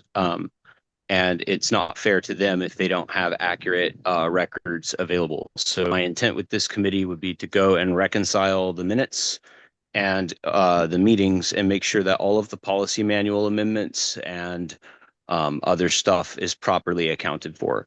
It's largely housekeeping, but it's really important because we have a serious problem if we don't have approved minutes for a lot of our decisions. Because if it's ever challenged, something like that could become a real problem for us in a legal perspective. So I'm hoping that we can kind of clean up the mess from last term.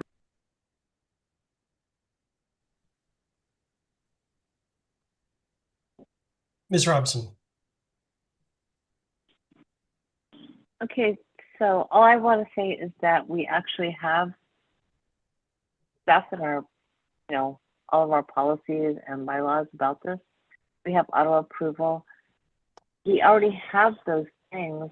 If they didn't happen to go the way that we would have loved in previous administrations, that's great, because they can only, minutes can only be done at meetings, but we have auto approval so long as it's within the certain number of days. Secretary is tasked with all that stuff. I think that having an additional committee to try to deal with that stuff that's already supposed to be happening is kind of silly. So I would be voting against this. Just my 2 cents. While the secretary has done an amazing job and has actually compiled things that the 3 previous secretaries missed in the policy manual and added them and corrected them, which I think is above reproach. I think he's done an amazing job. I don't see any harm in the committee existing and doing the thing. That's just my 2 cents. Mr. Martin. Thank you, Mr. Chair. I just wanted to correct a bit of misinformation or maybe just a misunderstanding from Ms. Robson. My understanding was that auto approval was not effective because minutes were not posted at the proper time to trigger auto approval provisions, breaking that provision and resulting for the need to pass them in a regular meeting.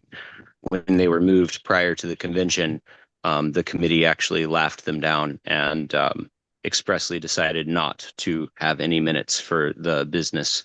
So there is a serious problem about having them. I do hope that we can clean it up. That's my hope. Most Otherwise, of that is it's correct, possible. but I'll correct one thing. They didn't get laughed Yes, down. sir. It was said that they didn't have enough time to review them, therefore they wanted to hold them. But not laughed down. You might have been laughing them down, but that was the stated reason. Ms. Fintish. Thanks, sir. I have Ms. Fintish, then Ms. Robson. Yeah, I just wanted to say that I appreciated Secretary McGee's work on updating the policy manual. However, I do have some questions regarding it. I want to ask him. They're just out loud questions, and maybe you can inform me, Mr. Chair. I know especially for the December, was it 6th? Yeah, the 6th through 7th, 2025 regular meeting, there is a missing video. And that is not posted online. The part 1 is missing. And so my question is, my support of a motion like this is based upon the fact that there does seem to be a lot of missing information. And I think it's a lot to put on one person, no matter how amazing Secretary McGee is, and being able to review all of that. So that's why I think something like an ad hoc committee to be able to review those things is necessary, just so that it can be fully looked at. And also, I am curious, do we have a record of that video and where it might be? I'm verifying right at this minute because I posted them, all of the video. No, it's been broken for a while. It's part 1. So Let me look. I don't know if, yeah.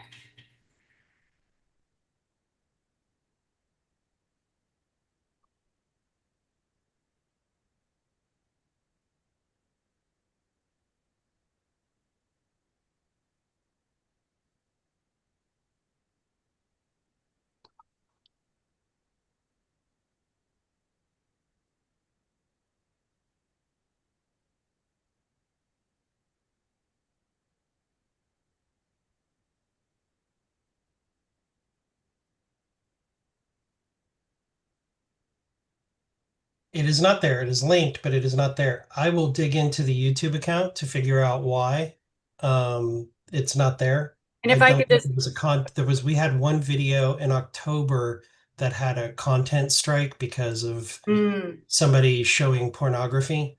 We didn't have the ability to share turned off. So somebody shared their screen and played some hardcore porn that got that video content striked, and it just needs to be, somebody needs to go in and edit out that little, literally like 3-second clip and then resubmit it. But I do see that part 1 for December 6th is going to a dead link, and I'll dig into that to look to see why that is. Thank you. I'm just Worst saying case that scenario, I as did save all the videos, so I Yeah. can re-upload them. Okay, wonderful. Yeah, just as support for the ad hoc committee, so that it can be reviewed properly. Thank you. It was a really awful video, by the way. It was done from, we had somebody who was going to be doing video streaming from it, and it kept getting delayed and delayed and delayed and delayed and delayed and problems. So we just had Drew, who's on staff, stream it from his little camera off of his laptop. So it's literally just looking at me and Nikayla basically for 2 days. It's fun. Terrible. Sorry, didn't mean to hijack. Miss Robson.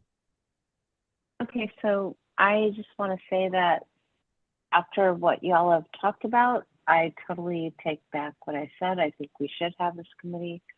I think that we've apparently done a really shitty job of that. So I take back this and I will be voting in favor.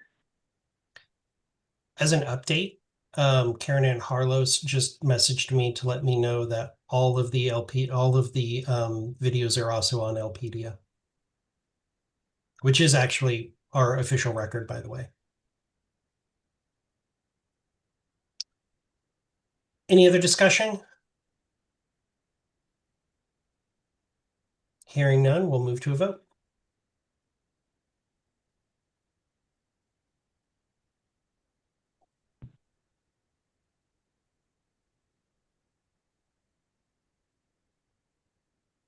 I cede to Mr. Phillips. Understood. Mr. Koppel, Aye. Mr. Danke, I'm gonna pass. Mr. Phillips, Aye. Vice Chair Griffiths, Aye. Mr. Hanush, I'll abstain. Ms. Hayes, Yes. Ms. Hogarth, Yes. Treasurer Nebel, I abstain. Mr. Longstreth, Abstain. Mr. Martin, Yes.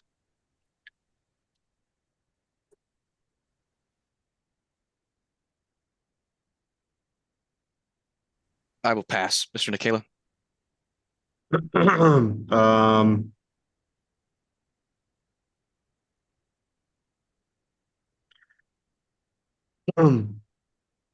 I will vote aye.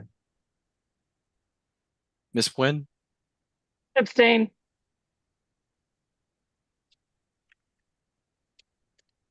Mr. Redpath, I'll vote yes. Ms. Robson, Vote yes. Mr. Shaw, I'll vote yes. Mr. Thompson,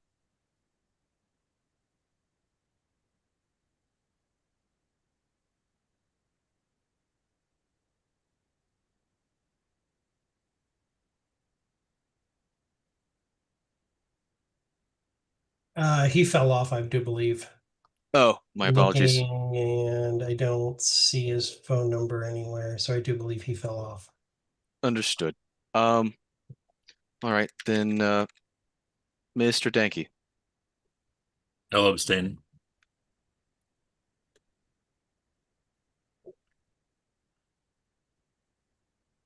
I will also abstain. You abstained under Nikayla. Thank you, Mr. Chair. It's been a long meeting. All right, Mr. Chair, the vote stands at 10 ayes, 0 nays, and 6 abstentions. I'm going to vote yes. So the final vote is 11 ayes, 0 nays, and 6 abstentions. Thank you. Next item, motion passes. Actually, one question. Something that I didn't ask you.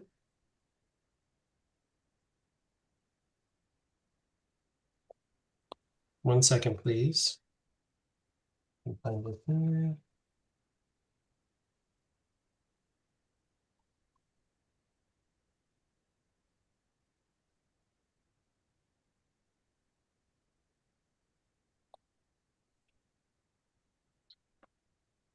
Mr. Martin, what's your intention on populating this committee? Well, Mr. Chair, sorry, let me turn myself on here. I don't imagine that I will be in control of the committee or any of its outcomes, so I will leave it up to the discretion of the body. I am willing to serve on this committee if the body so sees fit, and I would be happy to do so, but it's really just about making sure that the records get taken care of. Since it's an ad hoc committee, is there any objection to the chair filling the committee? I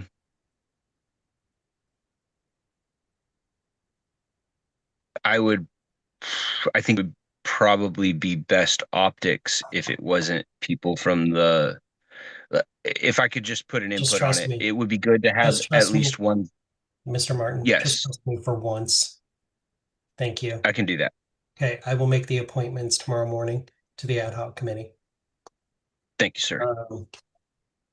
Sometimes it's best just to trust me. I know it's not in your nature, but If I may, Mr. Chair, yeah, I was just going to suggest that it should probably be a mix of I'm not going to put people anybody that was an officer. I'm not putting myself on the committee. Yes, sir. Yeah. I just meant like a You'll be mix of fine with some it, who are trust there, me. some who are not. Yes, sir. You'll be fine with Thank you. it. And if you're not, you can bring it up to me. Next item Thank on you, the sir. agenda is item K, policy manual amendment to eliminate the financial standards committee. Madam Vice Chair, I'm gonna pass the gavel to you again. Oh boy, so fun last time. All right. Would you like to introduce your motion? Yes. Item 4K, policy manual amendment to eliminate the financial standards committee. Move to strike financial standards committee from section 103, committees, committee appointments, and to strike section 104, committee scope and responsibilities, 9 financial standards committee, abbreviated FSC. All right. Is there a second? Second. Thank you, Mr. Redpath. All right, discussion? May I speak to my motion? Yes, please. Thank you. So this was a knee-jerk reactionary thing, and I actually spoke against it before I was on the LNC at the May 20, whatever year that was, meeting in Grand Rapids, the LNC in-person meeting. Prior to being on the committee, I spoke against it at the time as something that hamstrings staff. This requires anything over $600 to go through the financial standards committee for their approval. The intent was to prevent massive rogue spending. What it does is it prevents staff from being able to do something that they raised money for or was within the budget, but wasn't expressly described for that purpose, but was budgeted for it. Staff has had this happen numerous times. They had it happen numerous times last year. The important thing that I think the original intent of the committee was to monitor spending to prevent, like I said, wild,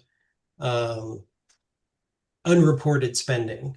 With the audit committee that will be populated by Friday, I think the audit committee doesn't have to be something that is only serving to produce an audit for the convention, which is in 2 years. We're not populating the audit committee today to produce an audit report to be presented to the body at convention. We're populating the audit committee now to be monitoring the inflow and outflow to make sure that there's no shenanigans going on. So I'd like to untie the hands of our staff to be able to make decisions to do things, and to be able to move rapidly and quickly to do those things when they're already, money has already been raised for a project or something like that. I'll give an example. We had a series of videos created for candidate training. The money was already raised, but it was denied by the FSC and had to come back to the full board to vote again. And it was a time delay when the money had already been raised to do the thing. It wasn't the Financial Standards Committee saying, making a political statement. It was them saying, well, we don't think the money should be spent on this. So, Mr. I'm not the chair. Sorry, I yield. Sorry. Thank you. Mr. Nikela. Thank you, Madam Vice Chair. Is it the chair's intention to have the audit committee? I mean, he basically stated it, but is the intention to have them to form some kind of structure where the audit committee would be maybe not, I don't know what the advising role would be specifically, but in some capacity, look over the books and make sure that things are above board and that they're accounted for within the budget and yada, yada, yada, yada. Essentially the spirit of what the Financial Services Committee was originally designed to do. Mr. Chair, would you like to respond to that? Sure. Yeah, I think the audit committee isn't about approving the expenses, but accounting for the expenses. We also have a comptroller through our bookkeeping company that monitors all of that. And we have a third party who is managing the books, and it gets reported to the treasurer, and the treasurer oversees it with staff and then makes that report. So there's a lot of checks and balances that go into following the money. But like I said, it was a knee-jerk reaction to stop the spending of the money first. And sometimes that is very damaging. I would like you to try to open up a call center in Delaware at least once a quarter just to pressure test right. the committee. Sure. Okay. Mr. Hanush. Thank you. I actually think that we need to keep this committee because we do need financial oversight because of the what has happened in the past, and hopefully to stop it from happening in the future. I don't think this is I don't think any time is the right time to not have financial oversight. I don't think they should be. I get the issues, and I don't think the financial service or whatever committee should be overriding the LNC. That should not be a thing. So if that's an issue, we need to get rid of that line item and their authority. But as far as just things going for transparency reasons. I think it's a good thing. So there's no one just making a unilateral decision to spend $4,000 a month for something. And so I would like to see multiple members' eyes on financial transactions.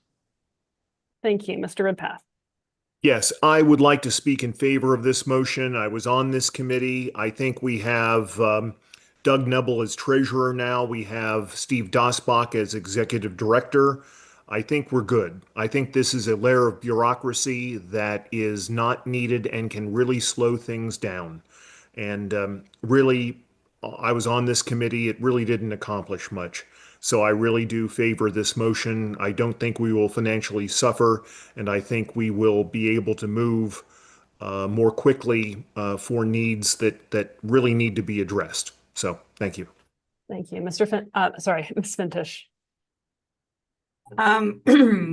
Yeah, can you remind me, Madam Vice Chair, is it $600 is the cap, that anything needs to be reviewed above that? Or I could ask Mr. Chair. You could also ask the chair. Yes, I think so, but I'll let him confirm. Yes. Yeah.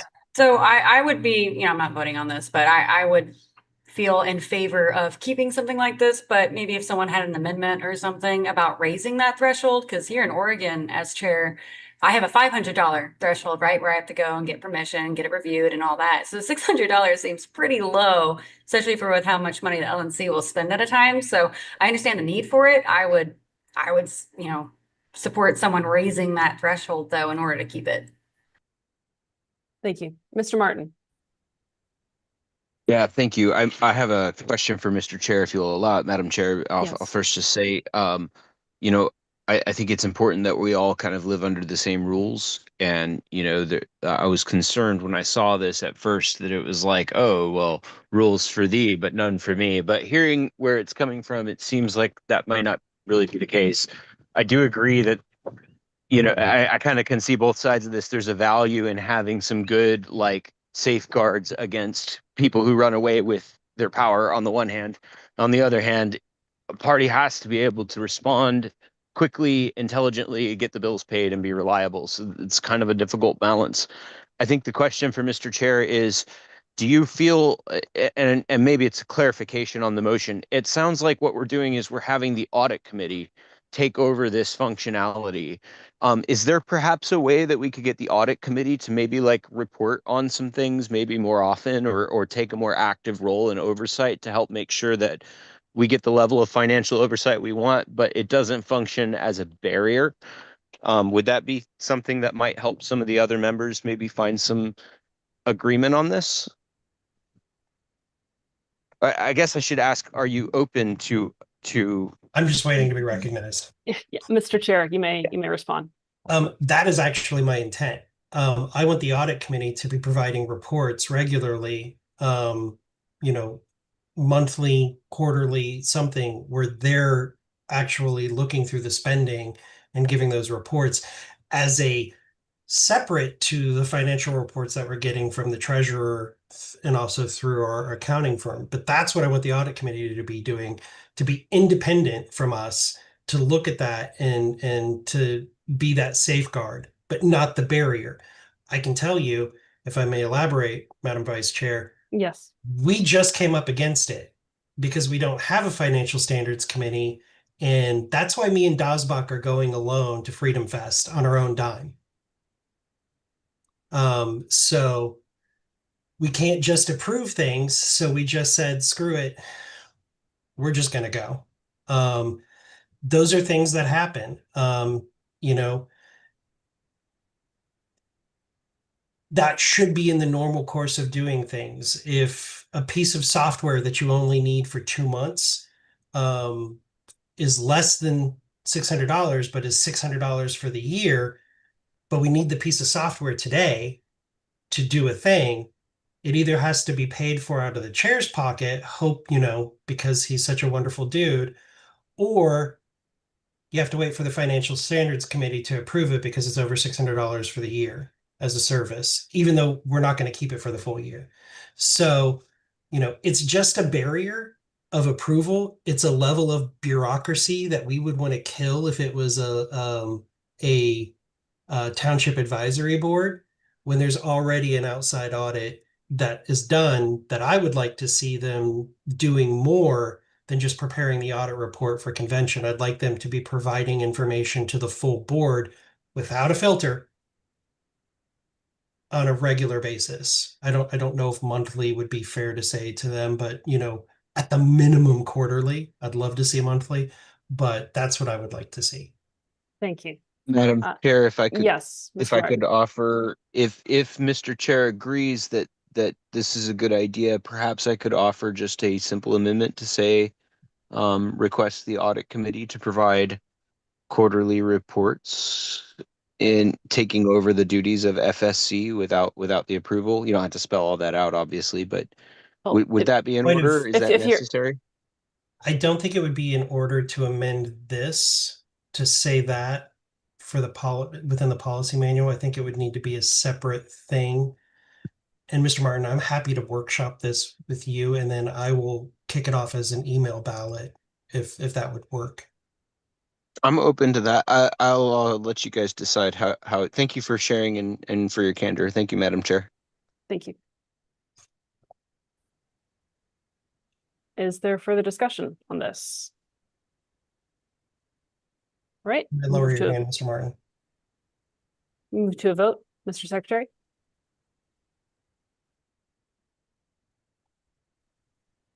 Mr. Secretary.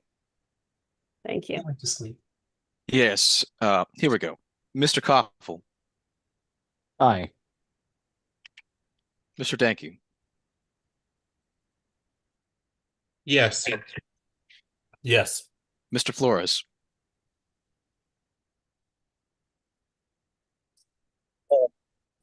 Steve, to Mr. Phillips. He seceded to me. So yes.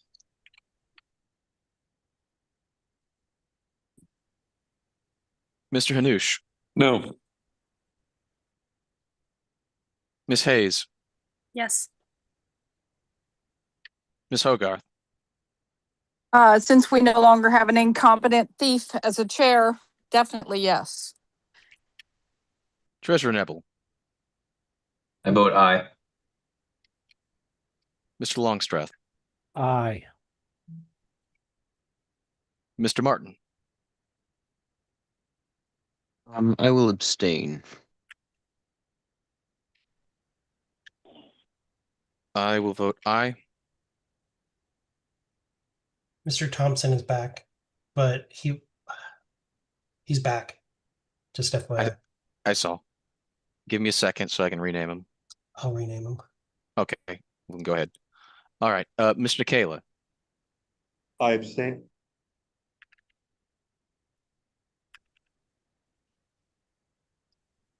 Ms. Wynn. Yes. Mr. Redpath. Yes. Ms. Robson. Yes. Mr. Shaw. I'm going to abstain on this one. Mr. Thompson. Abstain. Mr. McMahon. Sorry, Chair McMahon. Because I'm chair, I'm going to abstain too.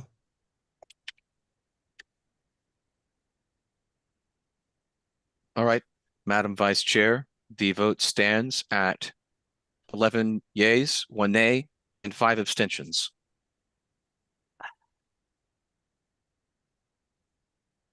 I'll vote in favor. So the final vote is 12 ayes, 1 nay, and 5 abstentions.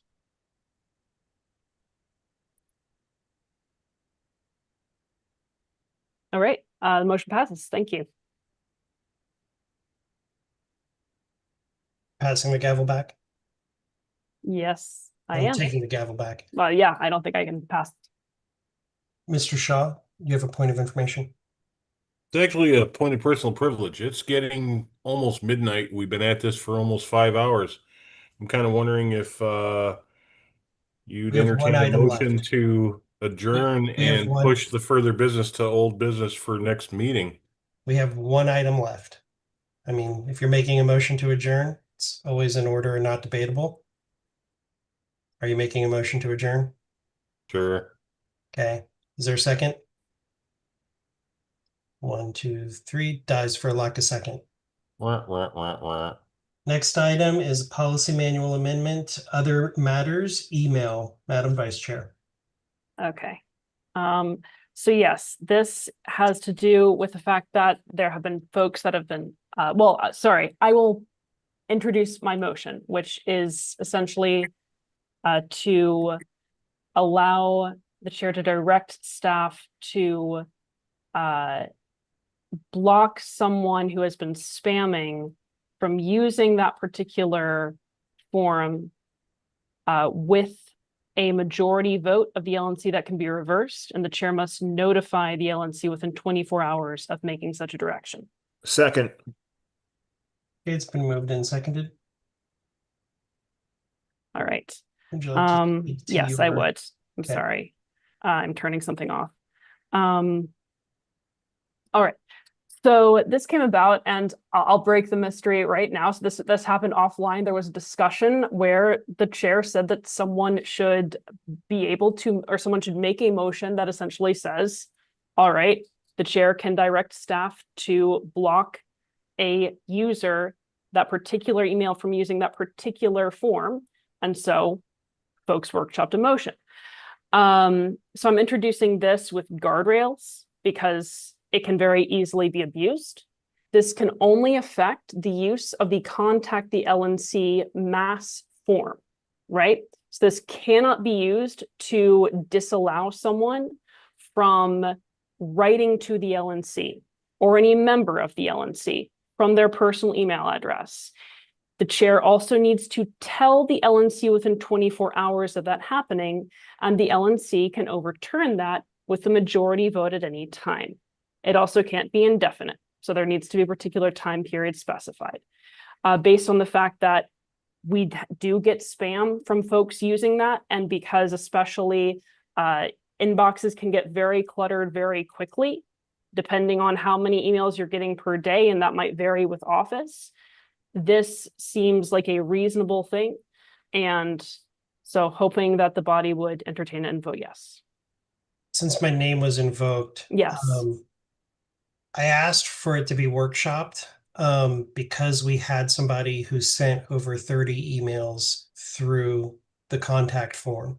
None of them substantial, none of them really engaging. It was just spamming us. And I thought I could just have staff turn it off. And then I thought about it and I said, no, there needs to be a transparent process for that so that it isn't abused. So that, there has to be something to say, hey guys, I did this thing. And if you don't like it, you can overrule me on it, but this is why.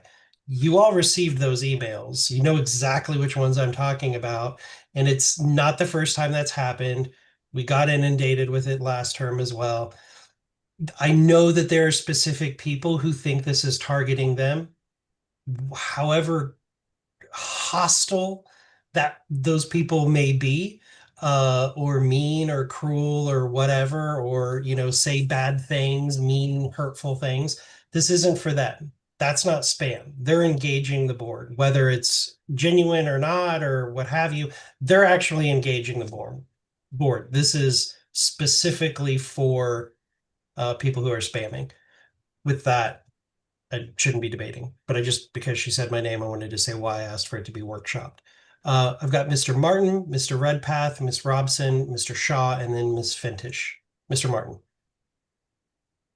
Thank you, Mr. Chair. I do appreciate the approach on this, and that it at first glance is a little more concerning, but it's pretty clear that it's aimed at dealing with this actual spam problem. But on the other hand, I would just say, just at least to be a contrarian, don't think we need a particular policy on this. I think we could just, act as a committee when needed. And for the most part, it's really not a huge problem. I mean, there is somebody that has sent some annoying messages through the contact form that doesn't seem to understand how politics works very well. And I think other than just making fun back end jokes about it and everything, we could have just asked her to stop. And, if she didn't, I'm pretty sure the committee could, take action kind of on a case by case basis. So I don't think this is really necessary. But I also don't want to like characterize it as some kind of a huge threat. I don't see how it could easily become that, but it's a slippery slope. Any policy can be abused or reinterpreted later. So I tend to be a little conservative on rulemaking. So I appreciate the spirit in which it's brought. And I do see that the intent is not necessarily to suppress voices. I just think there's probably a diplomatic way that we could handle, things like that without making a rule like this or resorting to an immediate block. But that's my piece. Thank you for hearing me. Thank you, Mr. Martin. Mr. Redpath. I move the previous question. There's like 4 people that want to speak. I still move the previous question, Mr. Chair. Okay. Moving the previous question. Is there a second? Dies for a lock to second. Ms. Robson.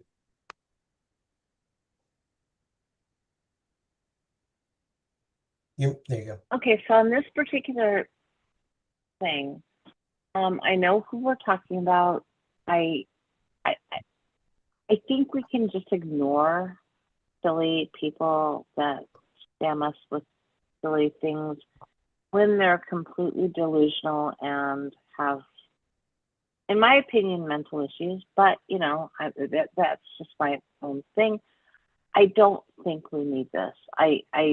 I'm sorry, but I don't. I think that we can just ignore strange people that send us spam messages.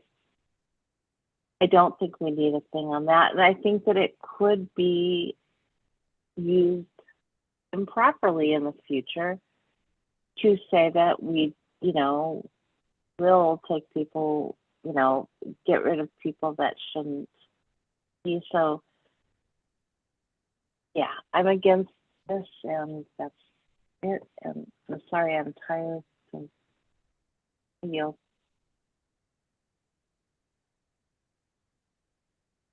Mr. Shaw. Yeah, I mean, looking at something like this, the thing that's before us today doesn't seem like it's a large enough problem to implement a rule that theoretically, in some odd scenario, some future LNC could possibly abuse to basically shut down dissent in some way. Now, I realize that the particular way this is written would be difficult, but maybe it would be one piece of like several other things that could get added on a little at a time here, a little at a time there. So I'm gonna oppose it. I don't think it's a big enough problem to really make a standing rule over. Thanks. Ms. Fintish.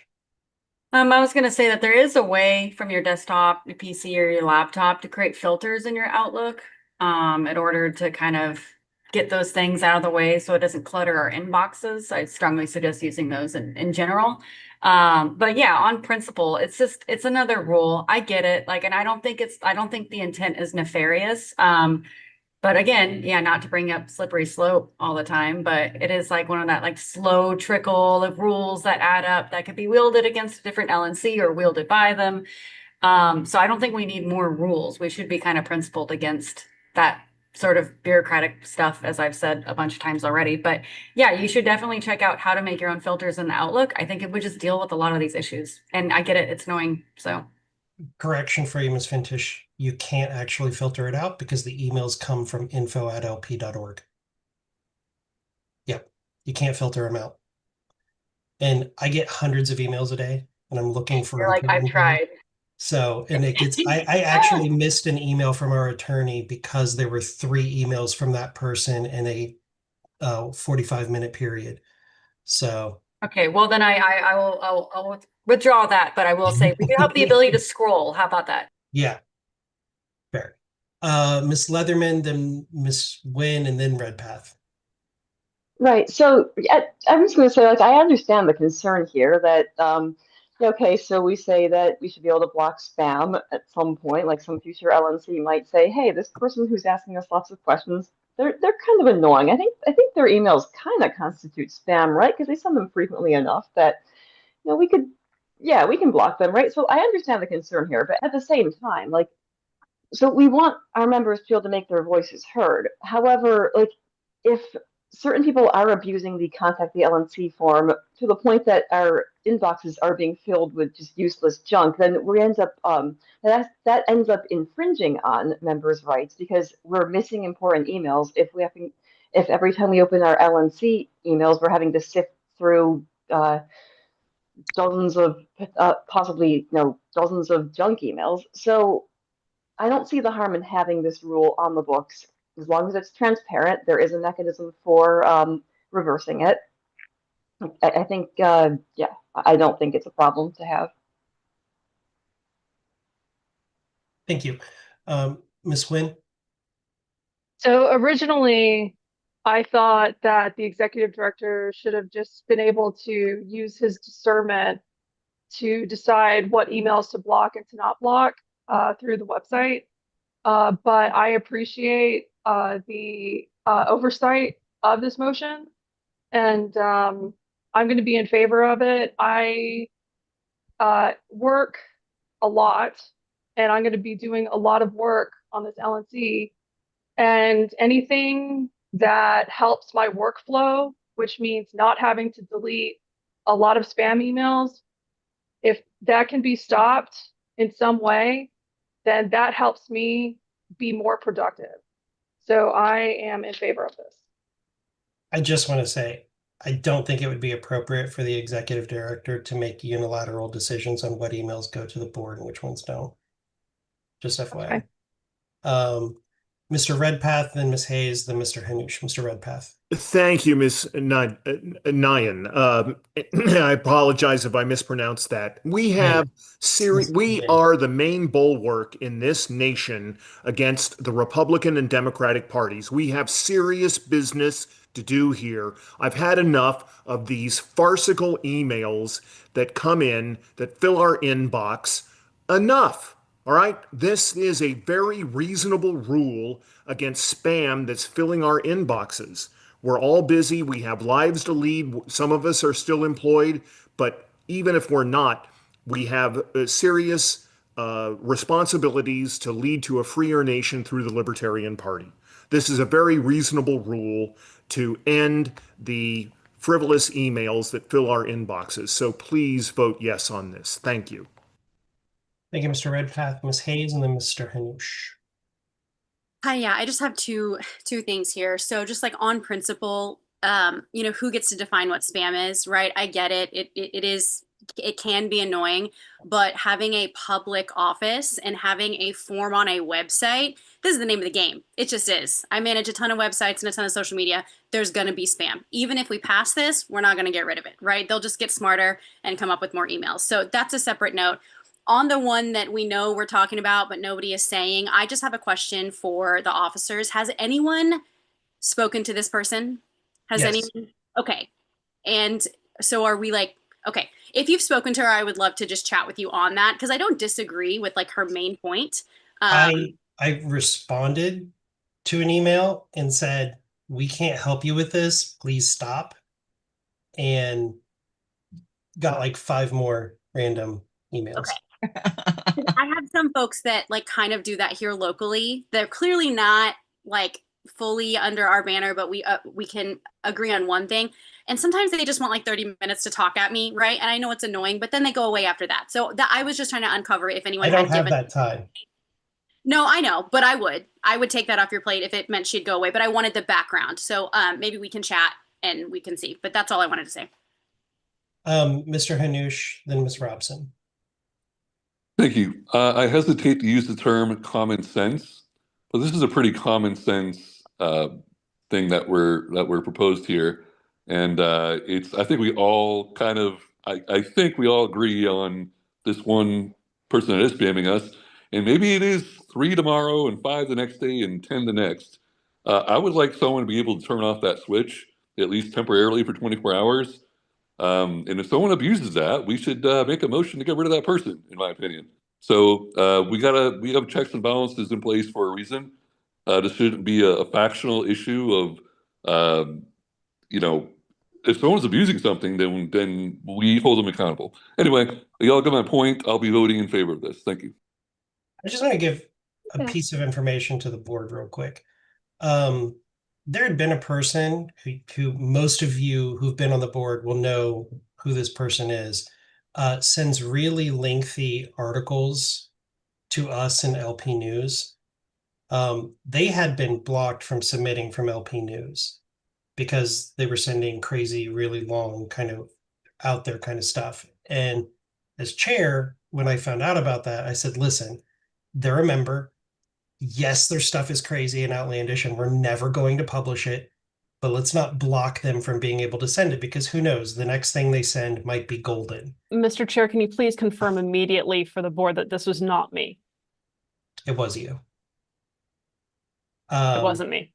I've never submitted to LP News. It was on her birthday. I've never submitted to LP News. So just so that is known, like the reason why you're getting emails from that person again is because I unblocked them. So sorry. We're at time, Mr. Chair. Okay.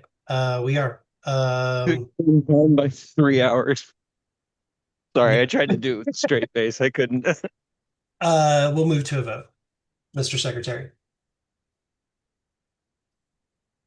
Seriously, my hand was up before you talked, Evan. So why do I not, or I'm sorry, Mr. Chair. So why do I not get to You talk? are actually right. I'll recognize you. Go ahead, Ms. Robson. Robson. Thank you. So I'm just going to say that, this is like so weird. Yes, this particular person we're talking about, I think has, issues. But it's not that hard to get rid of those emails by deleting them. And we're doing a weird thing where we're saying that we've decided that this particular person is horrible. So how do we decide that? I am absolutely going to be voting no on this because it's really weird for us to decide that. I'm sorry, I had my hand up. People didn't want to listen to me. But, like other people you're talking about, like there's a person in California who's running for, I don't know what office at this point. He spams us all the fucking time, all the time. And we can't get rid of him. He's the bigger spammer. How hard is it to just delete emails that you don't want to watch or listen to? That's the person I unblocked from LP News, by the way. Okay, you know who I'm talking. But Yeah, I know exactly what you're talking about. Why would we do this? I mean, it's so easy to just delete and not look at it. And this could truly become an issue where we do make this a partisan thing. And it could truly be a thing. And this particular person we're talking about in this particular case doesn't appear to be a libertarian, but maybe she is, and maybe the next person is, and we decide they're just as bad. So why do we have to do this? So I'm sorry, I just had to. Okay, let's go. I really wanted to talk about this, and thank you. Okay, call the roll. Mr. Koffel. Abstain.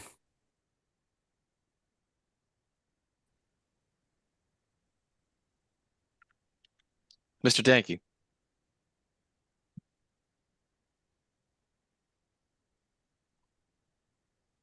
I see to Mrs. Longstreth. I'm sorry, Leatherman. Howard. I will vote yes. Mr. Flores. Abstain. Vice Chair Griffiths. Vote yes.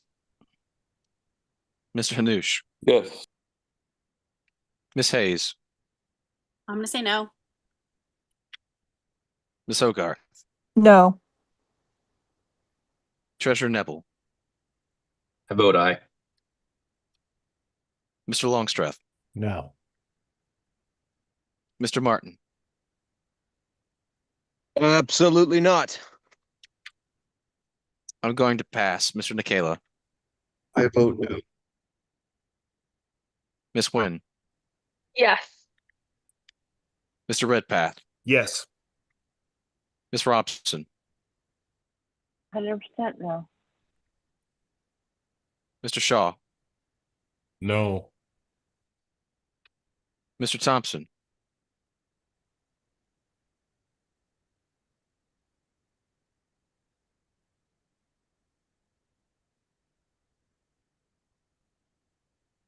He's not here. oh, I don't think. all right. Yep, he fell off.